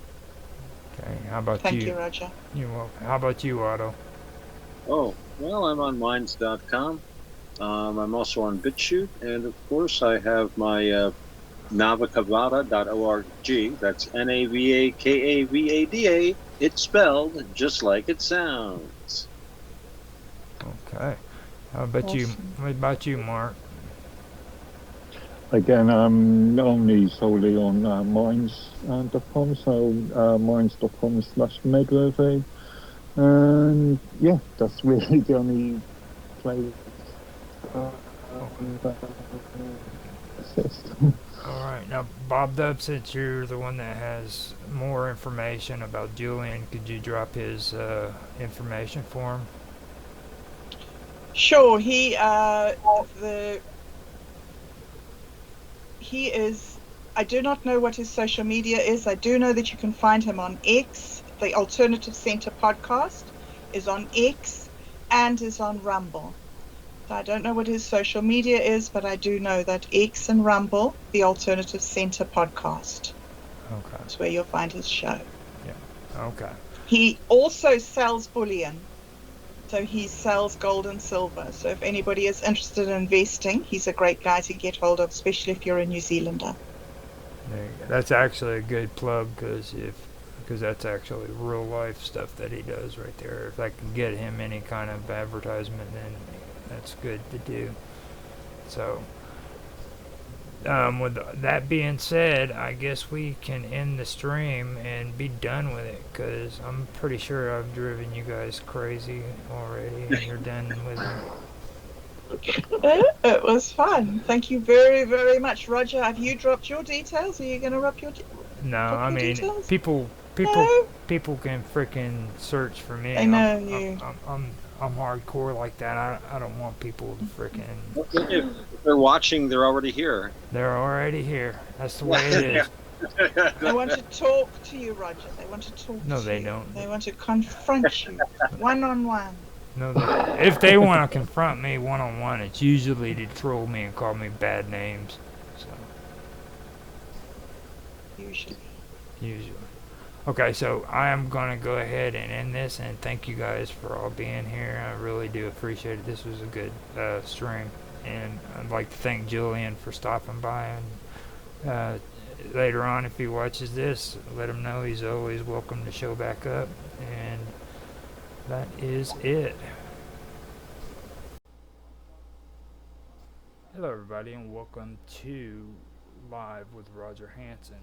I'm Roger Hanson, and tonight we are going to be going over some topics concerning politics as well as alternative tech and technology. Now, I was in the middle of a discussion last week about ancient Samaria and Babylon and ancient Assyria, and it was pretty good. And I would really like to cover some of that. I'm not going to get too much into it because I am planning on doing some of the stuff that I went over last week on two other projects that I want to do. One is Into the Abyss with my my other channel. It's called Strange Stories. I'm gonna do that one. I've been focusing on that since July instead of Wonderful World of Weirdness. I also want to use some of the content for a story that I made up concerning the Udog, or the Udog. I usually pronounce it Udog. And I want to make that and put it on my Storyteller channel. And the reason for that is I don't get very many people going to my Storyteller channel, so this would be a good chance for me to do it and put some content on there and get more focus on it. So with that, I will we'll get on with the topics that I do want to talk about tonight. Now the thing with politics is there's something that I've been noticing a lot of people on the internet just don't seem to understand, and that's that, you know, there's different factions that are involved, different camps that are involved in these political groups. Like the Democratic Party isn't a bunch of Democrats holding hands talking about democratic politics, you know what I mean? Like one Democrat group with one idea and one belief. You know, they're different. There's different camps within the Democratic Party. With this, I'll be discussing some of these different camps. Like I'll discuss Hillary Clinton. Now we'll go from Hillary and Bill Clinton down to Obama, and then we can go into Joe Biden, and after that we can discuss Kamala Harris. And I can kind of tell you a little bit about their history so that you kind of get an idea that these people weren't looking for the same. They didn't have the same objectives as the other ones did. You know what I mean? They were very different in their own ways. Now, after I go through that, I am going to get into technology and all tech platforms. Now, this is something that me, Tanhai Tran, and Mark Edworthy were discussing when we finished up our second season of Tech Talk. And the interesting things that I found on there was towards the end. We did a lot of conversation in AI, which I do want to discuss on here too eventually. But these things concerned some recent events that took place with the car industry concerning CDK Global. Tonight I want to discuss CDK Global. And then there was something that just happened recently that I think is important to add in on that. And that would be a global IT outage that just happened recently. Now this outage, it affected airports, including LaGuardia Airport. So I want to go over that and kind of discuss it. Now after that, we also got into a conversation about Odyssey. And this is an all platform part of the discussion that I want to talk about now.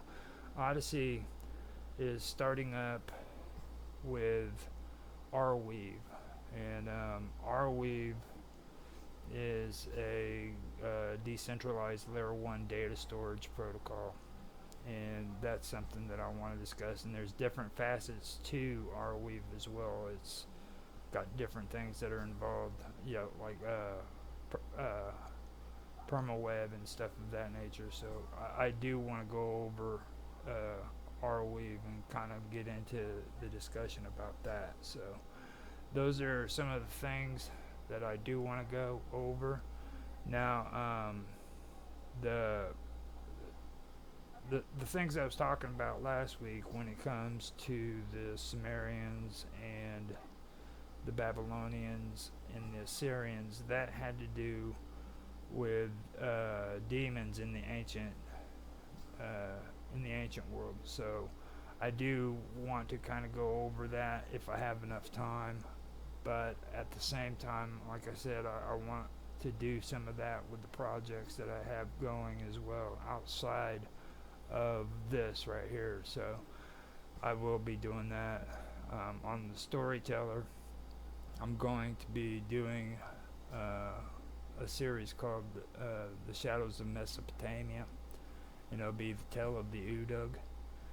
As well as that, I am also going to be doing a reading from a fellow Minds.com member that I promised him I would do, and I haven't done it yet so far, but I am in the process of getting that taken care of, and I do want to apologize to him. It's John G.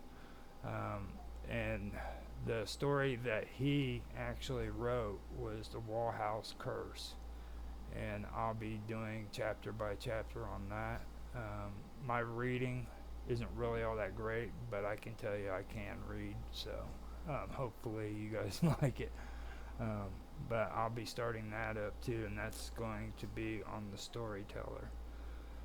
Now I know I put a lot of plugs out there, so I'm not going to do all that. I just wanted to go through and let everybody know about that. I do have things that are happening in the gaming industry or world, in my gaming world too, that I want to go over, but I don't know if I have enough time, because this is actually some good content that I do want to discuss.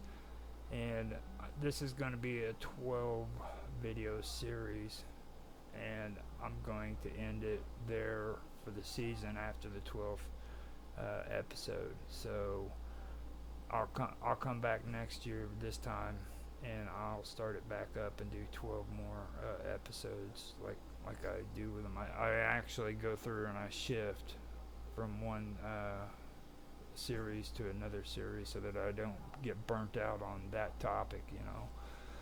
And this is basically my shift. Plus, I really need to take a break on some of the stuff and get focused. So this is where I start, I guess. So first, let's get into politics. And like I said, I wanted to discuss different camps within the Democratic Party for this episode, because the last episode where I had discussed politics and political history, I kind of explained what conservatism or traditional conservatism was. And I also went through and kind of messed around with the whole thing about radicalism. Now, me and Mark Edworthy, as well as Bob Dub and Auto Excelsior on Minds.com, all sat down and had a conversation on Roger's Real-Time Talk Show about socialism in London, and you know, it helped me kind of understand a lot about what was going on with socialism. Now, after we did that, we stopped at we didn't stop at socialism. We went into conservatism, traditional conservatism in England, and that was interesting enough. But then, by accident, I started learning about radicals and radicalism during those time periods. So now it kind of opened me up to a whole area of discussion there. So that brings me back to what we're talking about. Now, first, with these different camps within the Democratic Party, I want to kind of have a conversation about Hillary Clinton, okay? Now, Hillary Clinton isn't really like a liberal. You know what I'm saying? She's not a radical or anything of that nature. Neither is Bill Clinton, believe it or not. They are, and this is something else that's new that a lot of people don't understand, but the Democratic Party does have conservatives in it. Like, they are conservative Democrats.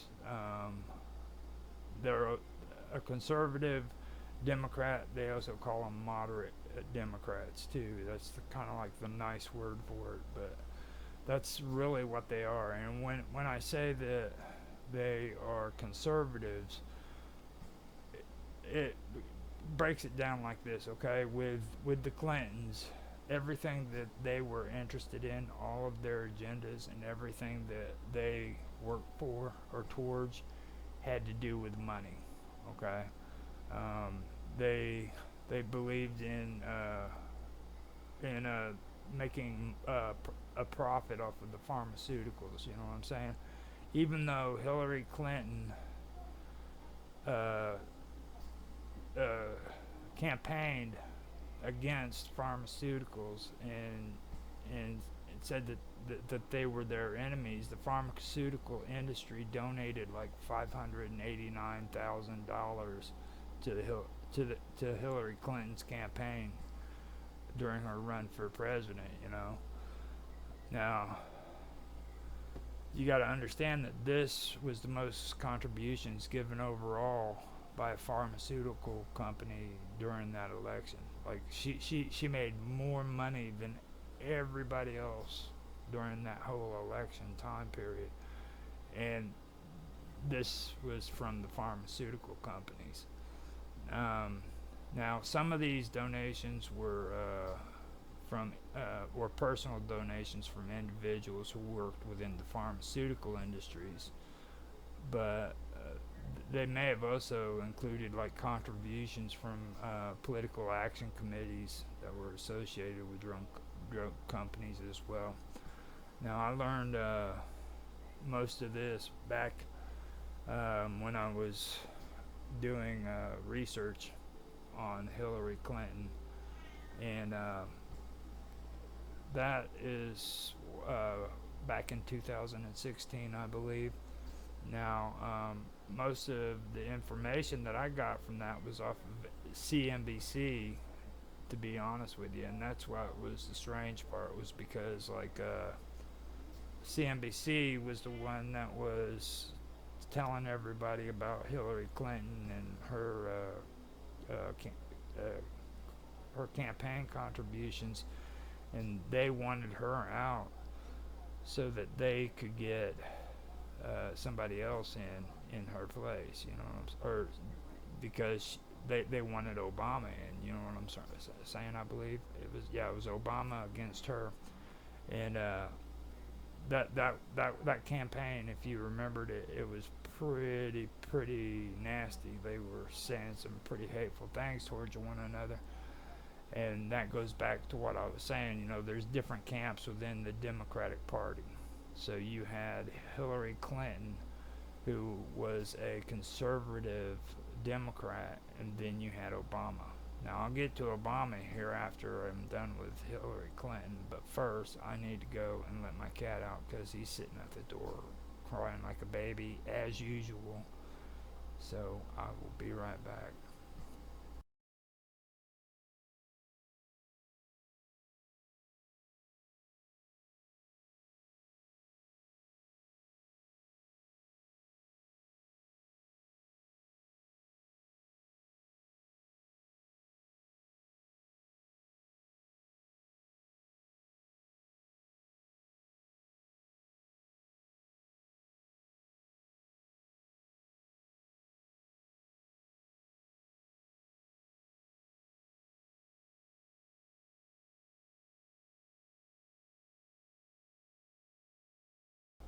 Okay, so I'm back. I had to let the cat out, mute while I was gone. So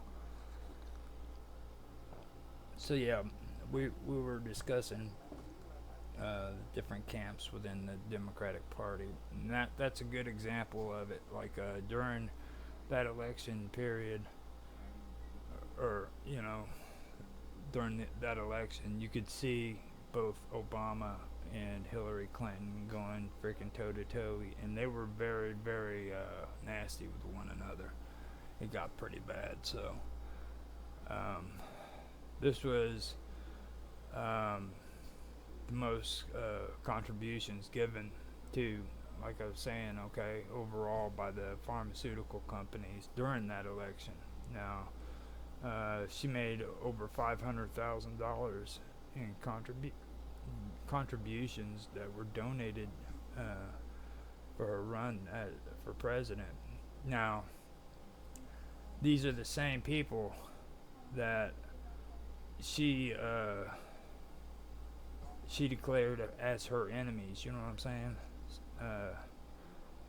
She got these donations from the pharmaceuticals, but at the same time from drug makers as well.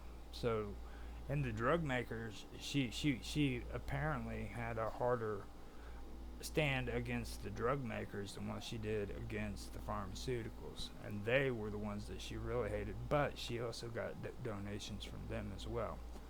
So, this is what a Democratic conservative or moderate is mostly about. They're usually about going in there, and most conservatives, period, are all about the money. That's what they care about. And that's just from my personal view, but that's how I see things. You're never going to see me say or hear me say that I'm a Democrat or I'm a Republican or I'm a conservative or a liberal. And when I say liberal, I'm talking about like the freaking modern version of a liberal. I'm not a hippie, you know what I mean?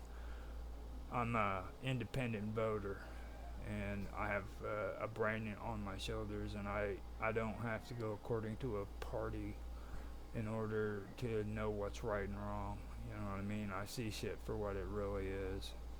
And the thing I was thinking about before was the fact that, when people in these political parties go to vote, they miss out on what I get to see, because when I go to make my vote, I see all the candidates. All right, so I know who are running.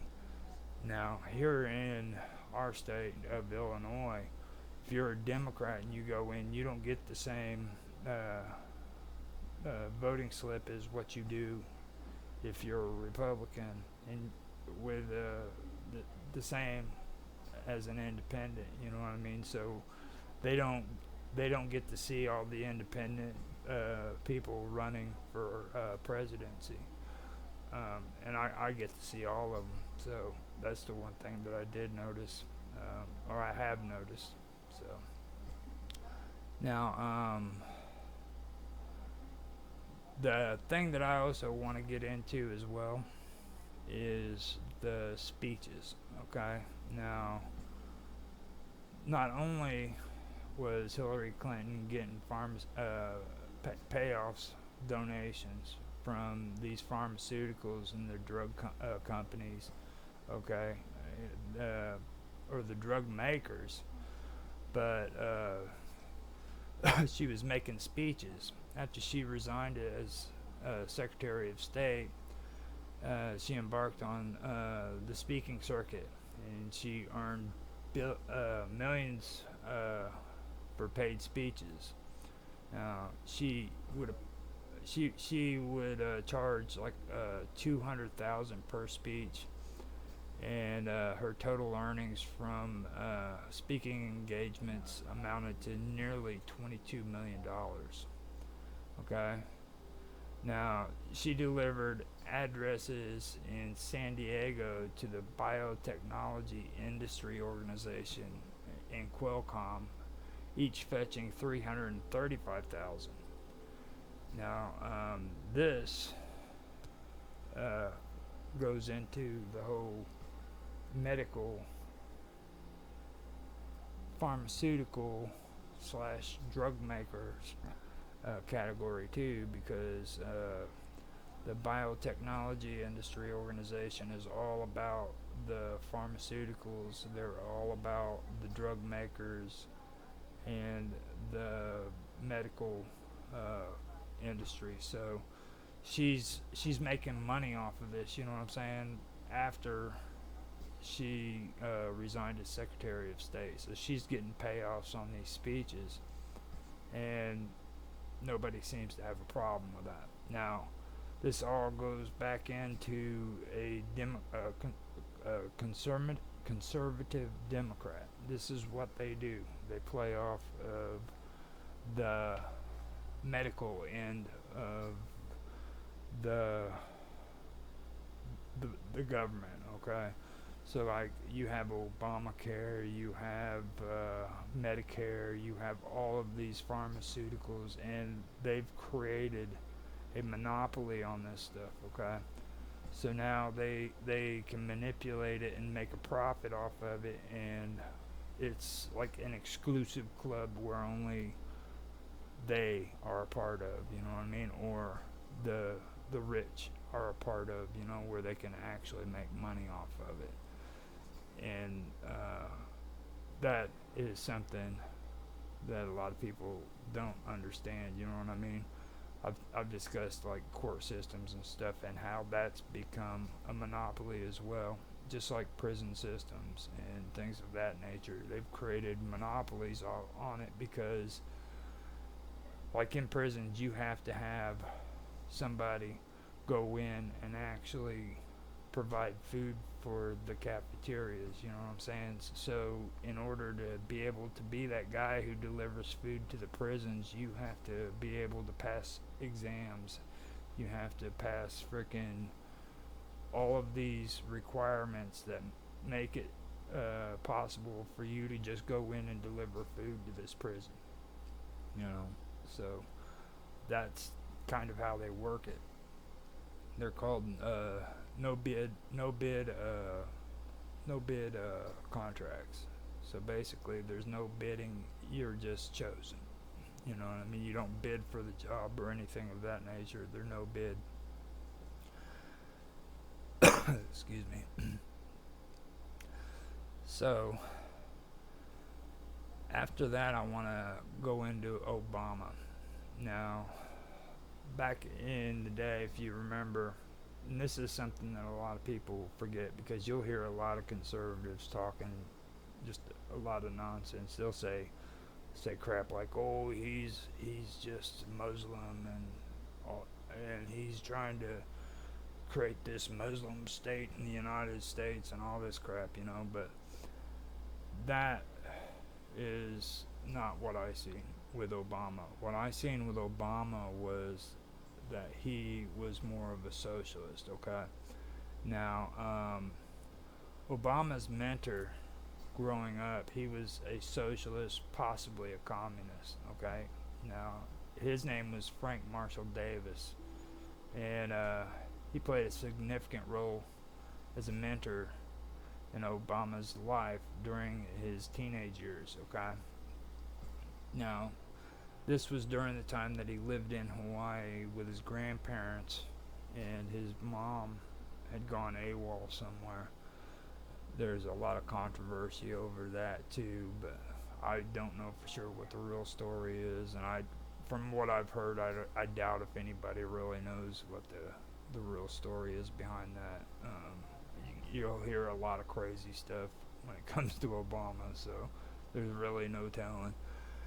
But this was during the time that he lived in Hawaii with his grandparents, and Frank Marshall Davis was like his mentor. He's the one who really inspired him to become the person that he became, okay? Though there's no concrete evidence, and it has been a controversial topic, there has been claims made that Frank Marshall Davis mapped the coast of Hawaii for China and the former Soviet Union, you know, back when he was there. Even though there's no documented evidence that he was ever involved in cartography, okay? Now, Davis was a journalist, he was a poet, and he was an activist. That is true. And he was involved with the works Progress Administration, the WPA, under President Franklin D. Roosevelt's New Deal programs. He was involved in that. Now Davis is who I'm talking about, not Obama. Frank Marshall Davis. So he was involved with the WPA, and Roosevelt's New Deal program. To me, that was when socialism started taking roots here in the United States. When Roosevelt started the New Deal program, he started implementing socialist programs all the way down the list. And that's really how socialism took root here in the United States and started growing. Now, he also participated in the Chicago Civil Liberties Committee and sponsored the Southside chapter of American Youth for Democracy. Now, Davis moved to Honolulu, Hawaii, where he ran a small business, and he also, during that time period, became involved in local labor issues. Now, this is where people come up with the excuse of why the Federal Bureau of Investigation, the FBI, was tracking his activities. They believed that he was a communist, and this is where the accusations came from. It came from the FBI. They believed that Davis was a full-blown communist, and he would go out to the beaches and he would spend hours out on the beaches. And they claimed that what he was doing is he was mapping out the beaches and then sending them overseas to China from Hawaii. They could never prove that, but that was the claims that the FBI were making. Now, these days, when you read about that and you hear about that, you hear people talking about the FBI had investigated union activities, since the early 20th century, so it was no big deal. Don't focus on that, because that's just not true. He wasn't a communist, and he wasn't spying on the United States, sending information back, or not back, but to the Soviet Union and China. Just don't worry about that. That's just controversy. So, and that's basically what that was. They take focus off the fact that it wasn't just people coming up with these stories. These were allegations that the FBI were making during that time period, So that is basically the background that I found to be the most important part of Obama's story. I don't believe that Obama was Muslim, because, for one thing, he wasn't a very religious person in the first place. And I live in Illinois, okay, and I can honestly tell you that, well, I know for a fact the history of Obama before he became president, because he had a sitting seat in Illinois state legislature for a while, and he came into Illinois from out of state, and he became a representative, I believe it was, here in Illinois, and it was short-lived, okay, and the only reason why he had it was because, see, I like to call these people superstars. They're the up and coming, upstarters, and these superstars in politics are people that are selected, not elected. You know what I'm saying? These are prodigies that freaking political parties say, look, we need that guy to be president within a 15-year span. So what they do is they mold them. They tell them that you take this position, and then 2-3 years down the line you take this position, and then 2-3 years down the line you take this position, and then you'll be in the position to where you can run for president. Okay, and these are the potentials. These are the go-getters. You know what I'm saying? The ones that have the potential to become president, and that's how government has worked in the United States for quite some time. And I also believe that that was one of the major reasons why Donald Trump upset so many of these people, not only Democrats but Republicans as well, because he just came out of the blue. He was like freaking a sucker punch to both parties, you know. I remember the midterm before the presidential election, the 2 years in between, when when Congress does their voting, and they get a chance to have their votes in between the presidential elections. And I remember doing research just before Trump came into office, 2 years before, and I was paying attention to what was going on in the Republican Party, and it was weird because it seemed as though the Republican Party was cannibalizing itself. It was they were actually going through and deciding which people within the Republican Party needed to still be in office and which ones didn't. And they were talking about major changes taking place. And at the time, I didn't understand what they were talking about. But today, it makes perfect sense, you know. I thought that it was the other way around, though. I thought it was the more conservative groups that were picking off the ones who weren't as conservative as what they are. But to me, it seems like there was a movement going on within the Republican Party, and it would these people who were doing it were more in line with things that concern like the Tea Party, you know what I mean? So that was interesting, and that is kind of what I'm getting at here in a strange, weird way. You know what I'm saying? Like, people have a hard time understanding what's taking place here. Like, there's a lot of people who are upset because of the things that happen. It's not just the Democrats, it's the Republicans too when it comes to Donald Trump, because he's actually changing things, you know what I'm saying? He flipped them on upside down, basically, is what it is, and they have no idea what they're doing now. Like the neocons, I mean, Bush Sr.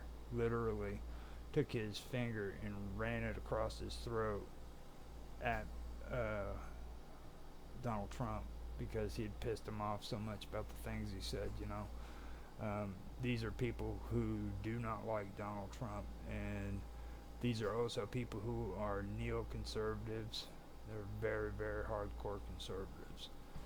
So, with Obama, like I was saying, he was set into position to be in the state of Illinois, give great speeches to the people down in the Chicago ghettos, promising them all this stuff. And the only reason why he was doing that is because he needed to gain clout so that he could progress forward and become president eventually. So this was just a stepping stone that he had to go through in order to make it to the White House. Now, I also have my theories about that too, because there's a family here in Illinois that a lot of people forget about, and it's the Crown family. Now, we have a governor here now. He goes by Governor Pritzker. Now, Governor Pritzker is nothing but a shill, basically. He's a mouthpiece for the Crown family. and whatever the Crown family wants, the Crown family gets. Okay. He also is one of the people who, if he keeps going the way he's going, he'll end up running for the White House as well. So, not only is the Crown family rich and powerful, but he is also rich too. So, there's a chance he soon will probably be running for president at some time or another. But with Obama, that's what I was trying to say. He was groomed to become president. Okay, and that's the way a lot of these people are, and that is what I know when it comes to Obama, because I'm in Illinois, and he was a politician here in Illinois for a short stint before he became president. Not only did he have a short term here, but after he left and he moved on to Washington, the governor that was sitting during the time ended up getting arrested and put in prison because he was trying to sell the same seat Obama was in while he was in office here in Illinois. He was selling the seat to the highest bidder, so whoever freaking paid the most got to be that person. You know what I mean? I thought that was pretty interesting as well. When they say that Illinois government is corrupt, man, they are not lying. That's exactly what this state is. They always say, "Oh, that's just." They won't let up on the past because of what we've done in the past. At one time, I think they were busted for making illegal votes. They were going out to cemeteries and taking names of people who were dead for like 40, 50 years and using their birth certificates to get IDs, or not IDs, but voting cards, and register these dead people to vote when they were dead, you know. So they got busted for that a long time ago, and from that time on, that's the way Illinois has always been thought of. Now, the reason why I also say that Davis was socialist, okay, I can't say 100% if he was communist, but I can say he was socialist, and it's because of the organizations that he was involved in. And I can also say that he was very involved in labor issues. He was involved in union activism. You know what I mean? So he was really involved in labor and activism. And I know for a fact that that's what socialism is all about. It's all about workers. It's about unions. It's about labor, things of that nature.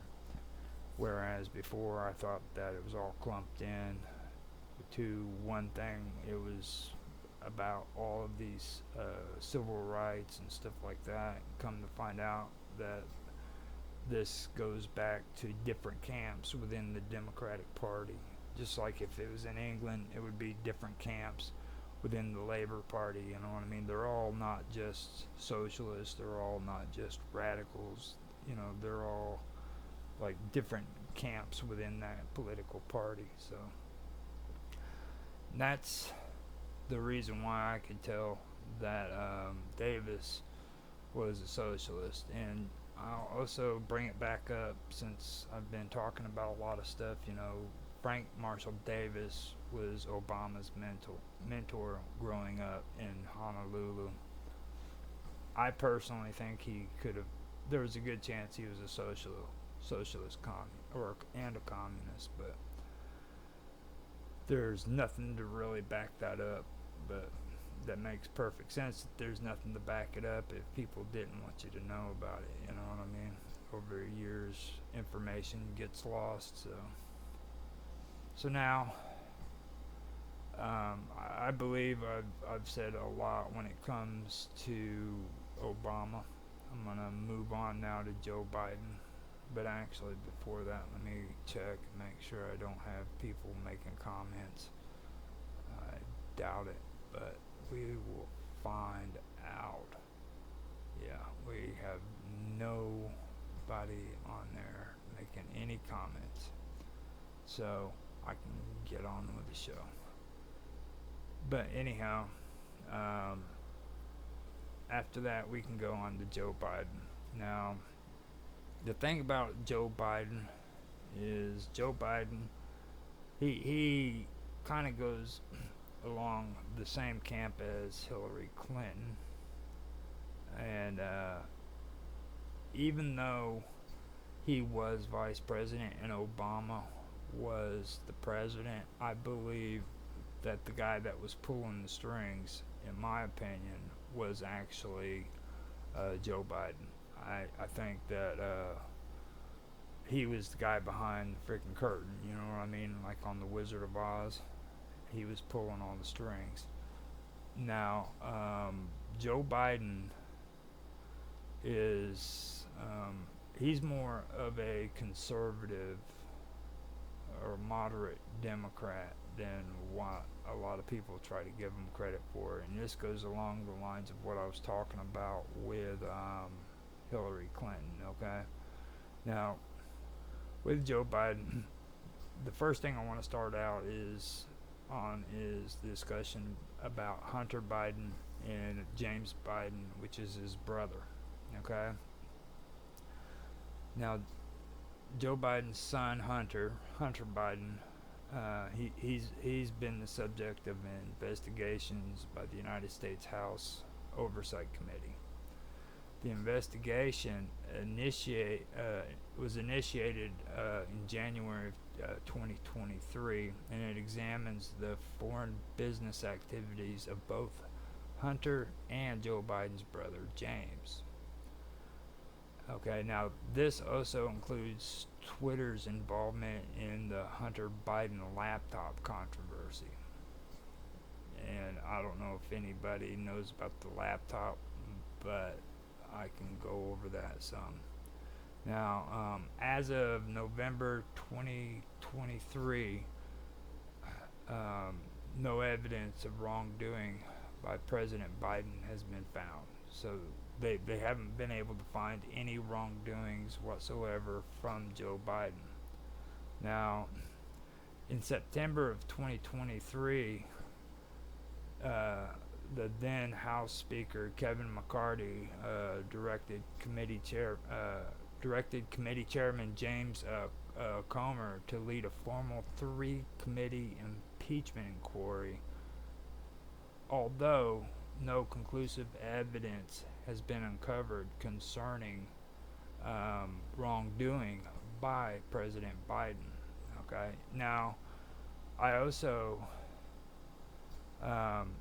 want to point out too that Joe Biden, in order to prevent a full investigation concerning influence peddling by his son, used presidential privilege to deny Congress access to this laptop.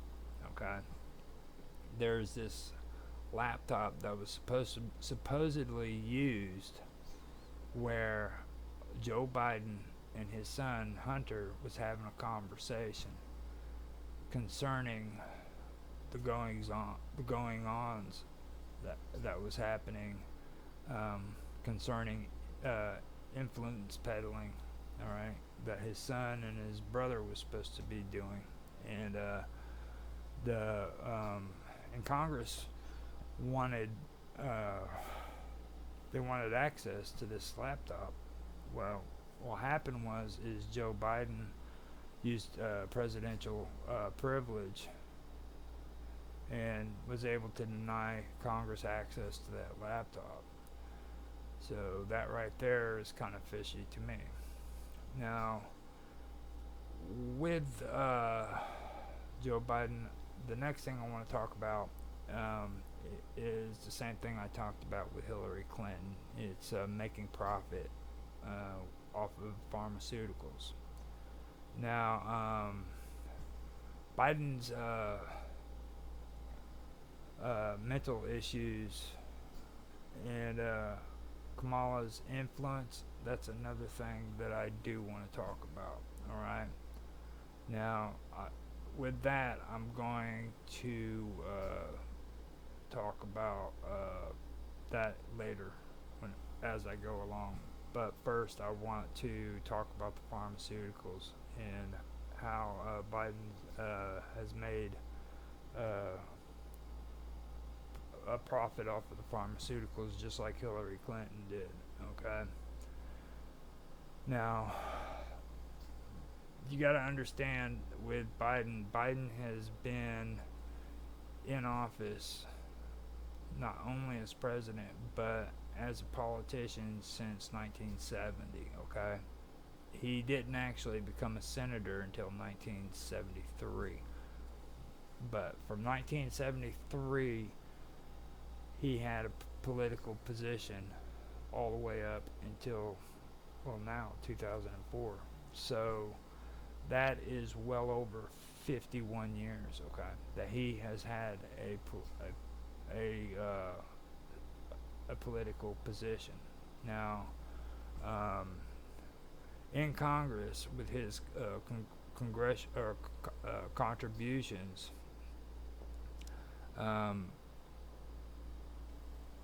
among past and current members of Congress, Biden holds the record for drug industry contributions, totaling nearly $8.9 million. Okay, that's Biden. Okay, he holds the record for drug industry contributions. So that's one thing you need to understand. Now, during the presidential campaign, in his 2020 presidential campaign, donors in the pharmaceutical industry contributed approximately $6.3 million to Biden, nearly 4 times more than what they channeled to Trump, and Trump received $1.59 million from the same industry. Okay, so you got to look at that. These pharmaceutical companies are giving donations to both parties for one thing, but they were given $6.3 million to Biden compared to $1.59 million to Trump. Now, I think the reason why they chose to give Biden more was because, see, Biden is a secure bet. Okay. Now, with Biden, he's groomed.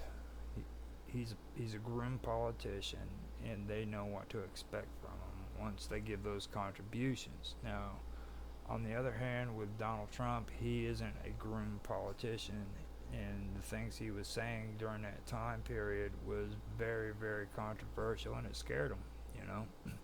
So they were more inclined to back Biden more than what they were when it came to Trump. So he ended up getting the $6 million from the pharmaceutical industry, which was probably a big help to him in winning the election. So now, in recent activities, President Biden has taken steps to lower prescription drug costs through initiatives like the Inflation Reduction Act, okay, benefiting seniors and consumers. Meanwhile, Big Pharma executed over $135 billion in mergers and acquisitions in 2023 alone, passing some of the costs to the consumers. Okay, so even though he's coming up with this legislation, the cost is still being passed on, or the costs are still being passed on to the consumers. That would be the elderly and, you know, Medicare everybody who's involved with all of it. That's who it's being passed on to. So that's something right there. Now, here in a minute, I do want to come back and I want to discuss Camp Lejeune. Actually, I could probably start on Camp Lejeune because this is something that I wanted to bring up for quite some time. All through the last 2, maybe 3 years, we've been getting these commercials about Camp Lejeune and the contaminated water and everything, and it's been plastered all over television, left and right, okay? And, don't get me wrong, it's horrible. It is horrible, and people should see that this stuff was going on, but it was plastered everywhere, and it got so out of hand on these commercials that when I finally found out that this lawsuit was introduced by Biden, I remember looking at my brother and I told him, I bet you when Biden runs for his next term, he's going to throw that up. He's going to use that in his campaign. And sure enough, he starts his campaign, and the first thing he talks about is Camp Lejeune. This is what I did for you. This is what I did for you. Just talking it up, okay? Now, let me also go back to what I just mentioned, okay? Joe Biden first started in politics in 1970 as a council member in Delaware, all right? He ran for the U.S. Senate in 1972 and won. Now, that's where he served as a U.S. Senator from 1973 until 2009, okay? Now, in 2008, Biden was selected as Obama's running mate in the presidential election, where he served as vice president from 2009 to 2017. Biden ran for president multiple times, once in 1988, then in 2008, before winning the Democratic nomination in 2020. Now, during Biden's time as a senator from 1973 until 2009, he could have taken legislative actions related to Camp Lejeune. He could have introduced or supported legislation related to Camp Lejeune. Now you have to understand the contaminations was detected in the early 1980s. Okay, so from the early 1980s all the way up till now, he knew about this stuff. Okay, he knew about this stuff, and he could have done something about it beforehand. He could have at least made he could have introduced legislation or supported legislation.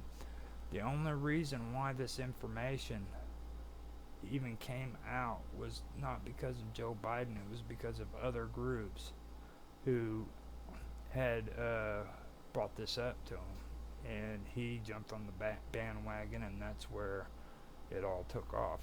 But he was senator from 1973 all the way up until from 1973 up until 2009.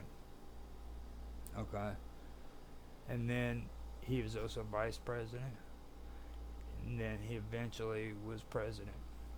And not one time until he was president did he ever take actions about these people being introduced to toxic chemicals in water. Okay, they were bathing in it, they were drinking it.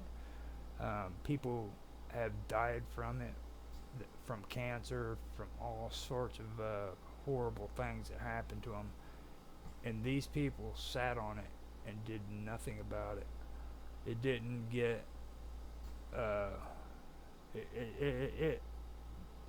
There wasn't a. Okay, see, the thing that's messed up with me about government is this, and I still have a problem with it. I think that it is wrong that we have to ask the government for permission to sue them. Okay? If they don't feel that our lawsuit is worthy enough, we are not allowed to sue the government. Okay? So these lawsuits that all of these lawyers are going crazy about on television and trying to get people to come in and say that they've served at Camp Lejeune and they've had these illnesses are because our government finally gave people the permission to sue the government because of the wrongdoings at Camp Lejeune. All right, and that's horrible. This whole time they couldn't do anything, so entire families had to suffer from this and couldn't do anything until finally there was a lawsuit, or the lawsuits were allowed to take place. And that's pretty hard to explain, to be honest. I hope I did a good job on that, but that is something that I do find pretty outrageous, if you ask me. I still think that that's a part of government that needs to be changed, and I've always felt that way. I always have. I don't think that as an individual I have to ask the government for permission to sue them. I think that I should be able to go in front of the courts with my grievances, and it should be dealt with by the court systems, and that includes government as well. So now I believe that I should probably put on a song. I've been wanting to do songs of people that I have been collaborating with. So with that being said, I want to want to start a song. The first one that I chose was from Within the Vacuum, and after that I will do another song, and I don't know how long these songs are going to be, but I do want to do them. And like I said, now I was debating on doing songs from Quantum Tripper too, but the only problem was like this dude said, yeah man, go ahead, use all my music, no problem, everything. So I went in and I used it, and ended up getting freaking copyright strikes on YouTube. So it's either the dude's using somebody else's music or he's copywritten his own music or something, you know. So with that being said, I am going to pop in Within the Vacuum, and this is one of the songs that he allowed me to use, called The Illusion. So I hope you guys enjoy. This one's called The Illusion.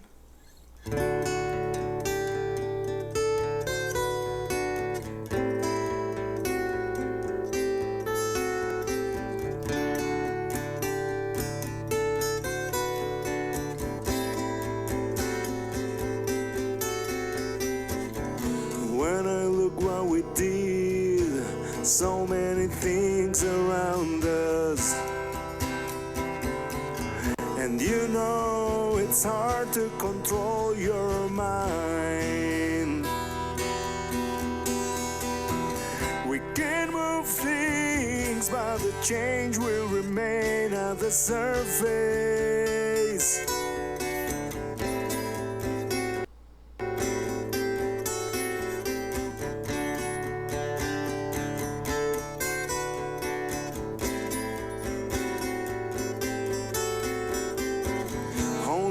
Changes at the core will be fractalized. It It's beyond the comprehension of our limited minds. We can pull strings, but the change will remain at the surface. Ooh. It's on our mind, the illusion. It's on our mind, the illusion. It's on our mind,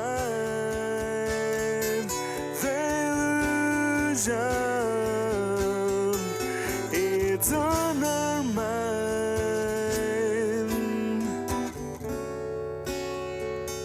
Yeah, yeah, yeah, yeah, yeah, yeah.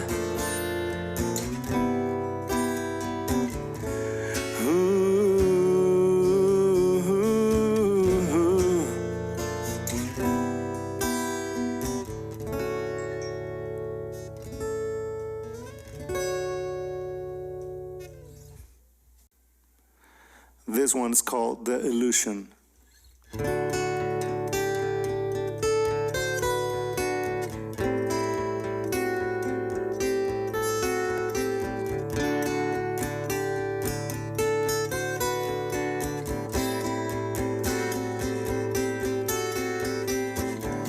When I look what we did, so many things around us.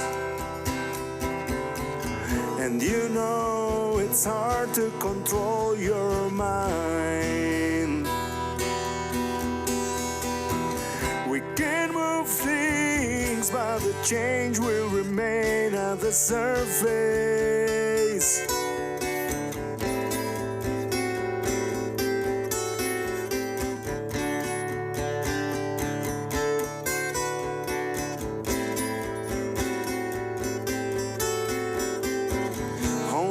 Changes of the core will be fractalized. It's beyond the comprehension of our limited minds. We can pull strings, but the change will remain at the surface. Ooh. It's on our mind, the illusion. It's on our mind, the illusion. It's on our mind, the illusion. It's on our mind.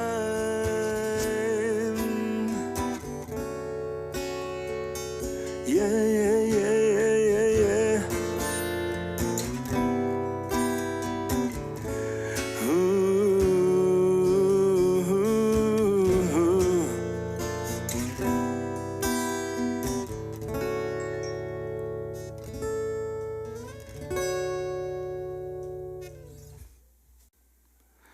This one's All right, so now.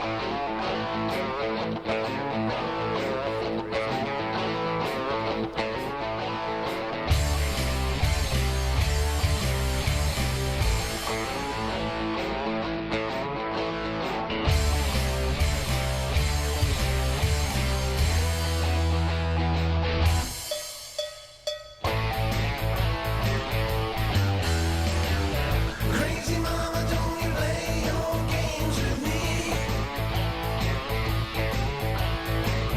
Crazy mama.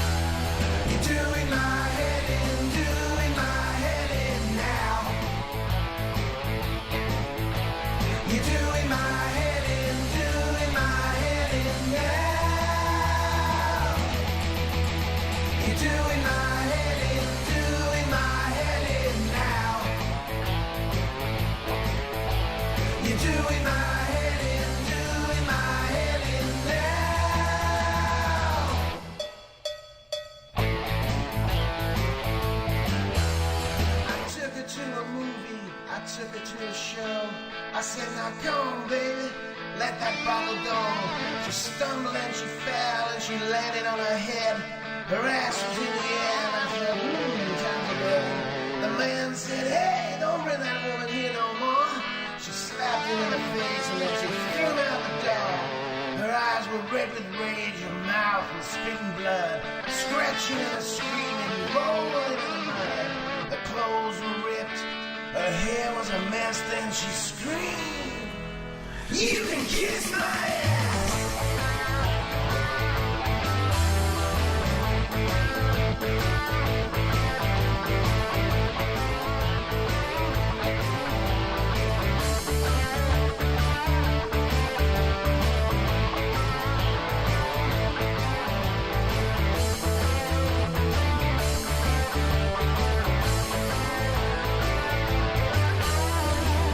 Crazy mama, don't you play your games with me? Crazy mama, don't you play your games with me? Crazy mama, you're gonna be history.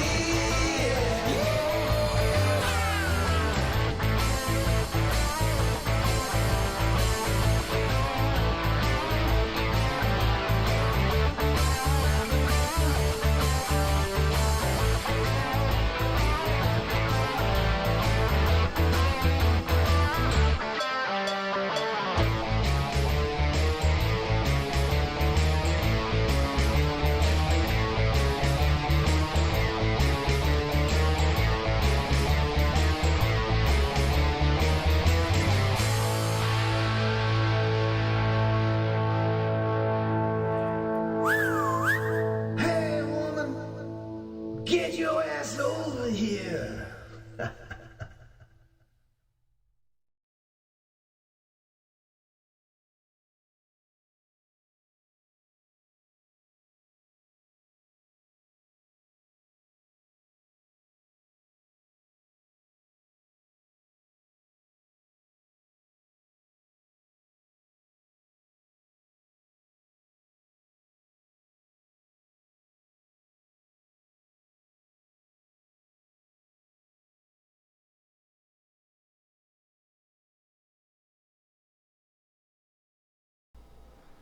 Okay, I am back. So, I can get everything back in order. I hope you guys enjoyed that. That was from Within the Vacuum on Minds.com, as well as John Clark, lovingly referred to as Old John. You can find him on YouTube, Facebook, Spotify, a whole bunch of other places. Now, I will have more music available here in a little while, but I am also going to continue on where I left off. Now, hopefully, I can get back to where I need to so that I can get my cool slideshow going on. Now, that slideshow is a collaboration between me and Mr. Robot on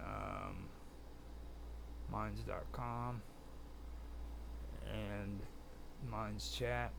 If you guys want to check him out, you can find him there. Now, I can get this one going. This is another one that we worked on. And like I said, we did this off of geometry. We used Blender to do it. And hopefully I can do more of this. We were just playing around in chat, and he threw up some pictures, and I said, I'm going to try that on Blender for you. So I went ahead and I started doing them, and we came out with some pretty cool graphics here. And it was pretty easy, by the way. I mean, this didn't cause any stress on my computer whatsoever. So hope you guys enjoy it.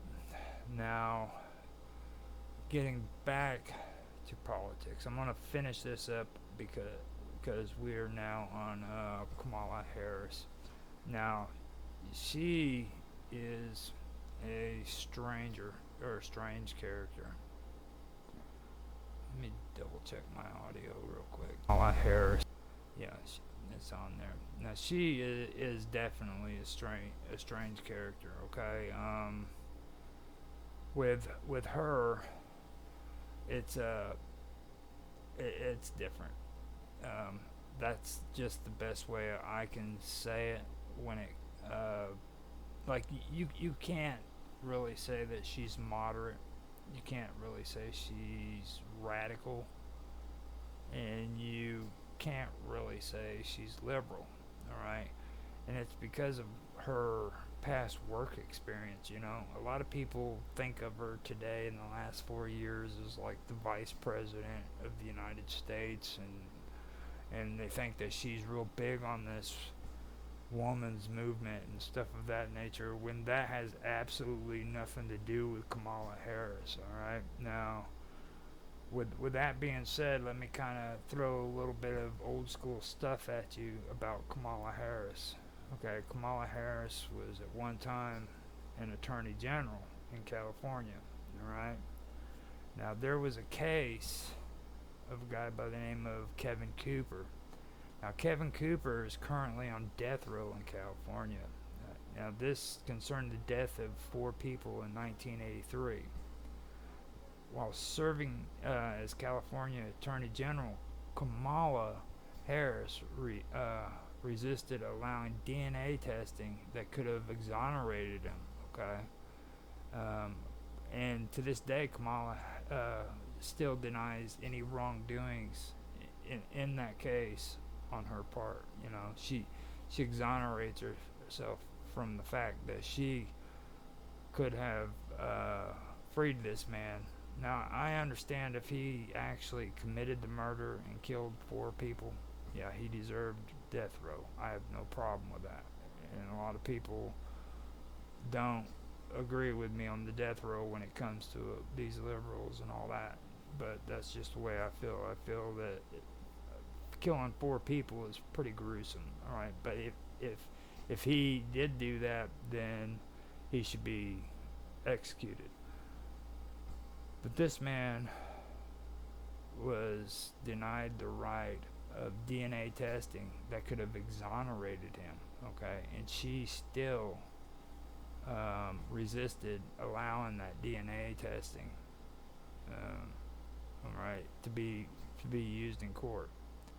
Now, when she was running for president, she threw up this case kind of like in opposition to Kevin Cooper, of a teenage boy that she was able to get out of prison because of murder as well. You know, so hey, yeah, I did that, but look over here, this is what I did too. You know, I helped this poor kid out of frickin' prison who was gonna be, you know, put in prison for murder. You know, that was her way of exonerating herself. You know what I'm saying, and making it all right that what she did with this man wasn't wrong. You know, and that right there is something that I find appalling, to be honest with you. I think that is probably worse than, you know, what she did to this man. You know, the fact that she did that to Kevin Cooper, but then afterwards, you know, actually not it. This is without admitting any wrongdoing. She actually comes up with another case to say, look, man, this is what I did too, you know. So that makes her even more disgusting than what she was before. And, you know, the thing about Kamala Harris is, like, I was on Jeffrey Ryder's show. He has this Pirate Red network show, and it was brought up about the SIS in California. and the SIS was a part of the Los Angeles Police Department, and they became so controversial they made a movie back in the 80s about it with Lou Diamond Phillips. And I freaking remembered that, so I went and I checked it out on the internet, because like in my head, something that happened that was that controversial back in the 80s couldn't possibly still be going on today, right? And this all reminds me of Kamala Harris in California. Right? That's the reason why I'm bringing this up. But I went and I checked it out, and sure as shit, to this day, the SIS still operates in California. Now, this organization within the police force is nothing more than a hit squad sent out to freaking kill people, okay? Now, they've had situations where they were in the drive-through fast food restaurants, and they literally opened fire on a carload of people, alright, claiming that one of them tried to pull a gun. You know what I mean? An entire carload of people were dead. You know, they surrounded the car and they just freaking blew them away. This is the kind of people that are in the police department in California, Los Angeles, alright? And that's the kind of person that I take Kamala Harris as being, as somebody like that. Somebody who is just horrible, despicable, and this is the person that they want to frickin' make the next president of the United States of America. You know what I mean? Now, in 2008, Harris's office prosecuted Jamel Truelove for murder, but an appellate court later found that police officers had framed him. They literally had framed him. Okay? Now, Kamala Harris's office prosecuted this man, okay, for murder. And then later, they found out that the police officers had framed him. Now, Truelove was released after 6 years in prison, and the city paid him a $13 million settlement because of it. Alright? This is another case that Kamala Harris was involved in her career. So it goes back to this whole thing about her being into civil rights and women's rights and all of this stuff. Don't buy into that. This woman is evil to the core. She is something but nothing. I mean, it's like, you can't call her a conservative, you can't call her a liberal, you can't call her a freaking radical, because radicals aren't the same as what this woman is. Okay, this woman is like borderline psychotic. And that's radicalism is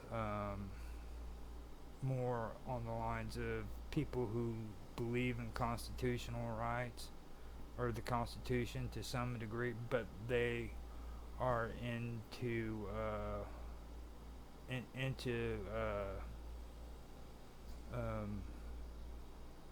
like they're more into like government. I'm having a brain fart right now.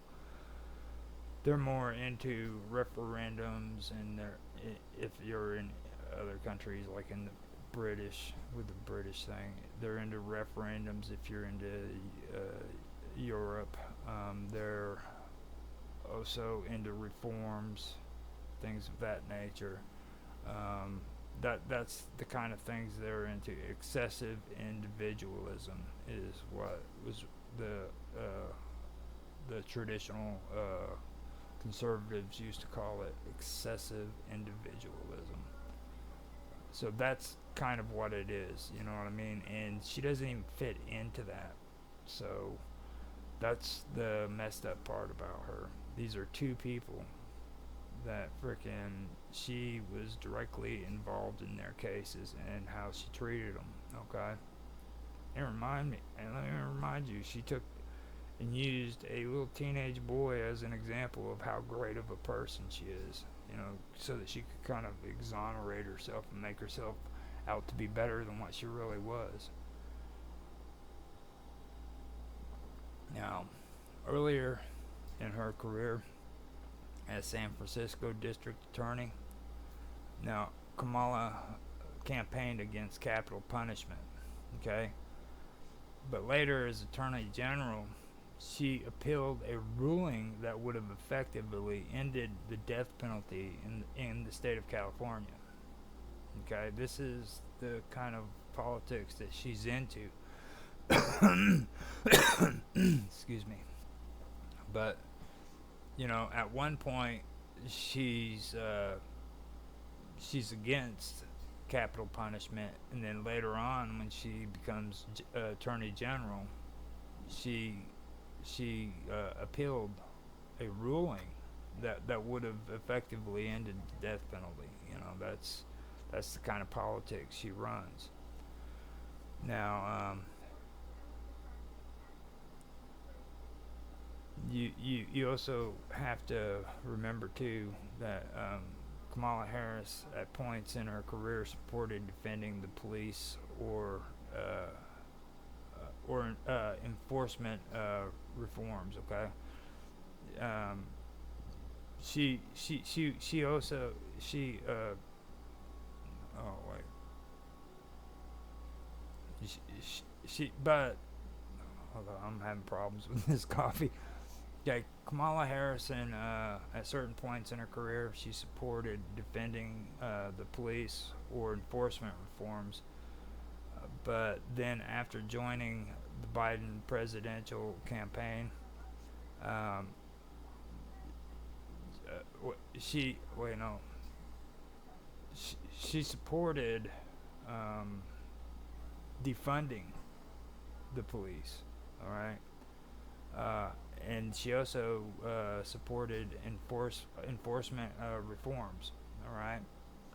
Now, after she became Biden's vice president and joining the Biden presidential campaign, she started to distance herself from the defunding the police position. She no longer started supporting all that. So that goes back to what I was talking about when it comes to her form of politics. You know what I mean? She's only going to cater to it because it benefits her. So just trust me on this when I tell you, the woman is only looking out for herself, and that's it. So I am done with Kamala Harris. I want to now go on to the discussion of tech.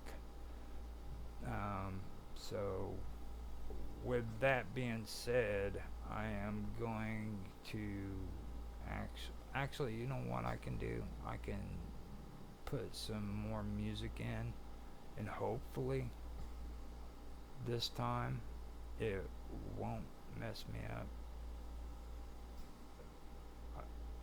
I can figure out which would be a good song. Now, with the music, I have Austin's music, which I can put some stuff in here. Now, he has Classic Mayan, which I did last week. But this time I want to do another one. Now, he is a very interesting guy, man. So he has different types of music. So I'm going to do The Lonely Legend. And he also has one called Before They Were Legends, which is before this one. It's kind of like a build up to it. But what I'm going to do is just do The Lonely Legend. And I will be back on. Go grab me some coffee and maybe smoke a cigarette. I hope you guys enjoy.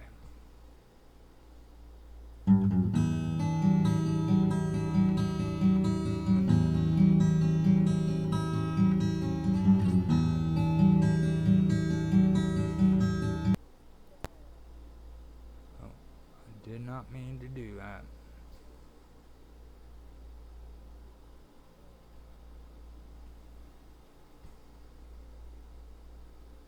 Let me get that straightened out.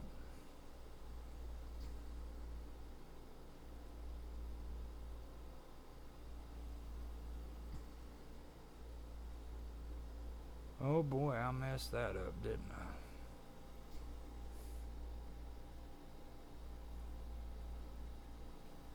Okay, give me a second here.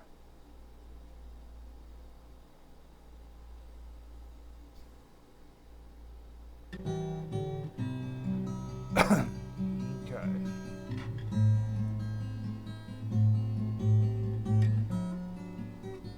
Yeah, this stuff gets on my nerves.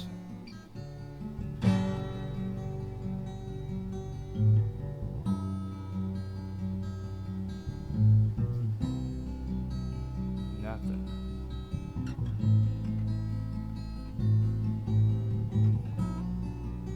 OBS did an update today, so.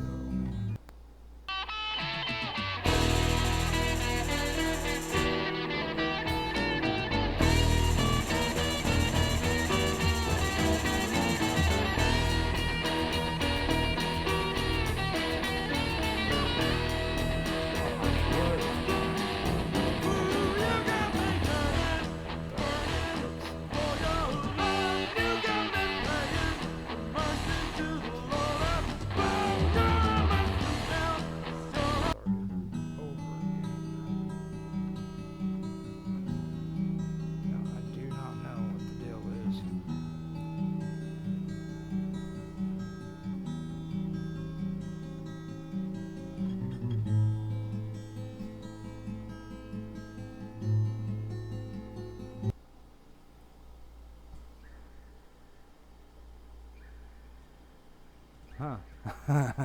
Wow.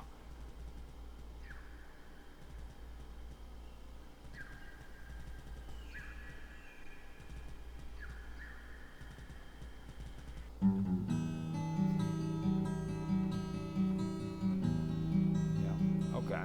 So that's not going to work out, I guess, huh?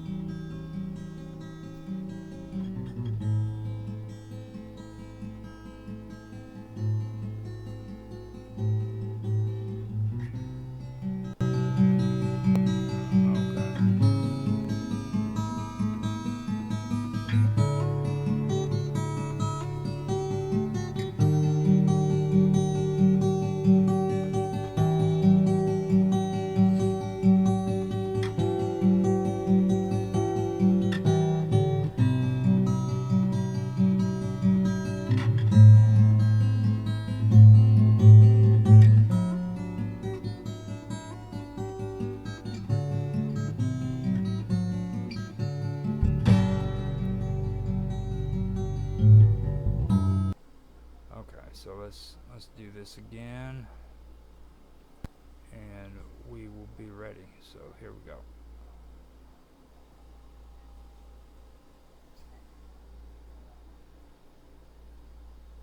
Hopefully we will be ready.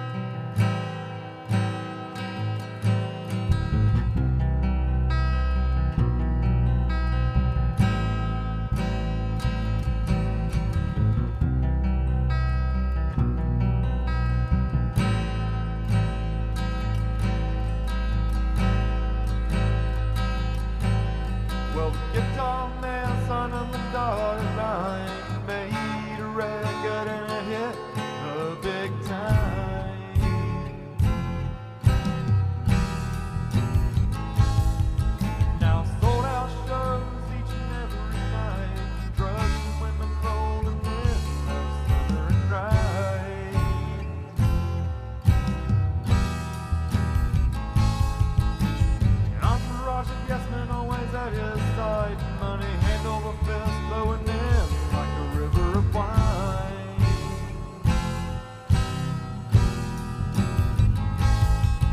First passing the ideal is the glamorous life. He gets everything he wants and more.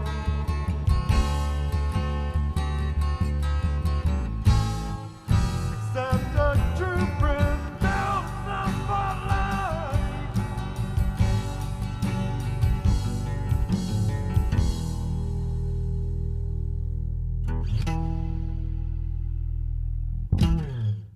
Now it's dark and it's quiet and he's all alone. And he's sitting there in misery in his fancy home.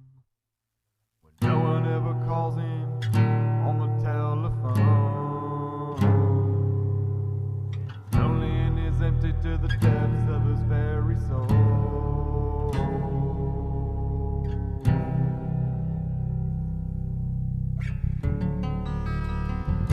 Oh, lonely legend, what are you gonna do?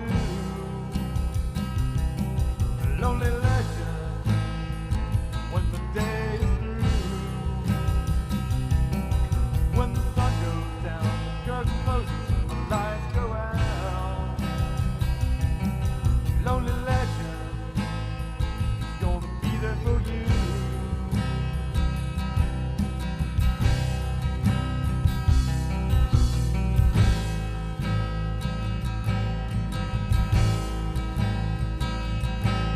Well, the little girl became a big movie star. Now she chauffeured around in a fancy car.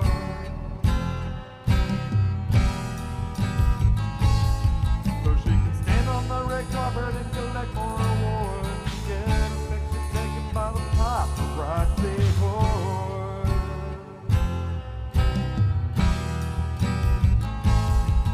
Now the money's rolling in way faster than she can spend. She gets everything she wants and more.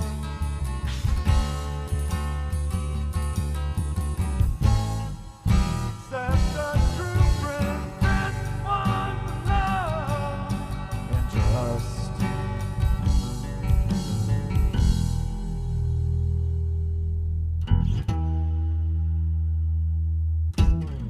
But now it's dark and it's quiet and she's all alone.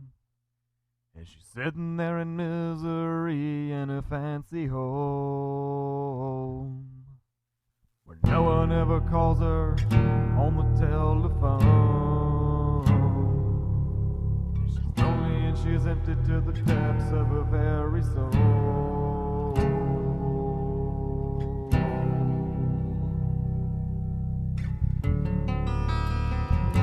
Oh, lonely legend, what are you gonna do?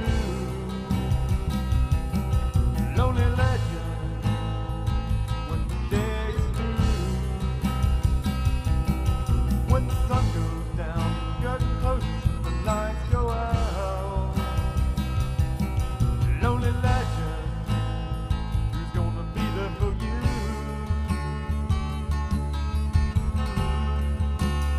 Who's gonna be there for you?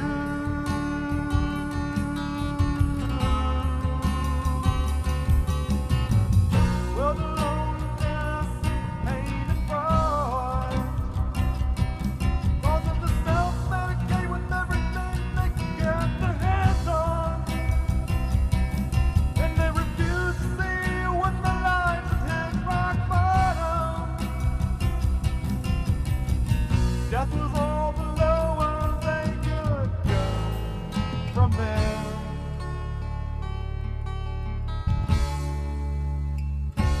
Oh, lonely legend, looks like it's true.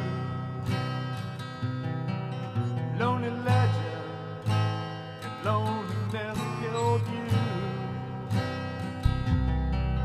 When your casket's closed and you're lowered into the ground, the whole world might cry, but you'll never hear a sound.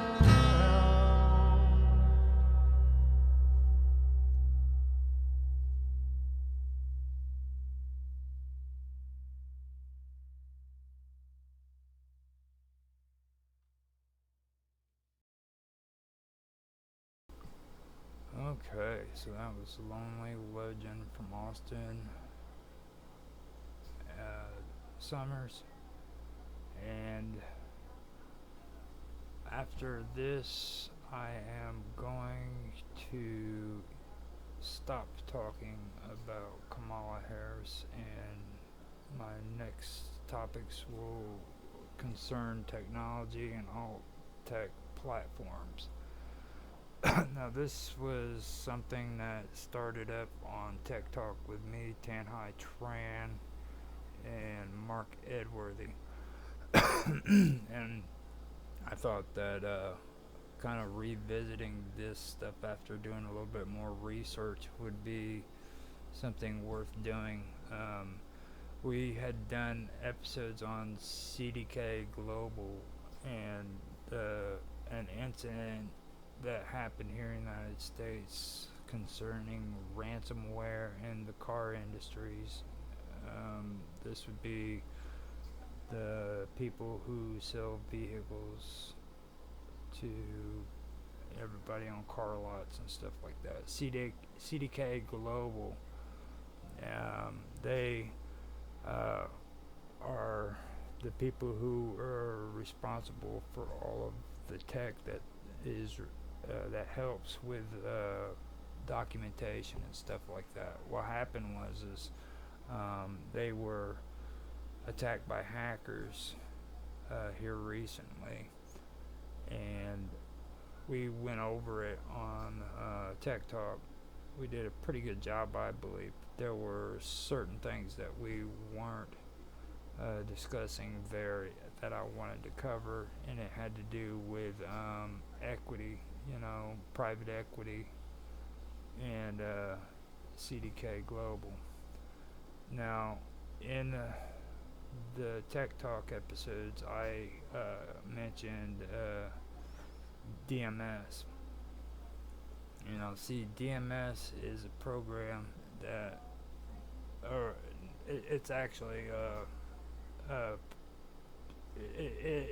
DMS is something that's been researched for decades. I mean, they were doing this, according to Tan, it started out back in 1965, I believe. I thought that it was like in the 1970s, but this isn't new technology that I'm discussing here. This is old technology that's been around for quite a long time, and what happened with CDK Global is they ended up getting hacked, and all of their data was held ransom for a ransom. It was held hostage for a ransom. And they had no backups. They didn't have good security, and they didn't have their information backed up on it. And for me, that's when I mentioned DMS. Now, DMS organizes and secures documents, makes it easier to find and share information. I also mentioned that when combined with data visualization tools, businesses that can not only manage their documents efficiently, but also visualize the data contained within them, leading to better insights. Now, data visualization tools simplify complex data sets and reveals patterns. Now, with these patterns, DMS can with visualization tools and DMS, using these patterns, they could have been able to detect unusual behaviors within their own system. You know what I'm saying? So that was kind of what I was getting at in those interviews and everything. Now, DMS, besides what I just mentioned, it facilitates collaboration by allowing multiple users to access and work on documents together. Okay? Now, that right there would have been useful if you had multiple people who could work on things from different locations and stuff, because I feel that like if more than one person was collaborating on projects and stuff like that, there would have been more of a chance that they could have backed up their data. You know what I mean? Because nobody works on projects without backing up their data.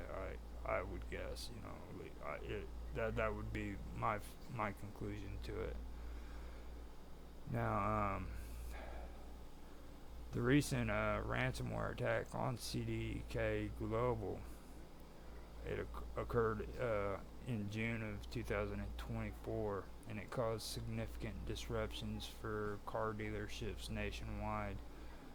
The attack led to a shutdown of systems and forced many dealerships to revert to manual processes. In other words, when they sold the car, they had to write the receipts out, and they probably did the cards with the sliding thing, things like that. So it all had to be done manually. Now, these technologies that I mentioned could have played a role in mitigating the risk and impact of such cyber attacks. You know what I mean? It could have actually helped out in that.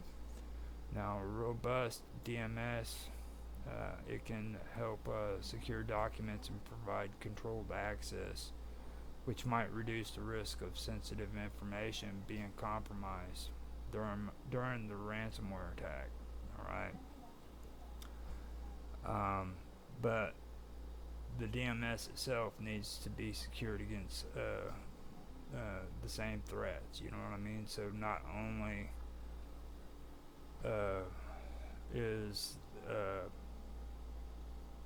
documents and everything at risk, but also the DMS itself needs to be secured against the same threats.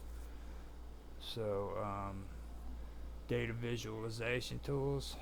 Now these tools could potentially identify unusual patterns, like I said before, spikes in data, and that might indicate a security breach.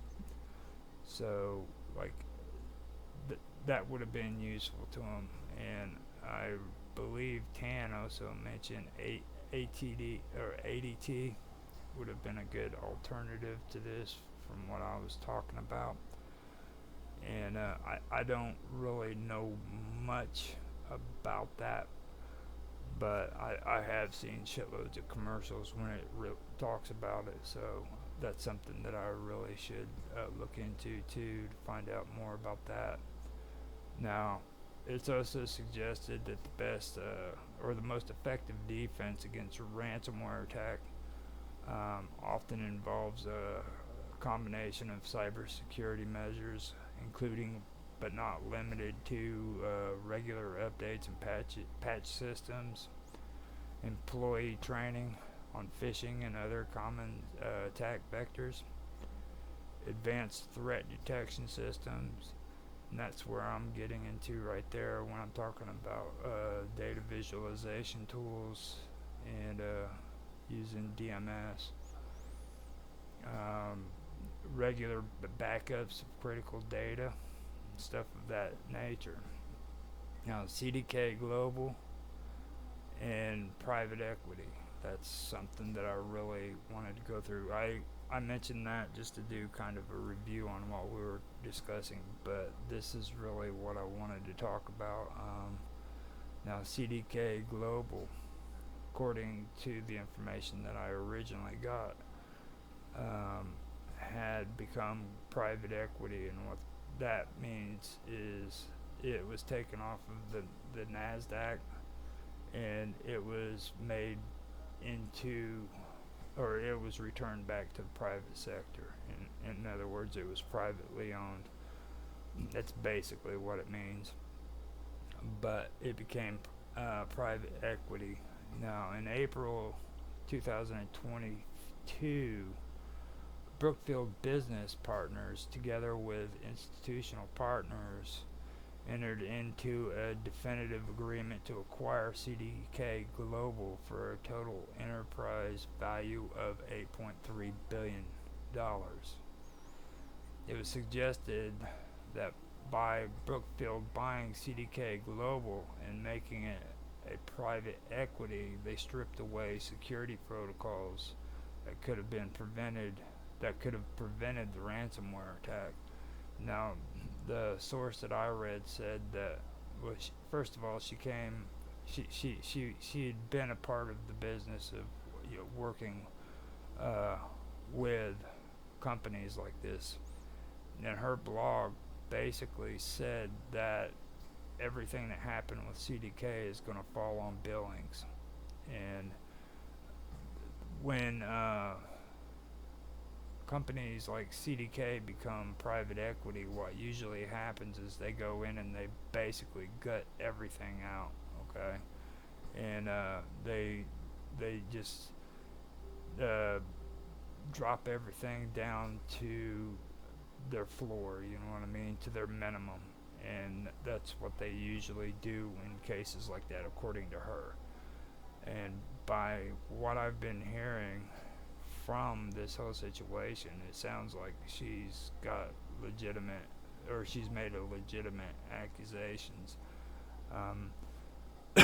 So it suggested that Brookfield buying CDK Global making it a private equity stripped away security protocols that could have prevented the ransomware attack. Now, Brookfield business partners and parent company of CDK Global experienced a significant ransomware attack too.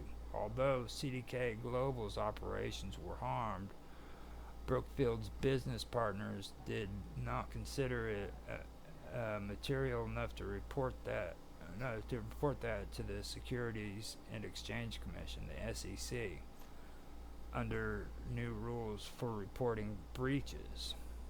Additionally, Brookfield Global Relocation Services, BGRS, which assists the Canadian military during movements, suffered a cyber attack that caused its websites to be offline for several weeks. Another incident involved Brookfield Residential Properties, a wholly owned division of Brookfield Asset Management, which admitted to being victimized by an unspecified cyber attack. Now, I made a couple of notes here, okay? A Brookfield Residential Property, a wholly owned division of Brookfield Asset Management, BAM, acknowledged a cyber attack in 2020. Unauthorized access to a limited subset of files occurred, prompting immediate action to restore affected systems and implement additional security measures. The incident affected internal employees, and the company reached out to those whose information may have been accessed. Notably, a threat group called DarkSide claimed responsibility for a ransomware attack against Brookfield, but did not specify which division was targeted. The parent company emphasized that Brookfield Residential operates independently on a separate network from the parent company. So, that was two notes that I wanted to make. Now, this last note is CDK Global, an automotive data provider, suffered a cyber incident that disrupted operations across the U.S. and Canada. So it happened in the United States and in Canada. The company purchased by Brookfield Business Partners in 2022 for over $8 billion is actively investigating the issue. But when I went to go check into all of this, I found out that because it is now private equity and it's back in the private sector, that CDK Global hasn't shown anybody what security measures they've put in place or anything of that nature. So that is something there too. So it gets really weird about all that stuff. Now, this actually caught my attention afterwards, because right after I heard about the car dealerships being held ransom until they paid these hackers for their data back, about a week and a half, I ended up running across another incident that happened concerning LaGuardia Airport. Now, this is referred to as the global IT outage. Now, this was a massive IT outage which affected airports worldwide, including LaGuardia Airport. Long lines, malfunctioning screens, and delays ensued as airlines like American, Delta, and United issued ground stops. In 2024, a major global IT outage disrupted businesses and governments worldwide. So this affected not only businesses and airports and stuff of that nature, but entire governments as well. And this is worldwide. Now, the outage resulted from a flawed update to a cloud-based security software by CrowdStrike, a top cybersecurity company. So here we have a cybersecurity company, and I also have issues with this whole cloud thing, like cloud-based security software. You know what I mean? I've noticed that they're doing a big push in Europe for cloud services, and I keep tabs on Activision, or I kept tabs on Activision when it came to Activision and them being sold. And the one stipulation that the EU had in order for Activision to be able to be sold was that these games be put on their cloud service. And it kind of struck me as funny as why would, well, first of all, why would a gaming company be dealing in business that was so huge that governments got involved in it? And then secondly, why was it important for the EU that all these games be put on the cloud, you know? Then I find out about this right here, you know, that it's the outage resulted from a flawed update to a cloud-based security software by CrowdStrike, a top cybersecurity company. You know, now this happened with LaGuardia and as well. So there was more involved with it than just gaming and everything. This is a cloud-based security software. And that was one thing that stuck out to me. Now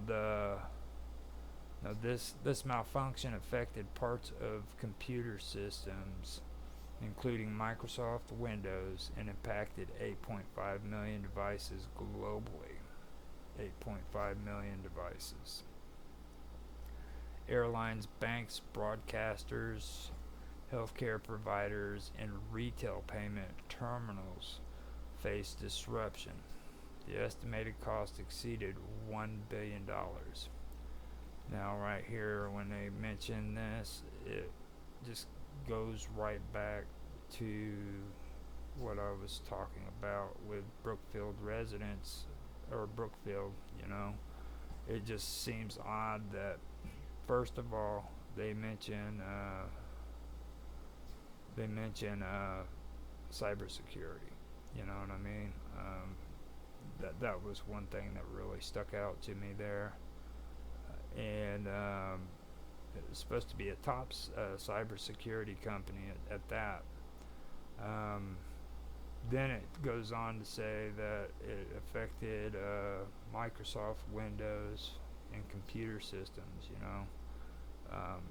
kind of makes me suspicious about if this was actually, just an outage, or if, this might have been a hack that shut down major airports and banks and stuff of that nature. Maybe something's not being disclosed or something. So that's one thing that really stuck out to me. Because it's like I said, there were disruptions. That's what hackers like to do as well. And it cost over $1 billion. So somebody got hit hard. Now, LaGuardia Airport has faced cybersecurity attacks in the past. In October of 2022, a Russian hacker group targeted several major U.S. airports, including LaGuardia. Although the attack didn't disrupt air travel, it raised concerns about future cyber threats. Engineers and programmers have since worked to enhance security and prevent more serious incidents. And that's more of a PR statement than it is anything else. That's what Mark would say, at least. So, to go further into it, early in the morning on October the 10th, 2023 is when it happened. A Russian hacker group launched an attack on LaGuardia's IT systems, causing the airport's website to go down temporarily, and that's basically what it was. So this kind of sticks out to me on that. I really wasn't able to grab too much information on that. But you also have to realize it goes back to what I was saying with CDK Global. These aren't small time, hackers attacking with ransomware. This isn't like the average ransomware attacks that people try to just ignore and pretend didn't happen. CDK Global serviced over 100 countries worldwide, and it's a multinational corporation, or now I guess it's not a corporation, but it returned to the private sector. But this was a big organization. Brookfield Business Partners, they also were affiliated with the Canadian military. They worked with them with maneuvers that the militaries were doing. So this is big business with big money, and it makes me stop and wonder what's actually going on, because a lot of these people are big at talking about how great technology is today and how much we've come along, but at the same time we're having a lot of these shutdowns, and we're having a lot of these hacks or taking place, and the evidence is showing that things aren't as great as what people are making claims of it being. Just to be honest with you, I mean, we're not as far ahead as what we really think we are. That's how I see it. It's just my take on it, but I could be wrong. I usually am. So now, that, like I said, I didn't get much information on that. I probably could have checked it out a little bit, but I also find it odd that 2 years previous to this incident, LaGuardia had an attack, a cyber attack that occurred that affected the airport's website, it's not big, but it does seem to be something to really take note of, you know. Now, after that, I really want to discuss Arweave. Now, Arweave is something that me and Tan and Mark also discussed later in the second season, and it concerns Odyssey. Now, if anybody remembers, Odyssey went through a lot of issues concerning library. Now, library is its, I guess you could say, its mother platform.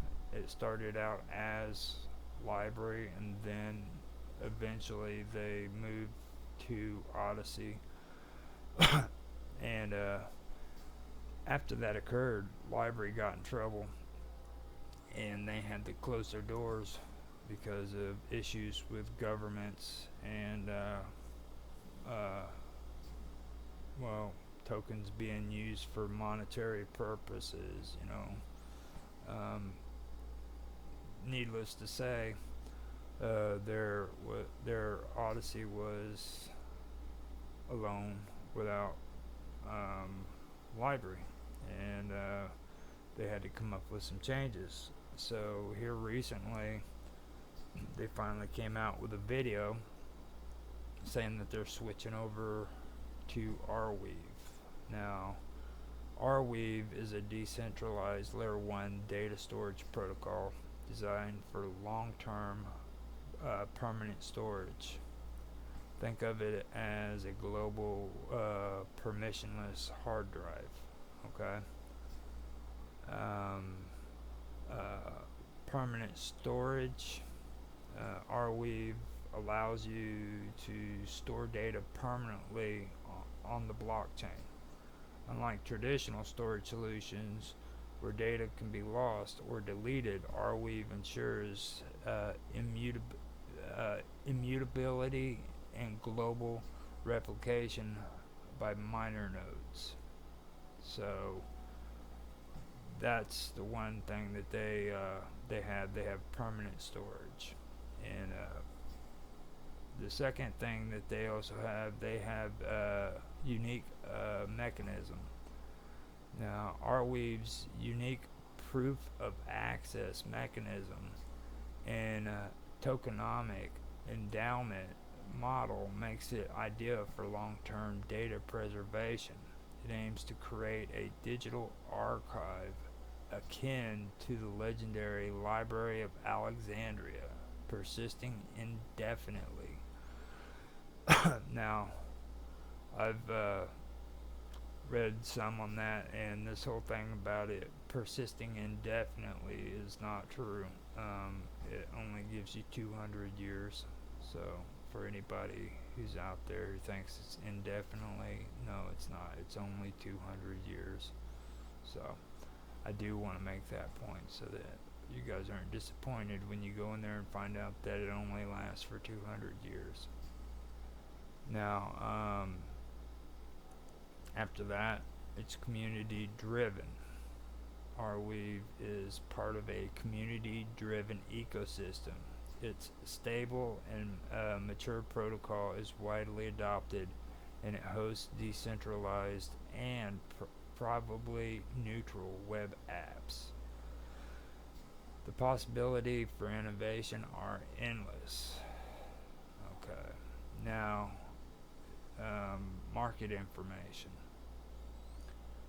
As of now, Arweave AR is ranked number 49 in the cryptocurrency market with a live market cap of approximately 2.1 billion USD.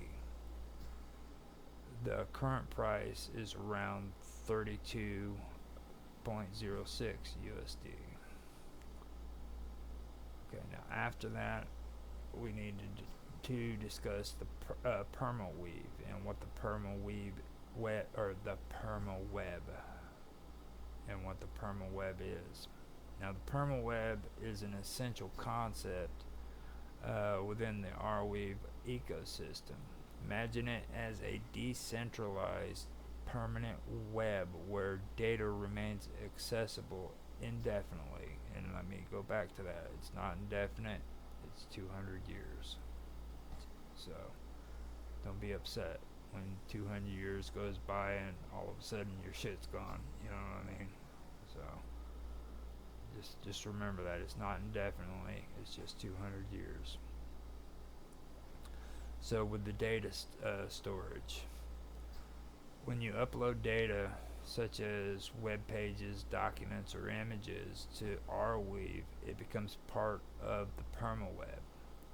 Unlike traditional websites, which can be taken down or altered, permaweb content remains intact. Okay, so that is what the data storage is all about. Now, blockchain anchoring.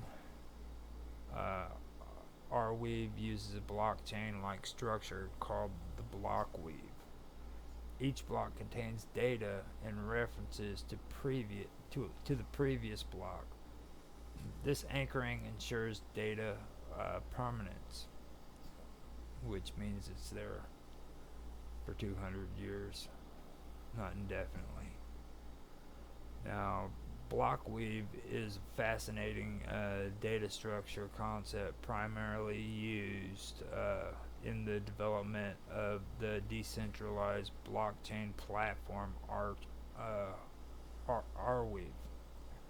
Now, you have the Arweave-like pattern. No, the weave-like pattern is what it's referred to. Unlike traditional linear blockchains, blockweave links blocks together in a weave-like pattern. Each block references not only the previous block, but also a random older block.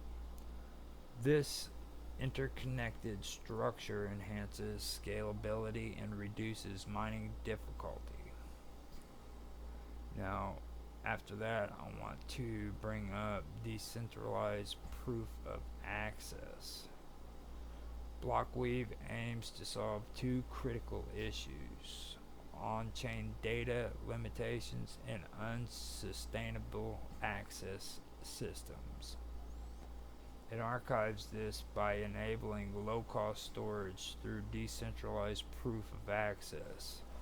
In other words, it ensures that the data remains accessible while keeping storage costs reasonable.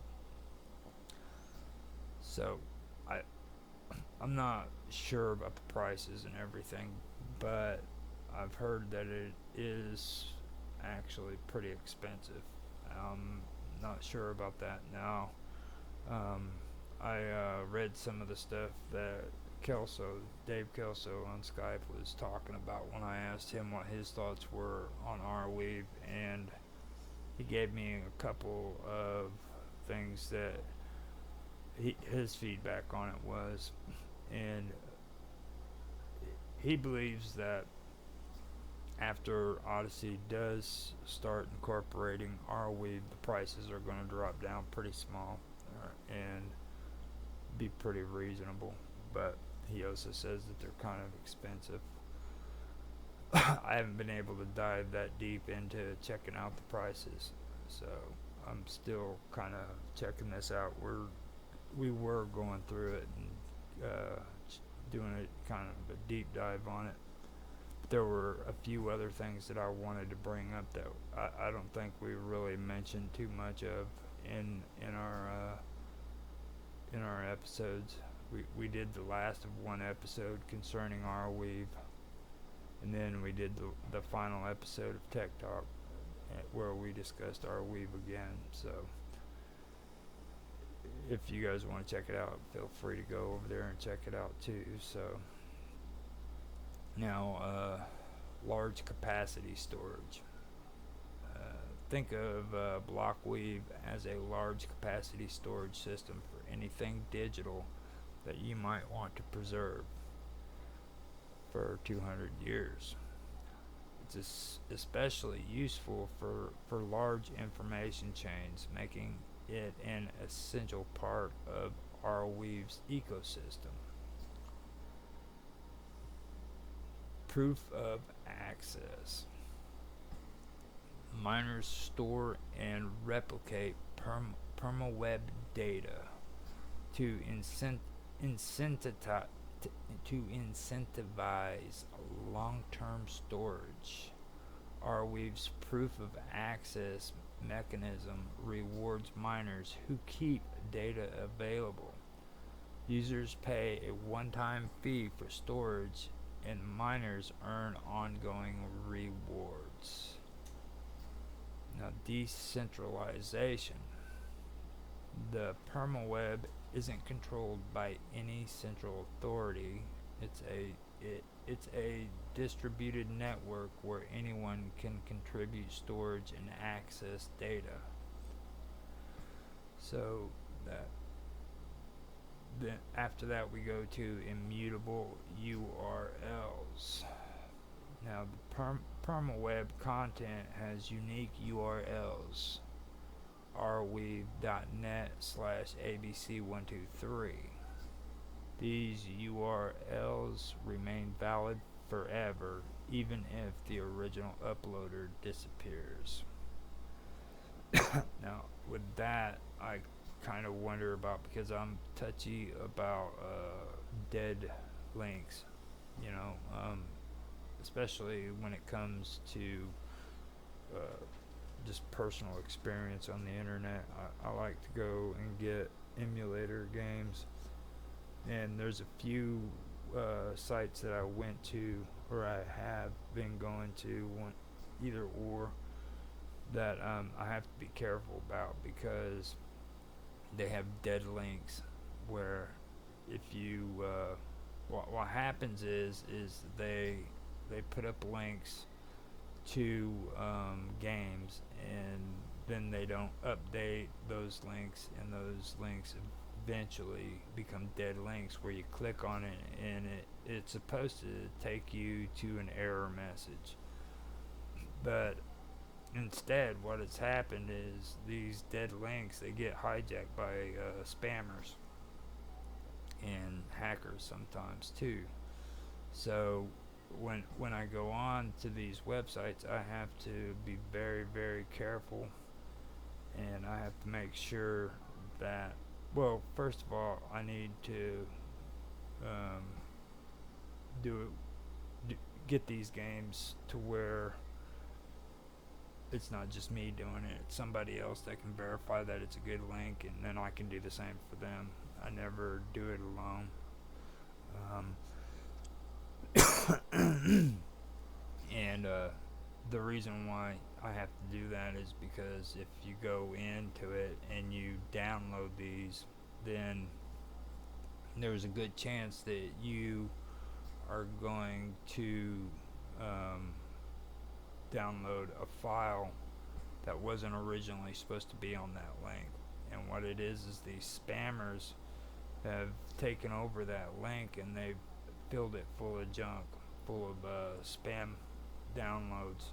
So you go in there, you download it, and it looks just like what any other download would look like, but in reality what it's doing is it's downloading shitloads of spam and unwanted viruses and shit of that nature. So that's the result of dead links. So when I hear about the unique URLs that Arweave has, and how they're valid forever, the question is what happens with those links after the original uploader disappears? Does it just become a dead link, or is the content that's on those links still there afterwards? So that's kind of a question that I would have there. That stuck out to me towards the end, though. I really did think about that. I was wondering what that was all about. So now I have more time than what I thought I did, so I can go over the third part of what I wanted to discuss.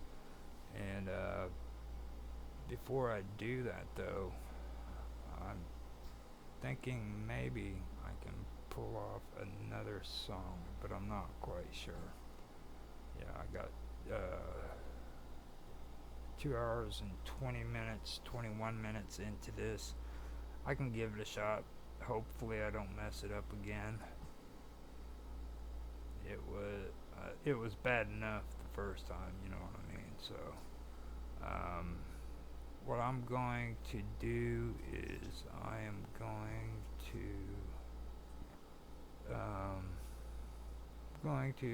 put on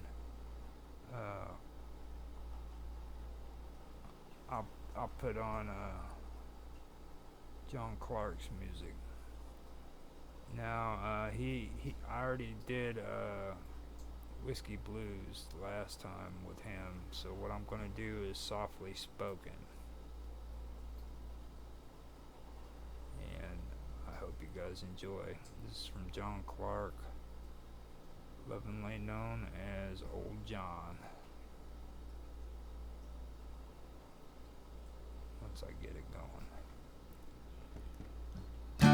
Softly spoken in my memories, my father, he said to me, son, what are you doing? You gotta leave that bottle be. Son, what are you doing? Son, what are you doing? Son, what are you doing? Son, what are you doing?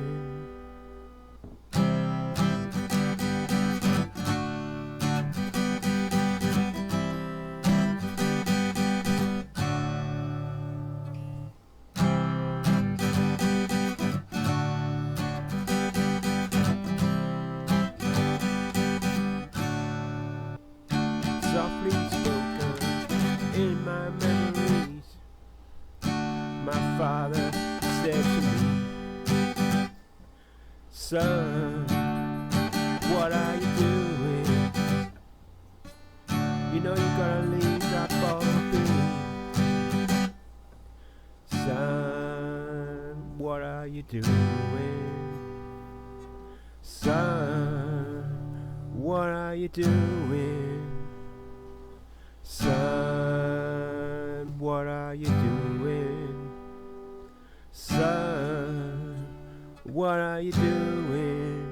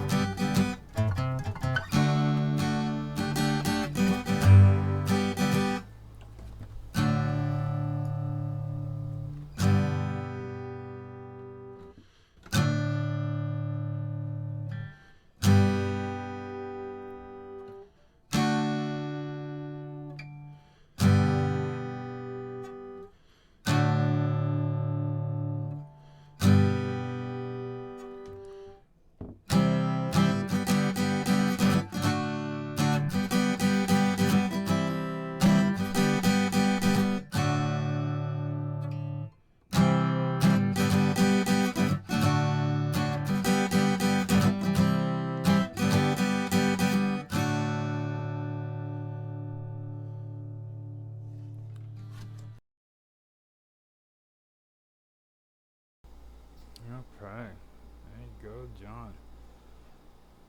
Now, I can see if I can put on some cool background effects again and take it off of this wall that I made on Blender, but there's no guarantees before that, I'll give it a try. Let's see what we can do here. So I'll go back to we'll go back to some of the Mr. Robot stuff that I made for him. Let's see if I can put it up. Turn that off and that on. There we go. It actually worked. Alright. Make sure this is on loop.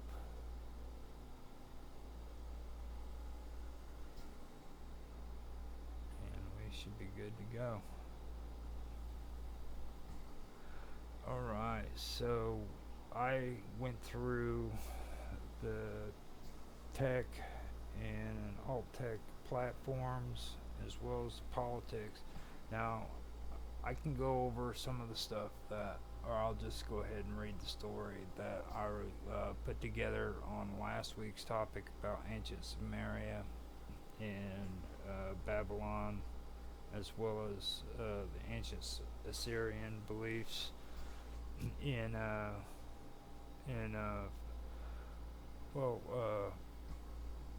ancient demons and stuff. Now, you need, when I went through that, there was areas where I was talking about astrology, okay, and how the creation of astrology first started.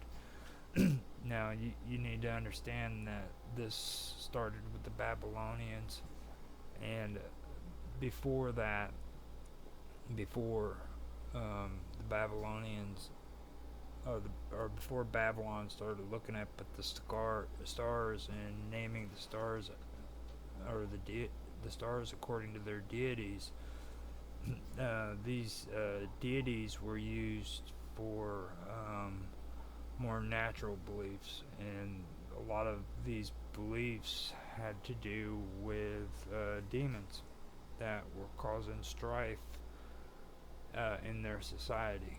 So that's where these, well, not all of them actually, I should take that back. Not all demons, according to them, were good, and not all of them were evil either. There was a mix between them. So during this time period, it was an everyday practice. Like today we sit and we look funny at somebody who believes in demons and they believe in angels and stuff of that nature, and spirits, but back then it was just everyday common belief. You know what I mean? If something bad was happening in your house, they believed that demons were entering into their house and doing foul things to them. So this was an everyday practice. They would put little figurines at their doors. They would bury them in the dirt right by their entranceway so they could ward off evil spirits and stuff. And this was the way they lived their lives, So it was common practice to them. There was nothing unusual about it back then. So with that being said, I can get on with it now. Before they started connecting the stars to their deities, they believed in demons, and their deities had something to do with it as well. I also started talking about exorcism. Exorcism is something that took place way before Christianity. Like everybody talks about, like the exorcisms, the Exorcist and stuff of that nature. But the truth of the matter is exorcism was around before Christianity. It's mentioned in the Bible with Jesus too. About the herd of swine and legion and all of that. But exorcism actually goes back to ancient Samaria, and these were the demons that they mentioned, you know what I mean? And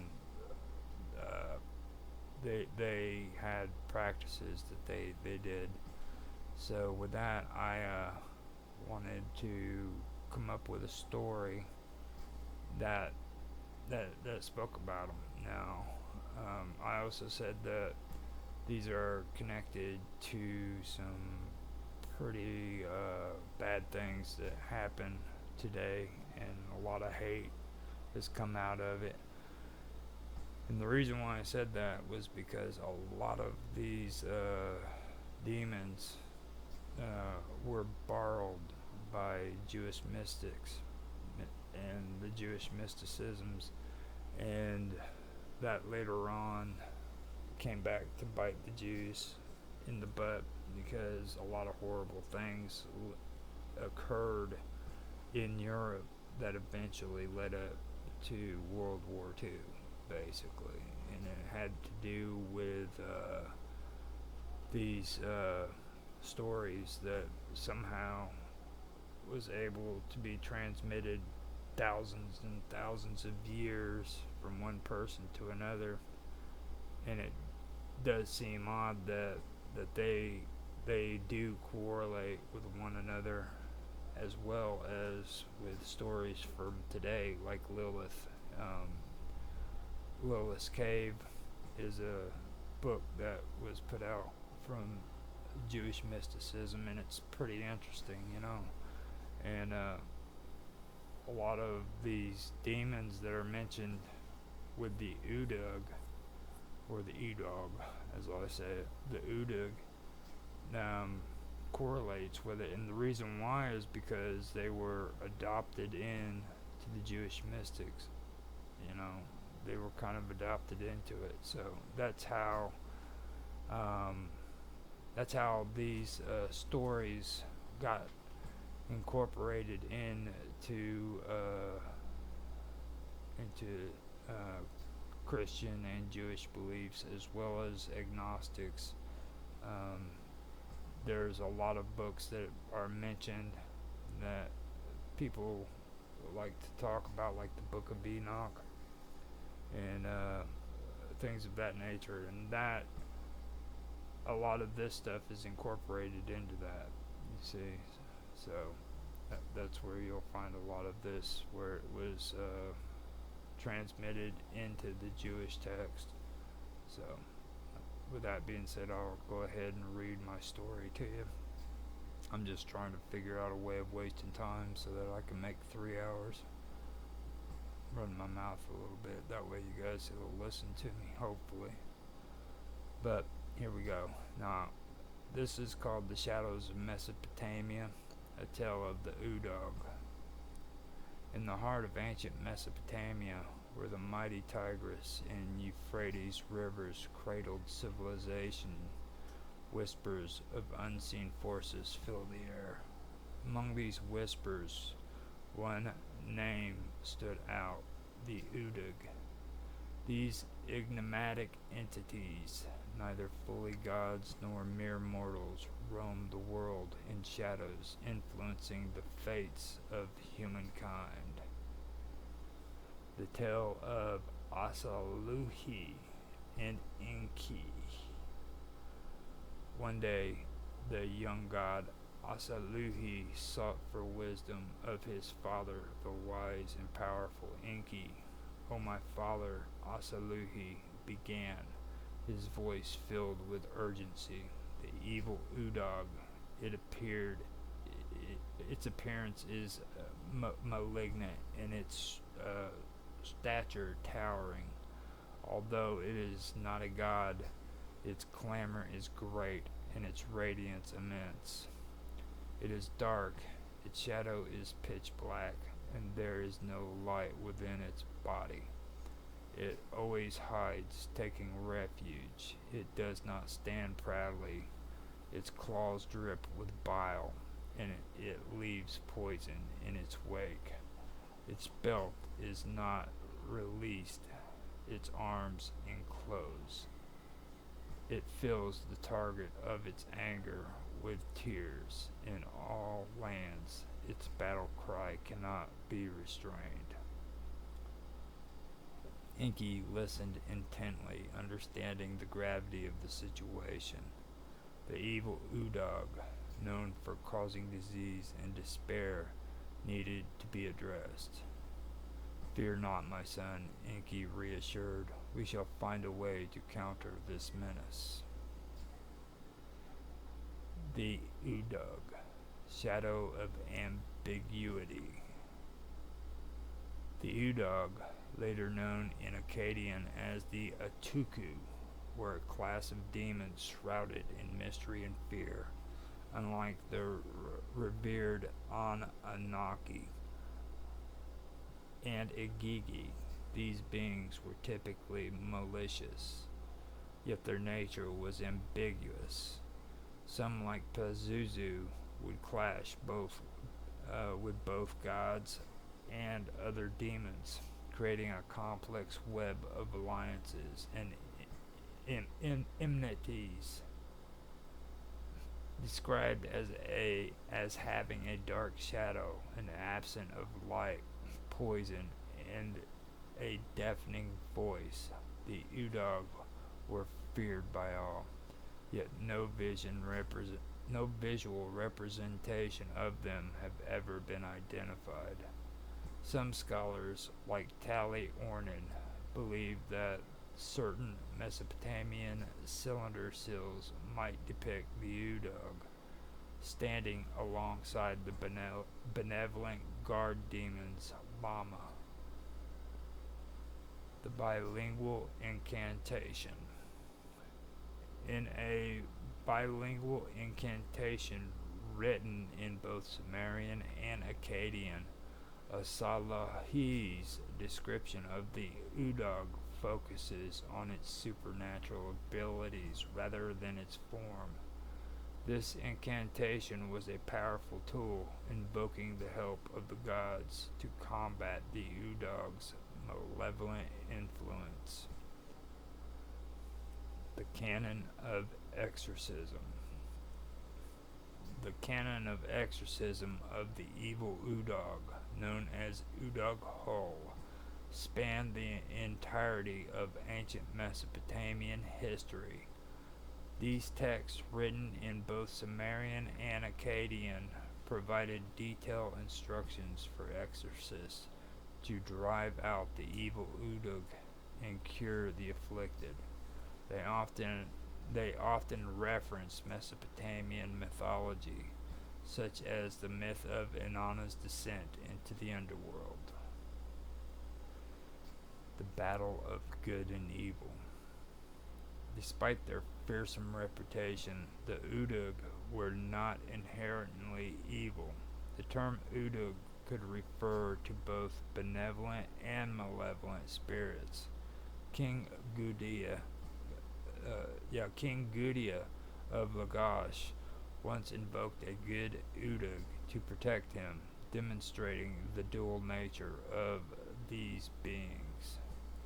In times of need, exorcists could call upon the good Udog to counteract the evil Udog. One ancient text implored, "May the evil Udog and the evil Gala stand aside. May the good Udog and good Gala be present." The Shadow Demons.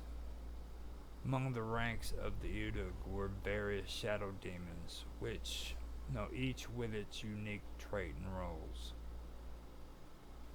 Mima Limnu, a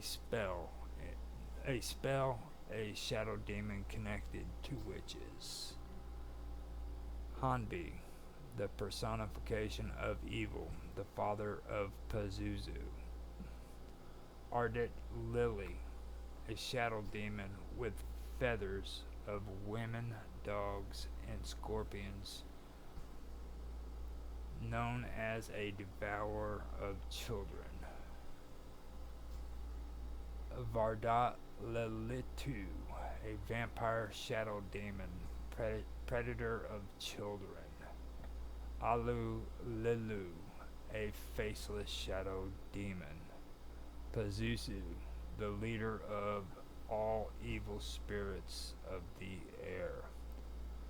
Mikkel Rez Lamuti, a demon capable of possessing individuals. Namtar, an infectious shadow demon allied with Erishkigal. T'u, a demon causing headaches, allied with Dinger. Akuzu, a demon of pestilence, allied with Lamashtu. Kalili, a demon connected to owls, allied with Inanna. Labasu, a shadow demon mentioned in Nusku's exorcism texts. And Abizu, responsible for spontaneous abortions and childhood diseases. The eternal struggle. In the ancient land of Mesopotamia, the struggle between good and evil was ever present. The Udog, with their ambiguous nature, embodied this eternal conflict. Through the wisdom of the gods and the power of incantations, humanity sought to protect itself from these shadowy forces, and thus the tales of the Udok were passed down through generations, a testament to the enduring battle between light and darkness. Now, that is the end of it. So, right here, what I do want to point out is what I was talking about with Ardot Lily, a shadow demon with feathers of women, dogs, and scorpions, known as a devourer of children. Then you have Vardot Lila 2, a vampire shadow demon, predator of children. Alu Lilu, faceless shadow demon. Now, these are all connected by the name Lilith or Lily, and that name had become notorious all through the ancient world, and eventually Lilith became a demon who flew through the night and stole children during childbirth, according to the Jewish mystics. It was also used as a way of scaring children so that they wouldn't go out at night and wander. Things of that nature, telling, children of the evil Lilith and how she would devour children and things of that nature. Later on, a lot of these mystical stories ended up contributing to a lot of bad things when it comes to the Middle Ages, and I ended up having a situation on the internet where I kind of flipped out because of a lot of things that were being mentioned. I don't buy into a lot of stuff because I've done research on this stuff and I know where it originally came from. I do find all of this interesting. I find it fascinating, but I also can tell you that this stuff has been used all throughout history to manipulate people to do some pretty evil shit, and I'm not going to deny that. So I really don't want to get involved in the conversation of it too much, but that was one reason why I decided that I was going to go ahead and finish this off, because for one thing, it's pretty cool. It really is. This is some good stuff and it's good reading, but don't think that it's something that it's not, you know what I mean? This doesn't confirm all of those horrible things that frickin' Nazis are frickin' pushing on the internet today. And trust me, these Nazis are still out there and they're still preaching They're trying to tell you that Jewish love to sacrifice babies and murder children and stuff of that nature, and they use this same text to prove that it's true, when in fact the text they're referring to isn't the original source. This is the original source that goes all the way back to the Sumerians, the Babylonians, and the ancient Assyrians. So with that, I am going to leave it alone, and I will let you guys decide on how you feel about it, and that's your decision. But that's my take on the whole thing with what I was getting into about it. So hope you guys enjoyed that. I didn't think I was going to be able to get that covered, but I actually did. Let me go here first and see if anybody actually said anything. No. It is getting late at night. I'm going to go ahead and end this, and hopefully you guys enjoyed this. If you did, feel free to like, subscribe, or follow, or whatever that platform requires of you.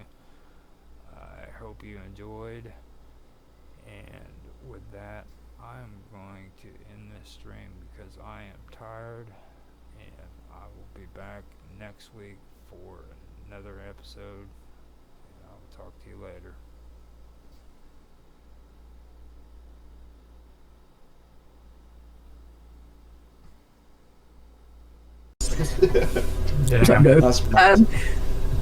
And then you've got what was King Ludwig's is now the Royal Pub. Yeah, it's basically it's basically like a Weatherspoons rip-off, but it's more expensive. Yeah, it's like an expensive Weatherspoons. Oh no.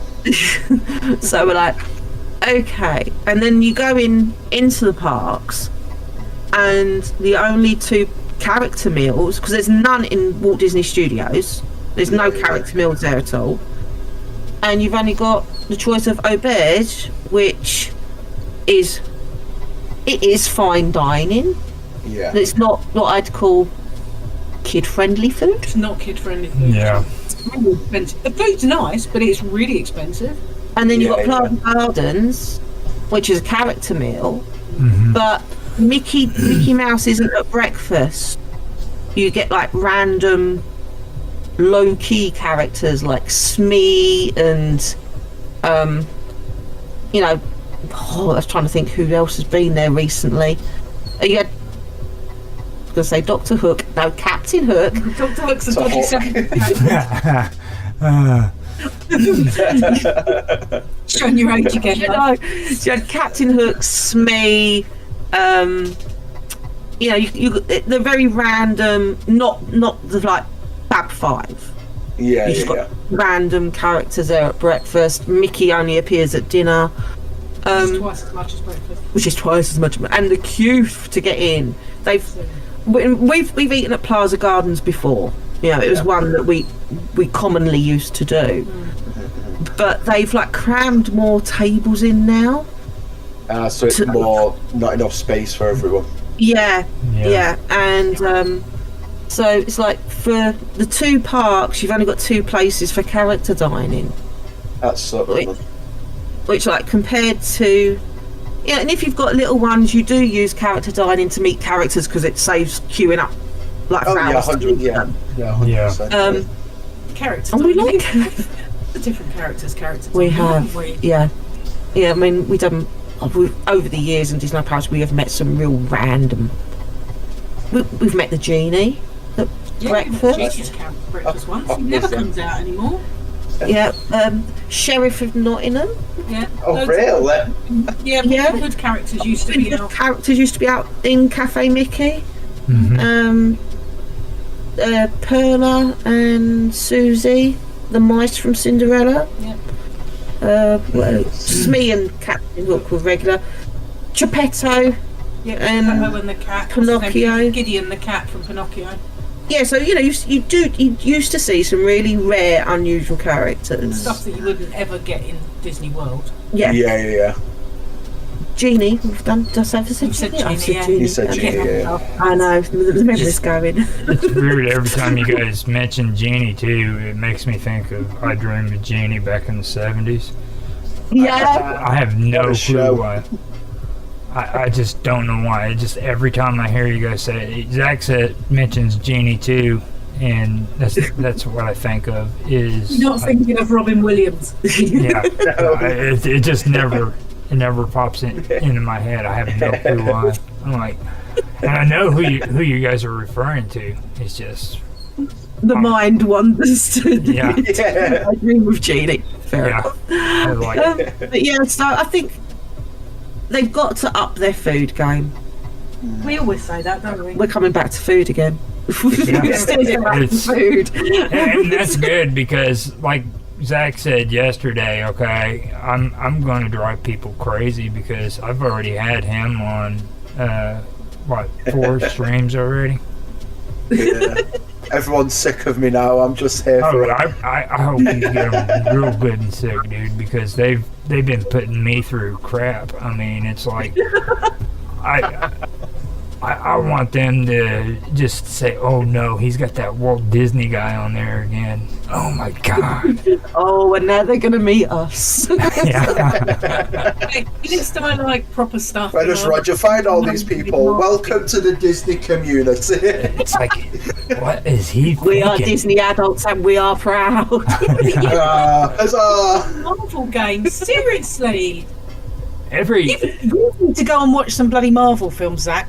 I tell you. I do. Yeah, I do. Captain America film does not count. There is many.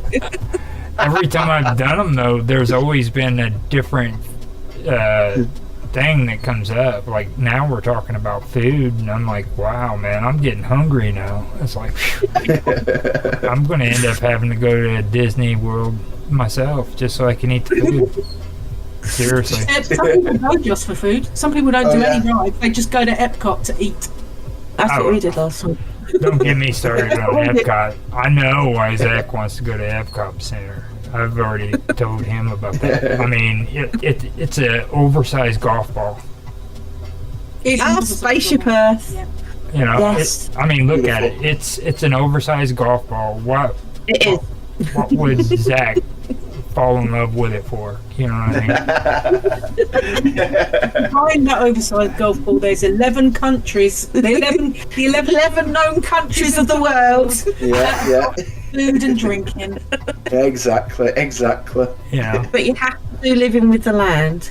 Oh, Living with the Land is just such a good ride. Oh. And the 3 Caballeros riding the Mexican. Yeah, oh, yes. Caballero, yeah. Can't forget that.